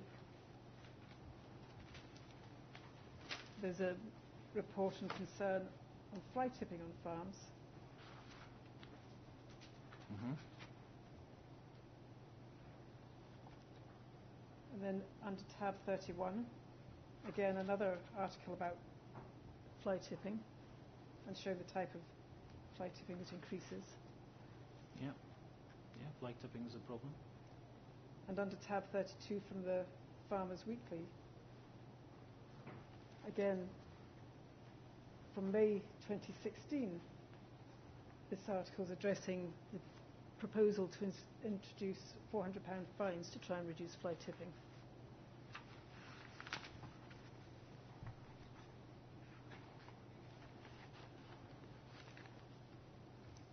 And then there's an article from a planning journal under tab 33,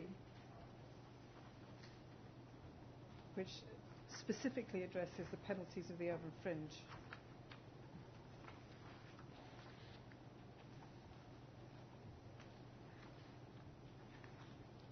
And then we have the new productions that have been produced,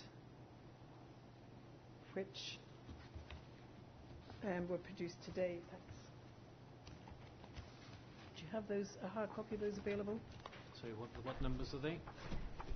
They won't be in the folder. All right, Peter?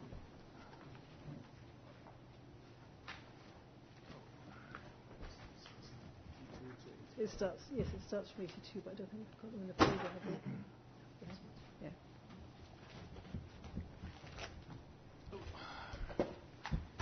I'll give you these hard copies. Okay, right.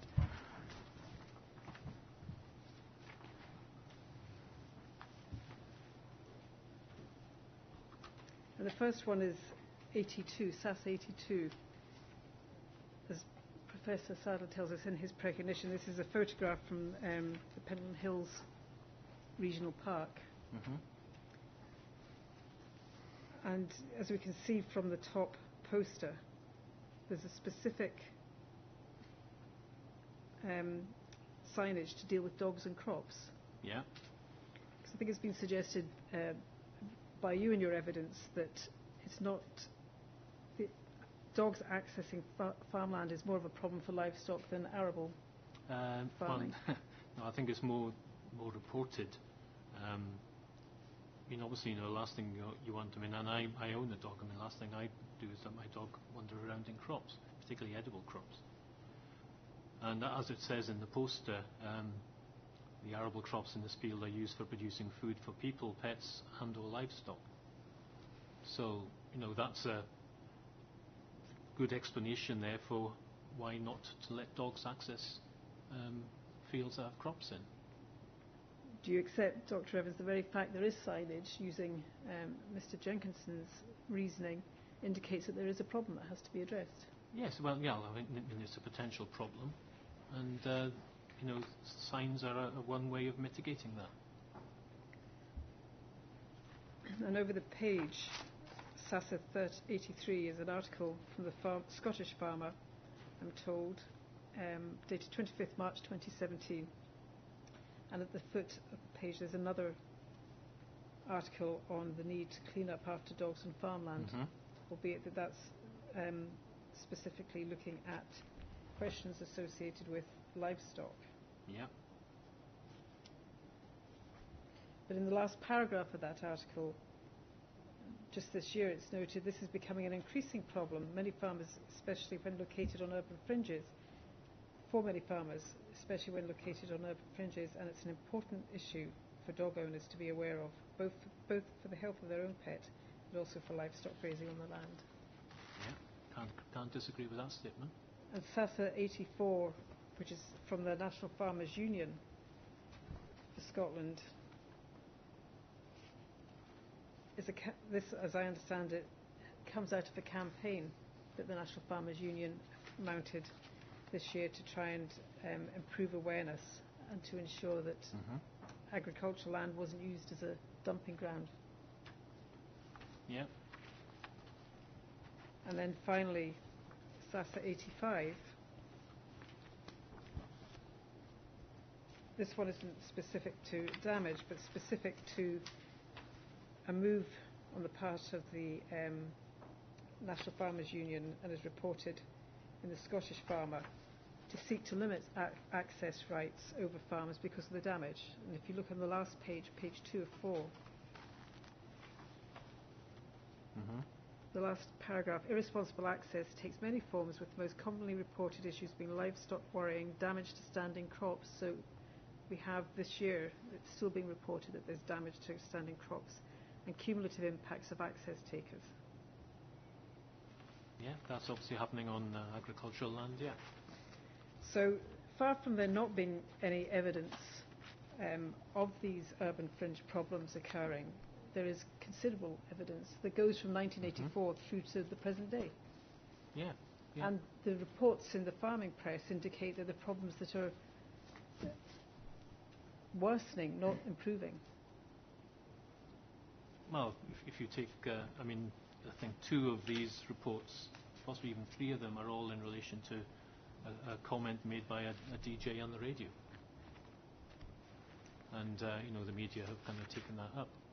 And the Scottish Farmers Union, NFU Scotland, and if anything, both these, SASA 85 and SASA 84, SASA 84 is the NFU Scotland response to that comment on the radio, and I think the Scottish Farmer is obviously a response to the press release released by NFU Scotland. So they're not separate events. They're all relating to the same event, which was a comment made on the radio by Radio 2. Yes, but it wasn't simply addressing a comment made by Simon Mayo. But if we find in that report that it's linked to the NFU's concern about the matter, and on page 2, it's recorded that Animal Health and Welfare Policy Manager, this is in SASFA 84, commented this is becoming an increasing problem for many farmers, especially when located on urban fringes, and it's an important issue for dog owners to be aware of, which is the same quote that is in the newspaper article 83. Yeah. So whilst the coverage in the press might have been provoked by a comment by a DJ on the radio, it's clear from the content of these documents that it is a matter actively of concern to the Farmers Union. Yes, and I think just this is the first time I've seen these today, but I think particularly in relation to livestock raising, I'm not saying that damage doesn't occur to crops, of course it does, but I think it's the livestock raising issue which is the main concern within the NFAUS. Well, the reporter has the documents in front of him. That is mentioned, but we know from SASA 82 that in the Pentland Hills it's dogs and crops, and you agreed that it is a particular concern if there's deposition in crops that are being used for consumption. Yes, I mean I don't disagree that if dogs do get into the crops, then yes, they can do damage. I mean, given that the NFU is being quoted on more than one occasion expressing their concern and noting that it's a matter of increasing concern, you're not suggesting that the NFU are needlessly worrying over something that doesn't exist. No, not at all. I mean, I'm aware that there have been problems with dogs, particularly killing livestock this season particularly. It seems to be getting worse in terms of that angle. And although it's suggested that there's no evidence produced by or available to you to enable you to conclude that there's a genuine concern, one of Murray Estate's own documents provides excellent evidence of the problems of urban fringe through the document that was produced in relation to SASA's relocation. I'll just find the number for you. I'll find the number for you.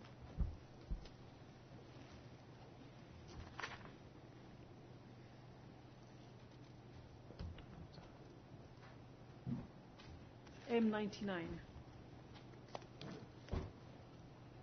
Right, M99.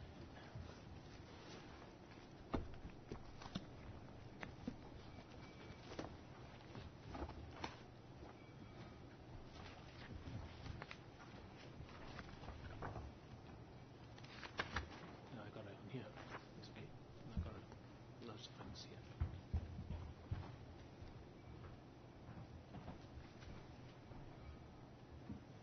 So which part of this document are you referring to? What section? Well, first of all, if we just note that it was published in September 2001, and then at the beginning of the document in paragraph 1, the paper explains the need for the agency to integrate its laboratory, glasshouse and supporting accommodation currently at its East Craig site with the agency's field trialling operation at Gogarbank Farm near Rathow. And then in paragraph 2 it explains what SASA's role is, the functions that it carries out, and that the agency's primary responsibilities are to conduct trials and approve new varieties of seed potatoes and herbage and vegetable crops, to grow plots in support of the statutory seed and seed potato certification schemes, to operate a quarantine system to prevent pests and diseases of crops and ornamental plants, and to undertake a regular assessment of the pesticide load in the Scottish diet. This is a matter that you comment on just when we have this document in front of us. You seem to suggest in your evidence that you are dismissive of the point made by Dr. Kerr and Professor Sadler that a potential source of pathogens in particular, and possibly insects, non-indigenous insects are ornamental plants? No, I don't think I'd actually dismissed that at all. So you do accept that that's a source? It can be a source, I think, yes. And that it can be transmitted through skin contact or from the fur of an animal? Yes, under particular circumstances. What particular circumstances do you have in mind? I think in my recognition, I just using one example, which is the PSTV viroid.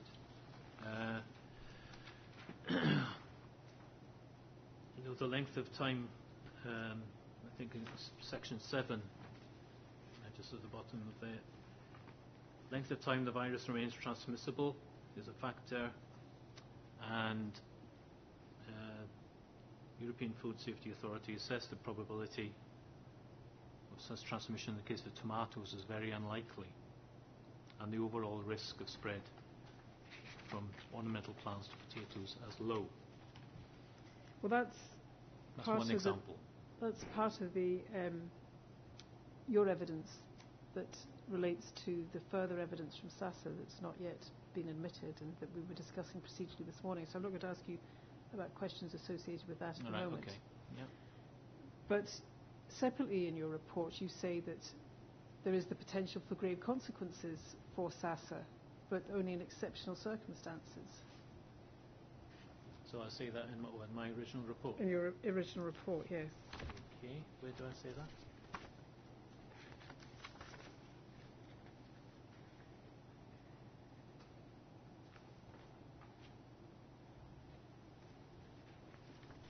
It's in paragraph 3.3.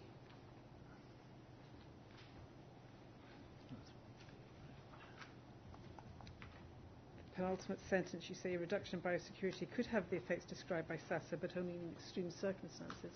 What do you mean by extreme circumstances? Right. Let me just read the sentence.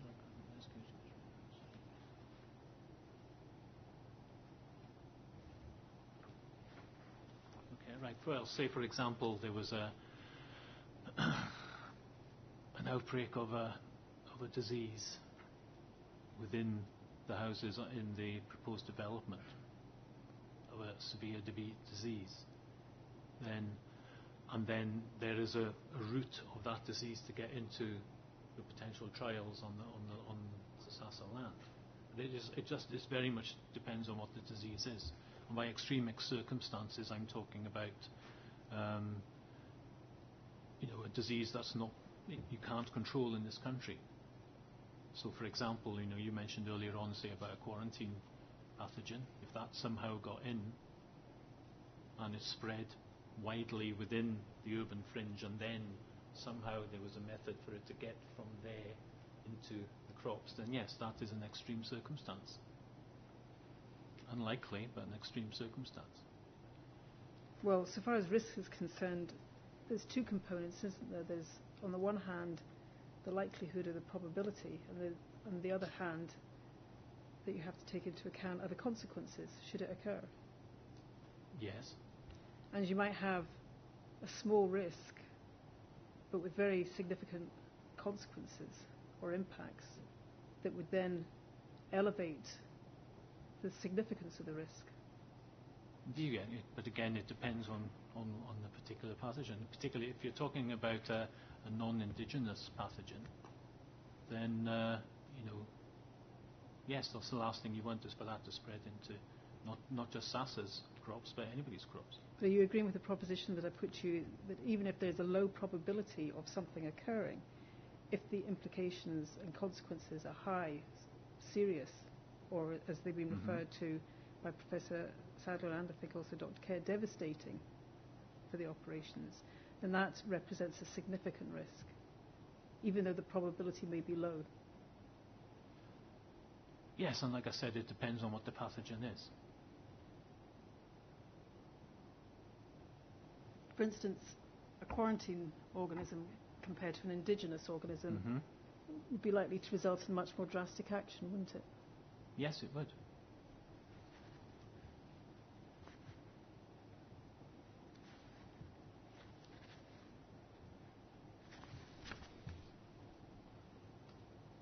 So going back to this document that I was taking you to,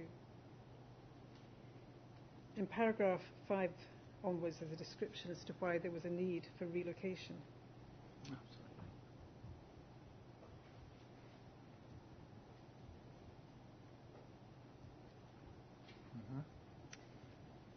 And it's noted that at the time of its inception, the agency's buildings were at East Craigs, at which time they were surrounded by farmland and its field trialling work was also based there.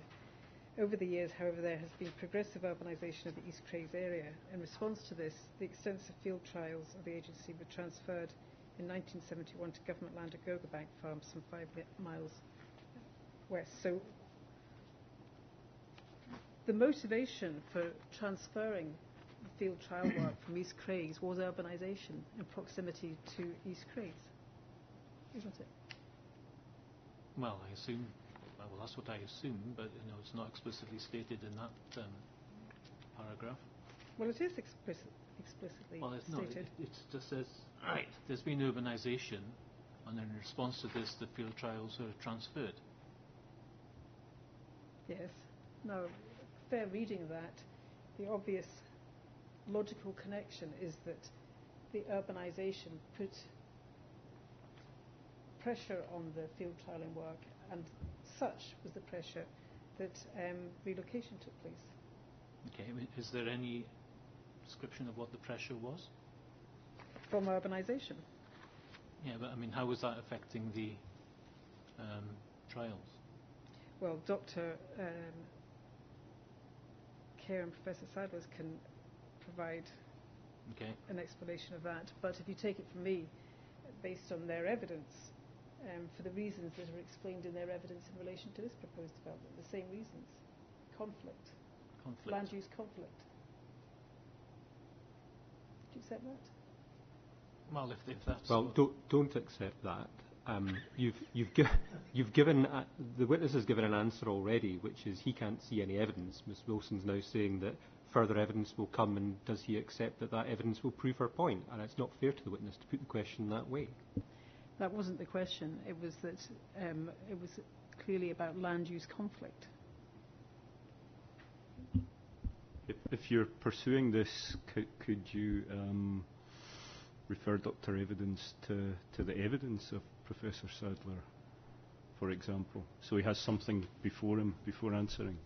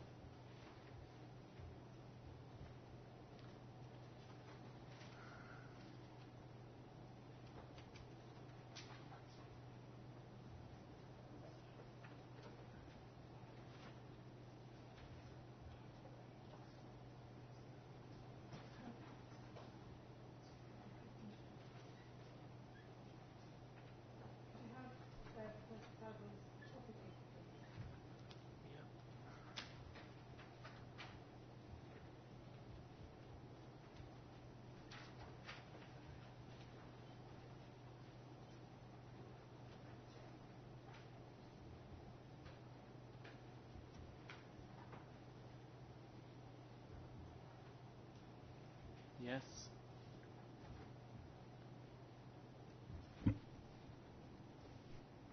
There is explained the reason for them moving from East Craigs. So what section of the topic? So paragraph 8. Paragraph 8. Yeah.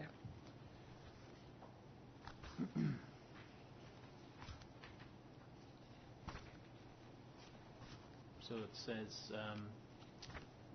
pressures on the operation of the farm arising from the then westward expansion of the city. Yes. Right. So Okay. what I'm putting to you is that is explaining that there was a developing conflict in land use.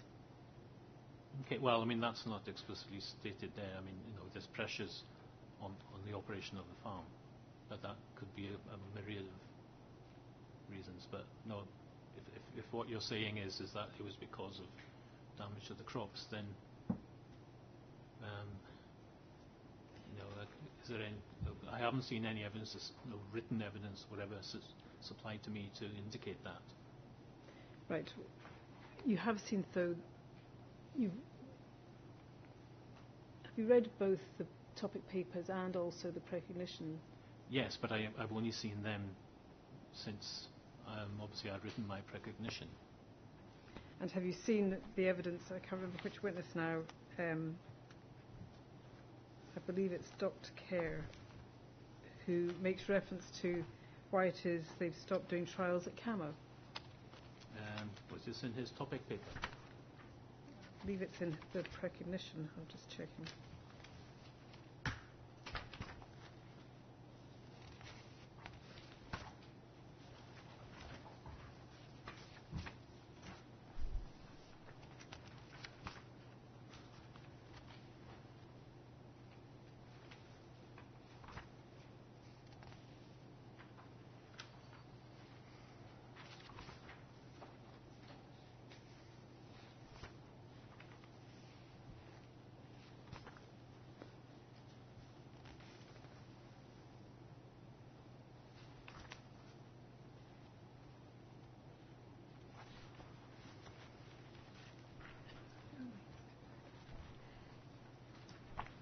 Okay, well, I'll leave those sitting around about me to find the reference, and I'll carry on and come back to it. Okay. But on the same theme, I think you yourself recognise that the James Hutton Institute in Dundee moved to a different site at Balruddy because of urban pressure. Well, yes, they did move. The reason why they moved is perhaps a bit open to debate. I'm just trying to find that document. Have you got the document number? It's in your report. Yes, but I'm looking at... Okay, yes. Right, where's my report then? Yeah, I'll find that report. Paragraph 314 is your first reference to the James Hutton Institute. Mm-hmm.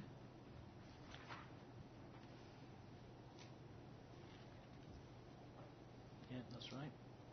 The first point that you say, that you address here, is that you seem to rely upon the fact that the Institute is at Invergary and that there have been no publicly available reports of damage to field trials at that site. And you say that despite open days, you're unaware of any increase in vandalism or damage subsequent to public access. Now, my information is that the James Hutton Institute at Invergary is not where the field trials are carried out. No, there are field trials at that site, but they have also had field trials at another site called Balruddy. Balruddy is where they transferred their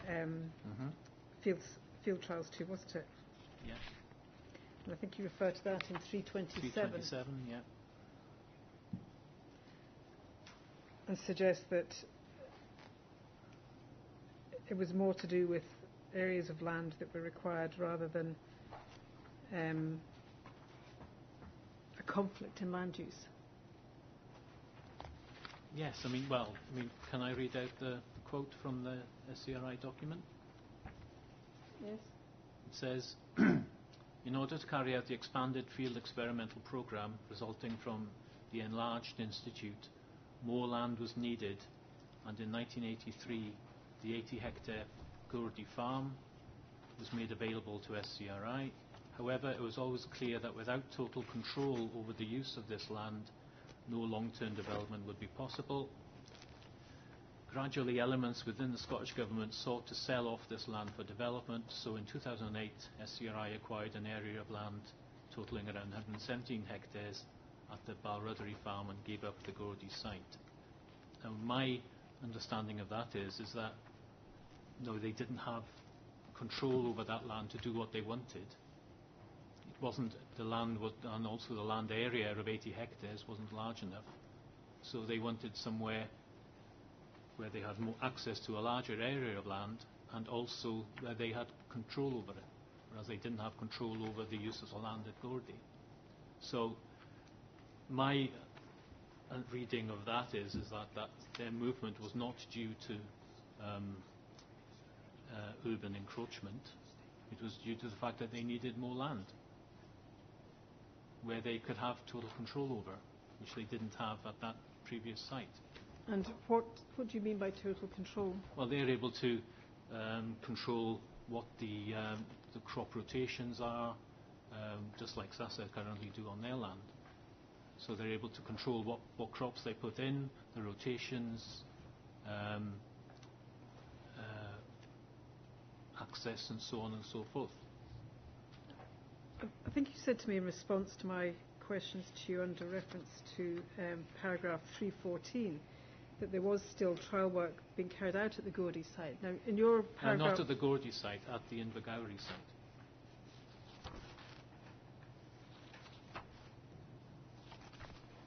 Right, so you accept that at the Gordy site they gave up field trials there? Yes, yeah, I think it's been developed now.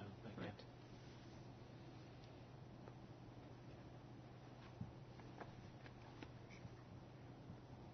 And just so that the reporter has got clarity on this, it's not the case, is it, that the James Hutton Institute has field trials carried out on land adjacent to housing? Well, there is housing directly adjacent to the Invergowrie site. Literally in front of the main building there are field trials going on, and literally across maybe 50 yards away there's housing. Do you understand what the difference is in the field trials that are still carried out there compared to what the James Hutton Institute is doing at Balruddery? Well, I just know that they're doing different trials. Do you know what crops they're doing? Yeah, at Balruddery they're doing a specific crop rotation, arable crops particularly, whereas at Invergowrie they're more focusing on soft fruit particularly. Right.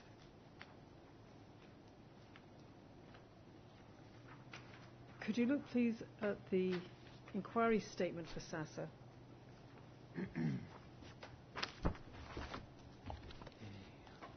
And that's been produced as document 77. 77.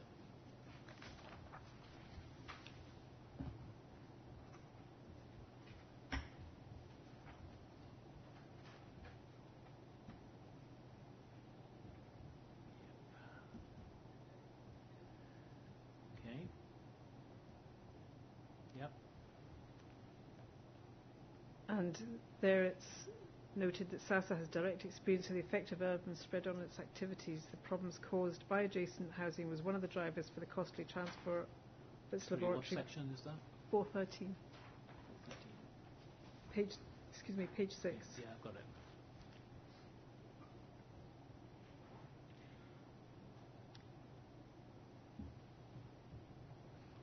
And further to the paper I was putting to you, it's confirmed there that it was one of the drivers for the move from East Craig to the Greenbelt site at Rodding. Okay, yeah, that's what it states there. And that's, I think, confirmed as well, isn't it, in the letter from the Planning Division, Planning and Architecture Division, which is one of the consultation responses you refer to in your report. Yeah, I think I might have mentioned being mentioned in there, yes. In which the officer writing that response records that it was at a cost of 12.8 million to the government to achieve the relocation. Yeah, well, yes. I mean, I think they chose to relocate.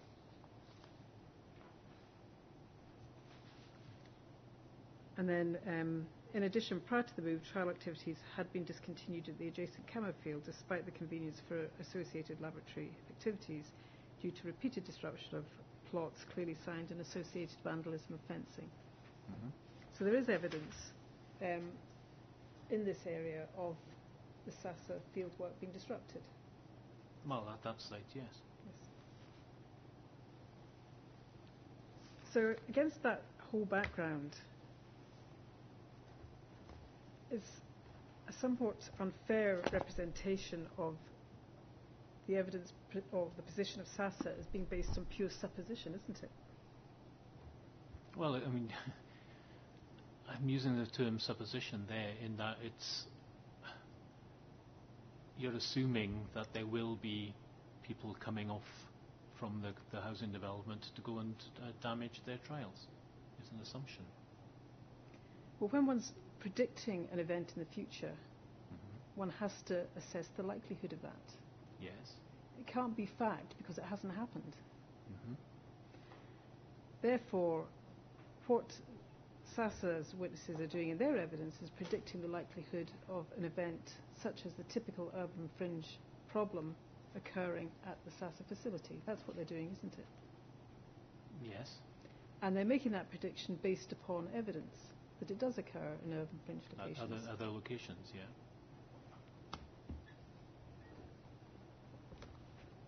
And furthermore, they have direct evidence themselves of land use conflict, both from the East Craig site and also at Camo.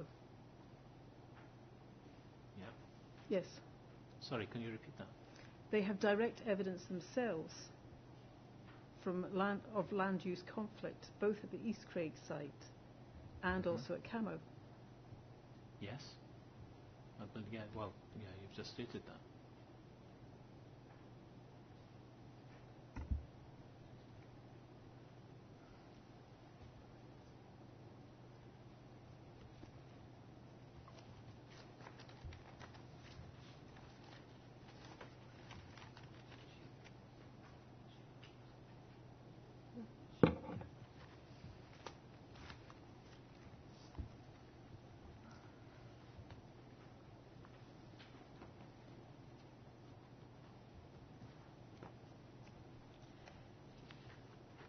On any view, if you were being objective, Dr. Evans, you would recognise that the significant increase in the population, the local population, into a site immediately adjacent to SASA's operations is more likely than not to lead to access across the SASA site. Well, potentially, but then there are ways to mitigate against that. And what are you referring to where you say there are ways to mitigate against that? Well, I think, as I mentioned in my precognition, if you bear with me, it's things like signage, ensuring the local community are engaged with in order for them to be aware of the activities that are going on at SASA. Because to I suppose, a layperson, they just see crops, whereas we know that they're not growing commercial agricultural crops, they're growing specialised research crops. Do you accept from the literature that I've taken you to, the issue isn't responsible householder, the issue is the irresponsible individual? Yes, but then you're talking then about people coming from that location, and if the people who live in that new housing development, if they're made aware of exactly what SASA's activities are, then they would hopefully realise that this isn't commercial crops that we can just go and take some potatoes from. This is something that's not conventional commercial agriculture. And, it's education. Well, it's more than community education. Engagement. So is your evidence to this inquiry, given that you do have an understanding of the importance of SASA's work and the national interest associated with SASA's work, that the risks should be managed just by hoping putting a leaflet in somebody's house will prevent irresponsible behaviour? No, I don't think it's a question of hope. I think it's a question of engagement. You don't know, Dr. Evans, sitting there today, that is effective mitigation. You don't know if that will be effective. No, I don't know. But then we don't know that it might be effective either. Yes, it but works the both difference. ways. Well, it doesn't. Not in a situation where what you're protecting is a nationally important asset. If the consequences of an event are of such significance, then you seek to avoid that event. Mm-hmm. And you're not avoiding the event by putting a leaflet in a house. No, you're leaving it open to chance. Well, I don't think it's chance. If somebody wants to go into a field to take potatoes or damage a crop, then they're doing that with intent. And by engaging with the community, you make people aware of what's going on with your neighbour, with what's going on in the fields across the way. Well, if that was correct, then you wouldn't have crime. You just educate everybody.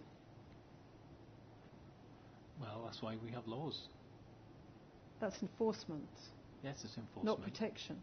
No, but I'm led to believe that there are already instances of things like fly tipping going on the Sasa on land, which has got nothing at all to do with this current, the proposed planning development. So it's already happening, regardless. Are you familiar with the concept of cumulative impact?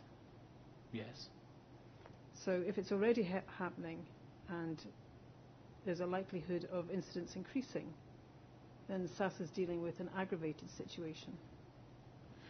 Yes, but then you could also argue that with an increased population adjacent, then the risk of somebody going to fly tip would be reduced because there's more chance of them being spotted. Well, of course, that depends on the design of the development as to what Yes, the visibility is. Mm-hmm. And we have, on one view, competing evidence that on the one hand, there's no permeability of the western boundary. Mr. Jenkinson was talking about keeping people in the development. But on the other hand, we have an access and management strategy that says there will be permeability of the western boundary. You mean the walkers? Walkers, the paths? vehicles, Mm-hmm. accessing onto Goga Station Road. Yeah. That's a permeable boundary, isn't it? Yes. And that boundary is immediately adjacent to the SASA facility. Well, to their land, yeah.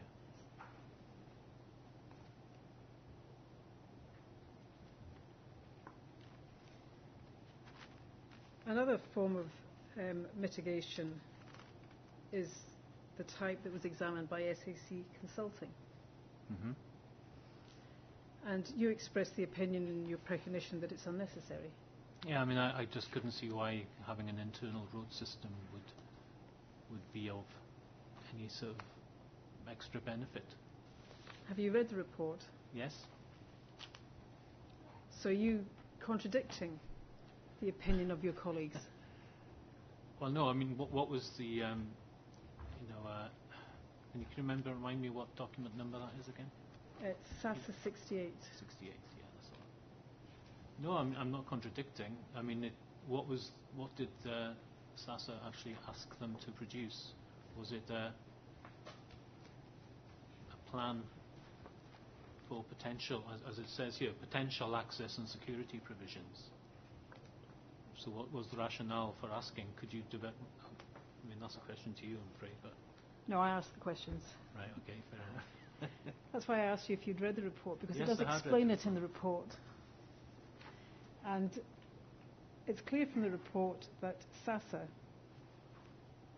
had themselves identified a strategy that was considered to be the only likely strategy to work, and asked SAC to design reinforcement of boundaries and an access road, and specifically to cost it for them.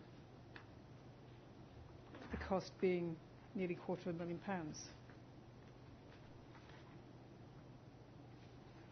And if you look at the conclusions on page 9,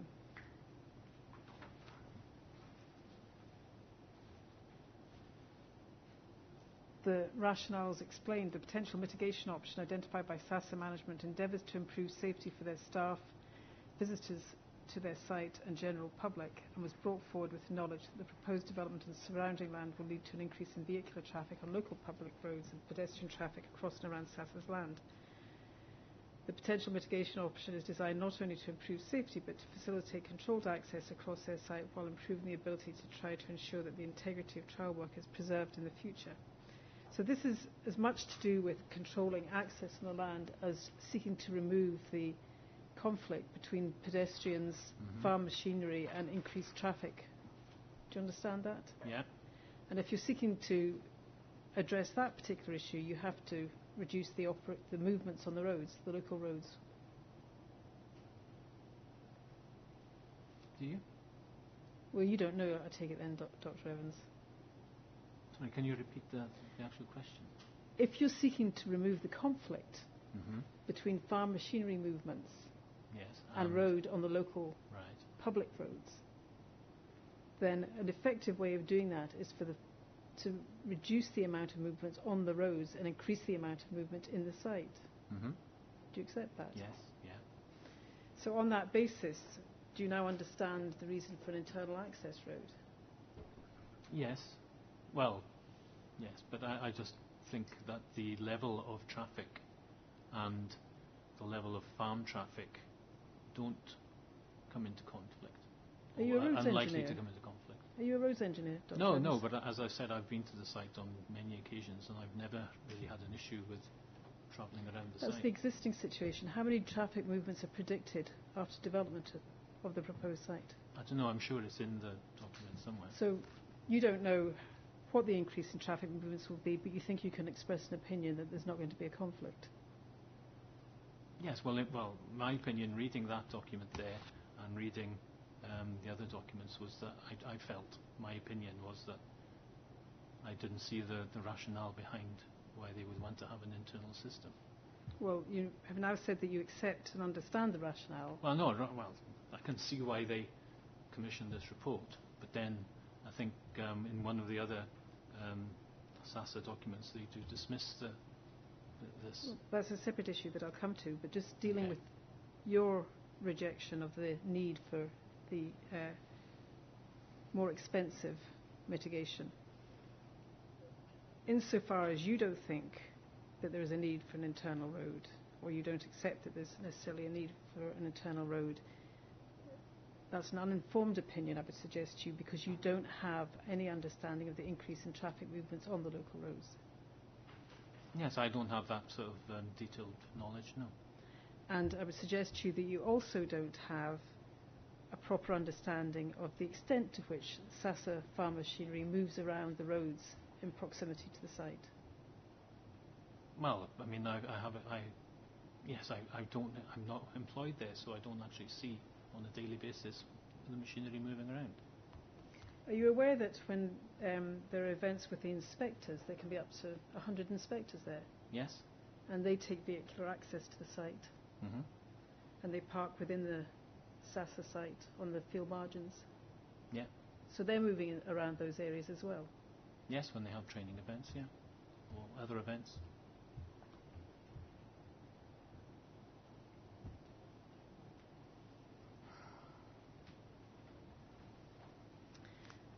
Your reference to evidence from SASA confirming that whilst they instructed this piece of work to be done so that they had an understanding of the potential costs associated with implementing a mitigation option such as this,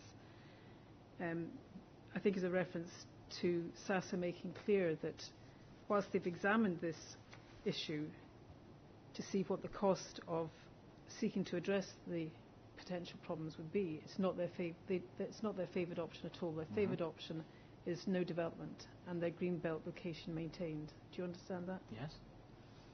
And the reason for that is that they question the effectiveness of the mitigation and consider that their operations are best protected by there being no urban development immediately adjacent to their site. Yeah, I accept that's their view.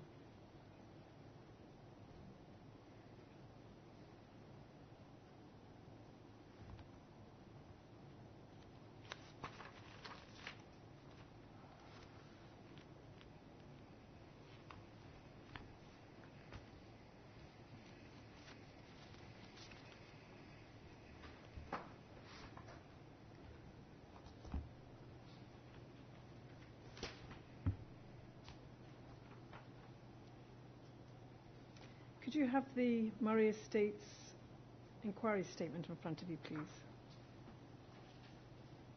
Which document's that? I don't know what number it is.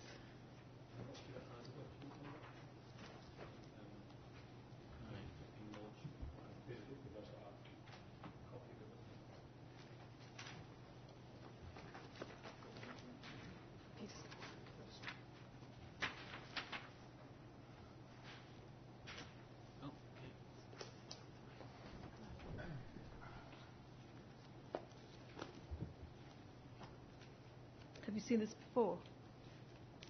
Yeah, I think it's been emailed to me, yeah. Now, in paragraph 3, there's a number of bullet points that set out the matters that the Murray Estates witnesses will cover.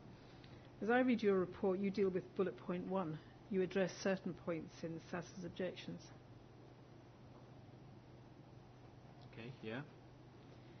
But you don't then seek to go on and do an assessment of your own as regards the biosecurity threats.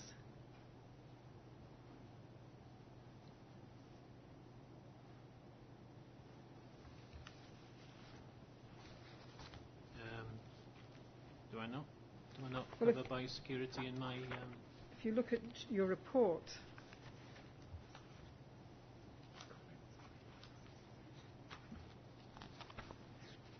Section 3 is the main part of your report, and the rest is all introduction, and that's entirely, without exception, a response to certain grounds of SASA's objection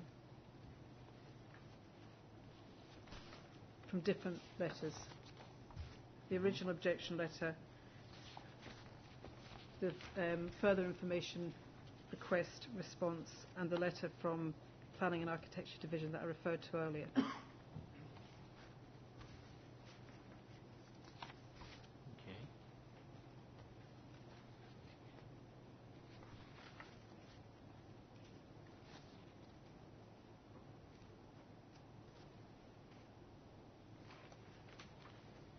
But we don't find, under reference to bullet point 2 in paragraph 3, an assessment as to the extent to which the development described in the application would impact on biosecurity at SASA's facility. That's not an exercise that you've carried out. I think not specifically, although there are elements of that in my response to SASA's concerns. Well, you make comment as to why you don't accept certain grounds of objection put forward by SASA, but you don't carry out an assessment of impacts. You don't, for instance, identify potential impacts and then consider the likelihood and then consider what the consequences would be. I think probably explicitly not, no. And apart from your comment in relation to the genetic resource collections, which you were invited to expand upon this afternoon, you don't carry out an assessment as to the extent to which the development proposal is likely to damage SASA's genetic resource collections. You just comment that you don't think that such a event as described by the SASA witnesses would occur, i.e. that something would be lost. Yeah, I think that's probably correct.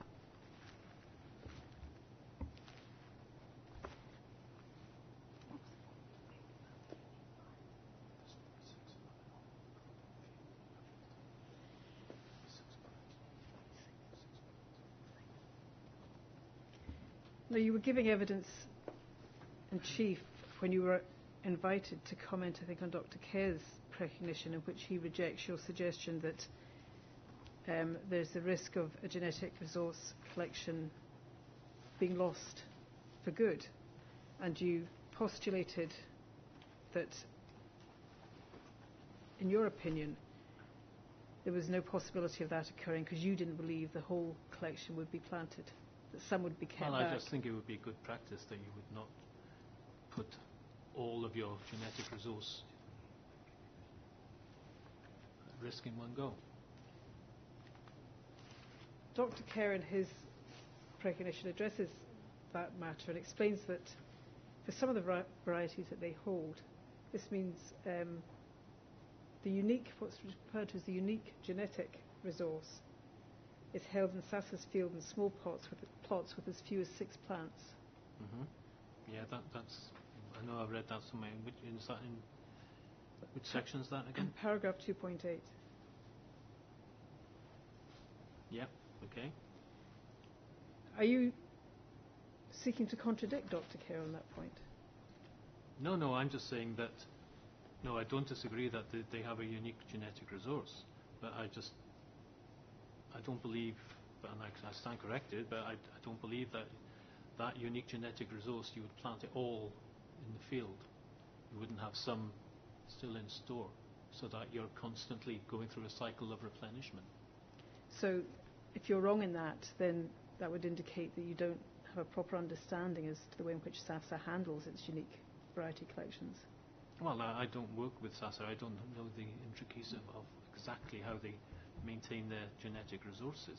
But no, my understanding would be and okay, I'm trying to put myself in their position, but I would, if I only had 6 plants or 12 plants, I wouldn't plant them all.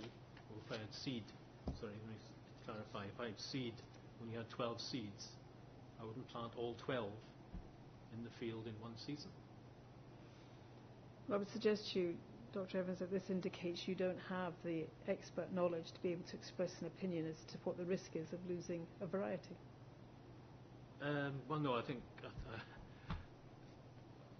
I would not. Well, I'm just saying that I don't believe that they would put all of their genetic resource in the field in one go. That's a belief, or to use your word, supposition, isn't it? Well, no, I just don't believe that that would be the case.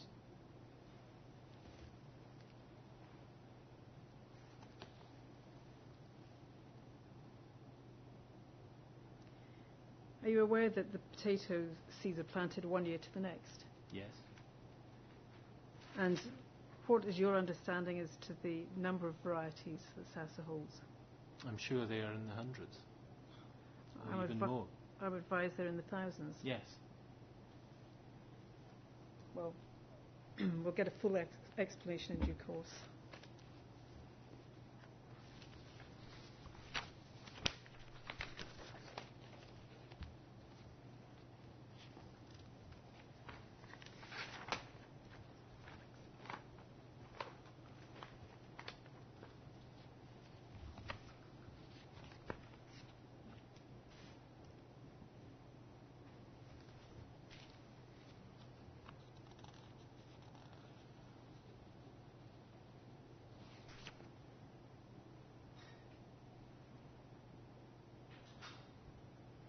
Could you turn, please, to paragraph 311 of your report?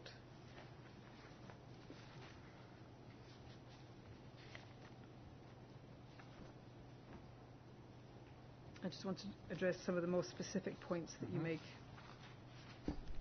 that we haven't already covered. And this is related to the response from Planning and Architecture's Division in relation to the local plan. And you quote in paragraph 3.10 certain passages from that letter. And your response is to say that there's a suggestion made that as to some reasons why the site at Gogarburn was selected by SASA in the first place. And then you go on to say the soil quality of the land at Gogar bears no relevance to the proposed housing development, as the land will not be altered in any way at all by the work or subsequent to completion. And I think that's a reference to what you quote in paragraph 3.9, that the land at Gogar satisfied the exacting soil quality, including freedom from specific diseases. Okay, yeah.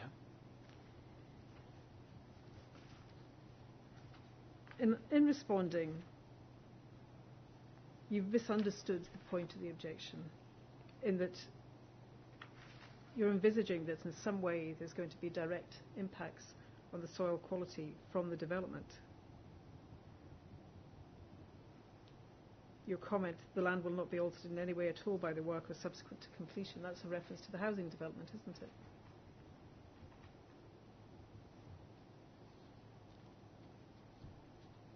Yeah. So you've missed the point of the objection, which is that the land occupied by SASA is a scarce resource in Scotland, and it therefore has to be protected. Well, no, my understanding is on that 3.9, the land at Gogar satisfies the exacting soil quality, including freedom from diseases and climate conditions requirements required for work. So my response to that statement is that that land is not going to get changed. That land requirement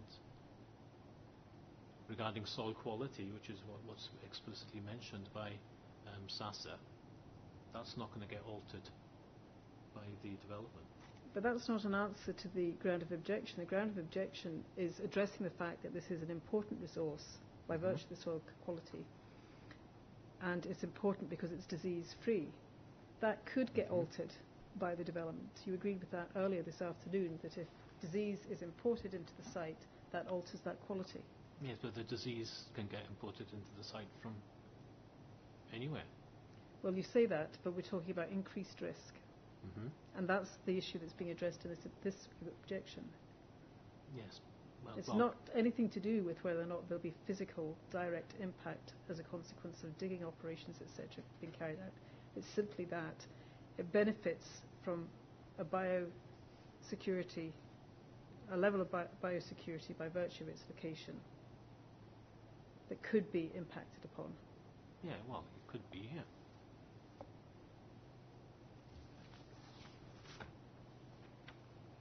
And then in the next paragraph, 312, you suggest that there will be a remaining buffer, agricultural buffer, after the development's carried out. That's simply incorrect, isn't it?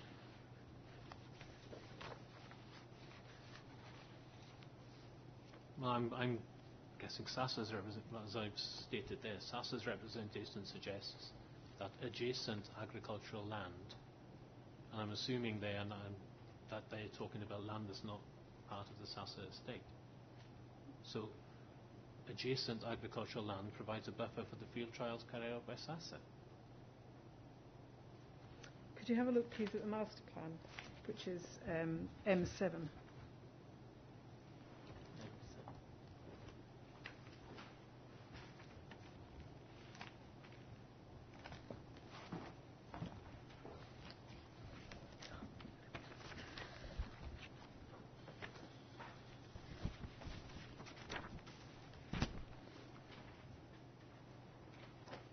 Okay, yep.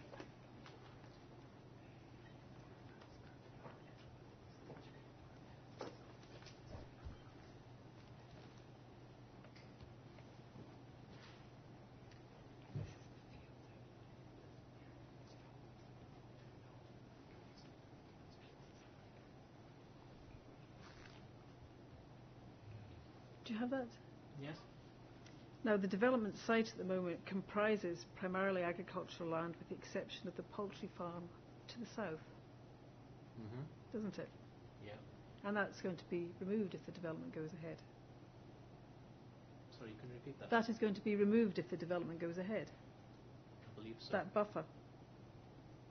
Oh, yeah, yes, there's going to be a part of the area removed, yes. So there will still be a buffer as you head north, but yes. Well, significantly reduced buffer, the woodlands, the established woodlands Yes, well, along Station Road. And down at the southwest corner, there's nothing. Yeah, I agree. There will be a reduced buffer down in the southwest corner. Well, not reduced, there's nothing left as a buffer. Well, just right at the extreme corner, yes. Well, 2 blocks of houses, or 2 blocks of units in that southwest. Then it looks like there's some green land, enclosed woodland, and then there's the field. But that then declines as you head down to the southwest corner. So it's incorrect, Dr. Evans, to suggest that a buffer of agricultural land is going to be maintained. No, I agree that at least in that corner there won't be a buffer. Would there be a buffer of agricultural land elsewhere, other than in the southwest corner? Well, as you head north west, you can see that the woodland increases, and then you have a large area of woodland, which then kind of funnels in towards the top.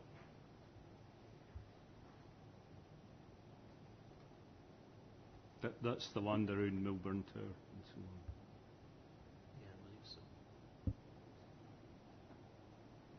And I think the field above where it says Goga Station Road, otherwise above Station Field, is owned by Murray Estates. Do you know that? No, I don't know that.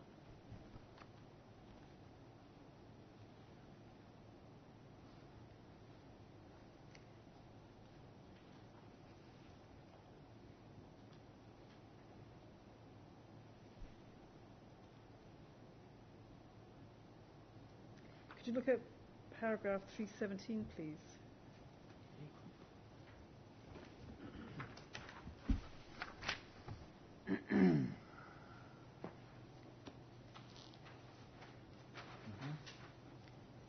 Here you refer to the study produced in April 2016, M81, by Holder Planning, I think as part of the local development plan. Yeah. And the fact that mitigation measures were identified within that report which could be put in place. What was your purpose in referring to that? At the time you wrote this, did you believe that that was still an option? Well, I mean, I obviously was familiar with looking at those various documents associated with that planning. And, and as I state there, it noted a number of locations where mitigation measures had been put in place and which could be put in place. So in other words, there were already mitigation measures put in place by SASA. And then, in terms of the fence, whether it's fencing or signposts, posting, signage. And then in that document, it talks about mitigation measures put forward by Holder Planning. My question was, did you believe it was still being considered by the applicants as an option? Yes, well, when I wrote that document, yes. But when you came to write your precognition, by that stage you were told that the only obligation that was being accepted by the applicant was to put an information pack in houses. I'm not aware if that was the only one, but I was aware that that had been mentioned. I think you say in paragraph 1 of your precognition that your understanding is that they would accept a planning condition requiring homeowners to be provided with detailed information about SASA. That's the only mention by you of potential mitigation. Yeah, well, I mean, I was aware that that had been put forward as a. This is paragraph 1, you said? Paragraph 1 of your precognition. Yes. As I said, my understanding of the proactive educational role, community engagement. So, if there was a change, I wasn't aware of it when I wrote my precognition.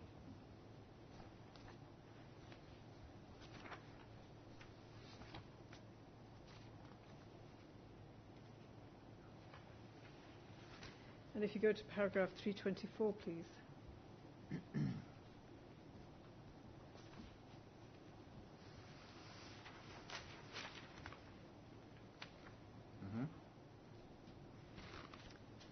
You suggest here that it's highly unlikely that there'd be any attempt to steal bags of potatoes from SASA's site.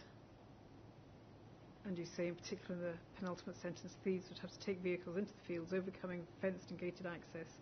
The effort to steal a bag of potatoes from the facility, which does not produce crops on a commercial basis, would be considerable. Do you accept the evidence that's been given in the precognition of Dr. Kerr that they had an example last year of someone stopping a car on the M8 extension, accessing their field on the opposite side of the M8 and stealing potatoes? Yeah, yes, I mean, I accept that if that happened, then yes, it happened.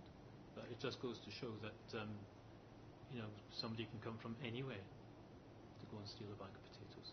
Well, again, what we're discussing is the likelihood of that event or incident increasing as a consequence of making the SASA facility much more visible and known.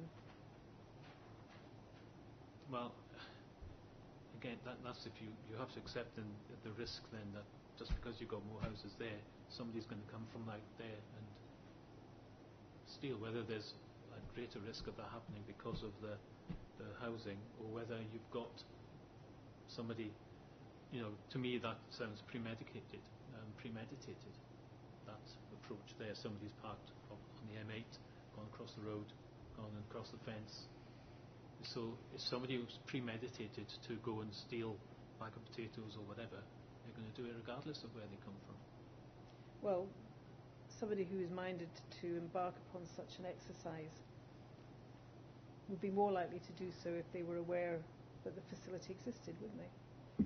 Yes, but I don't think SASA's ever kind of hidden under a bushel.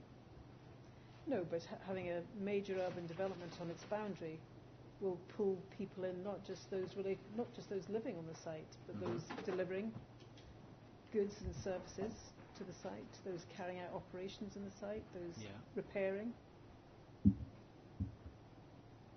So, on any view, there will be a significantly greater number of people who will become aware of the status of the facility than currently are.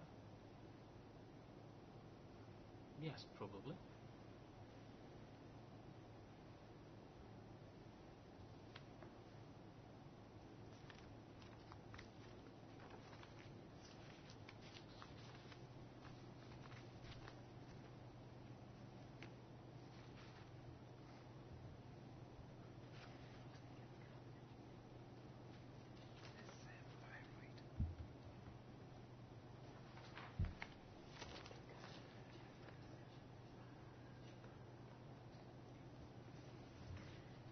So that concludes the cross-examination under reservation of the additional questions that I may have to ask once we've dealt with the confidential information. Okay, thanks for that, Ms Wilson. I have no questions for this witness. Mr McLeod?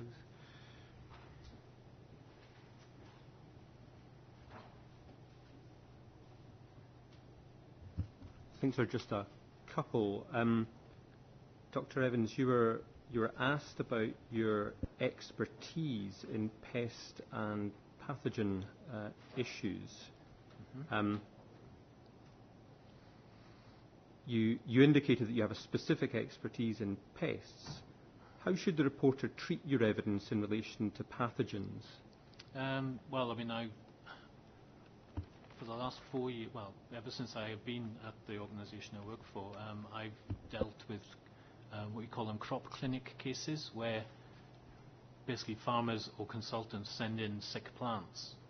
And my role within that, and I actually manage that facility now for the last 3 years, is to diagnose the problems. So, for example, I will be able to diagnose without any external help, I would say 99% of pest issues. And with the pathogen issues like plant diseases and so on, I could probably identify myself a fair few, but at my work I have colleagues who I can consult. And from that, over the last 26 years now, I've become very familiar with the pathogens which are associated with crops grown in Scotland, because they come in on a regular seasonal basis through our crop clinic. But no, I wouldn't say I was an expert in them, but I think I'm pretty good at recognising a fair few of them.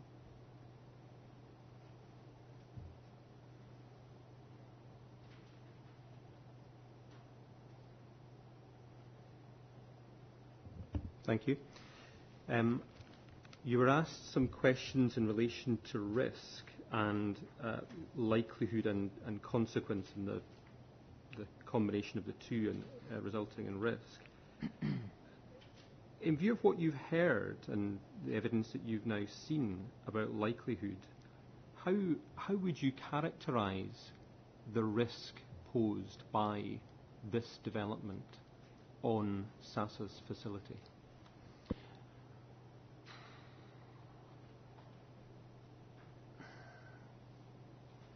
I think there would need to be, again, a certain set of circumstances that would either increase or decrease the risk. So, for example, a worst-case scenario would be somebody grows some exotic plant material in their gardens, which harbours a pathogen which could potentially infect some of the SASA trials. But that's very crop or plant specific. But then there would still be a need or a route for that pathogen or pest or whatever to get from the garden into the specific trial plot that is growing a susceptible plant. So it's very much dependent on the pathogen or the pest involved. But tomatoes, for example, are a key one, because they're related to potatoes, but tomatoes tend to be grown in glasshouses, particularly in Scotland, because it's the wrong climate.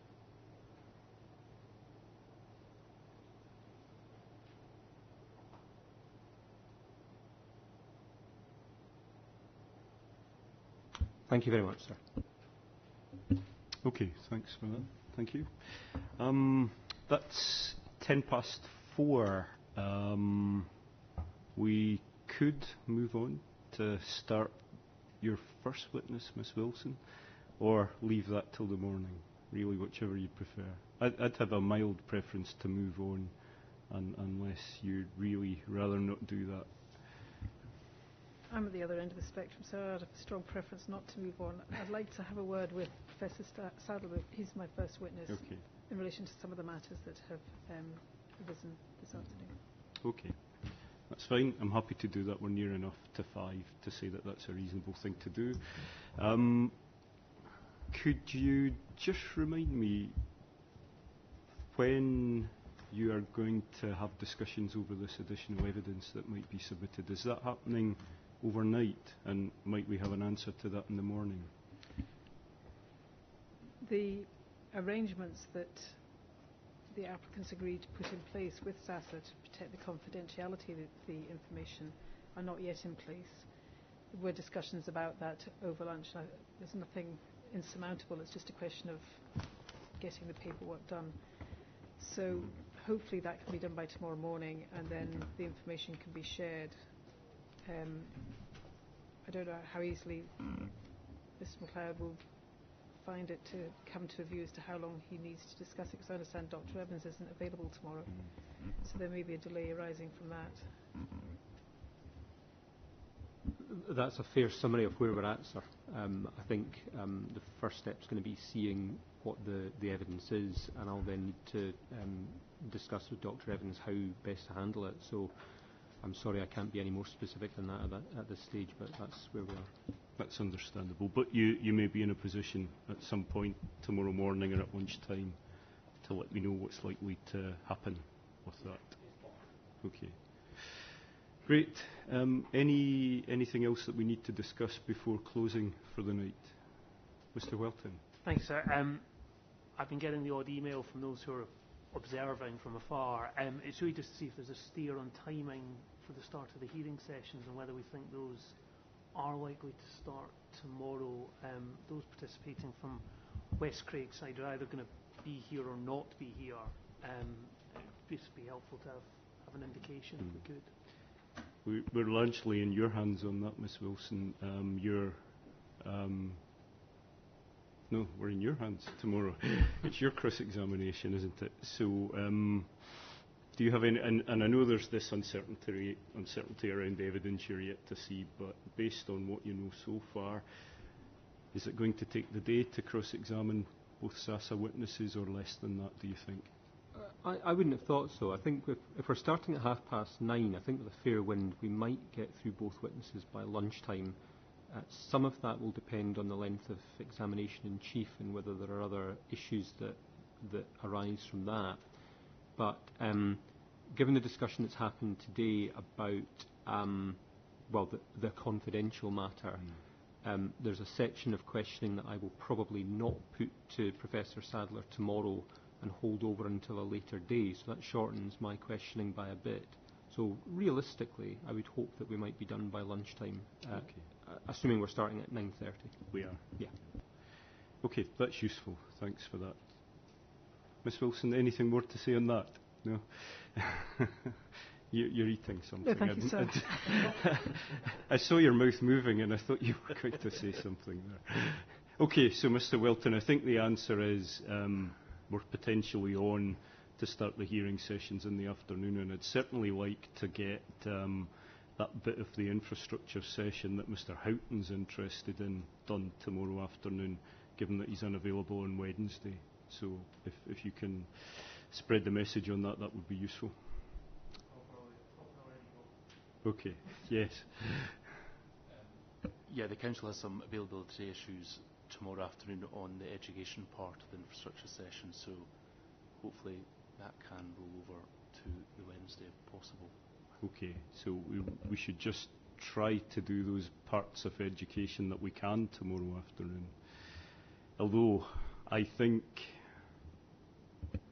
the bulk of the questions I have on the infrastructure session are related either to education or to flooding, given that transport's been stripped out of that.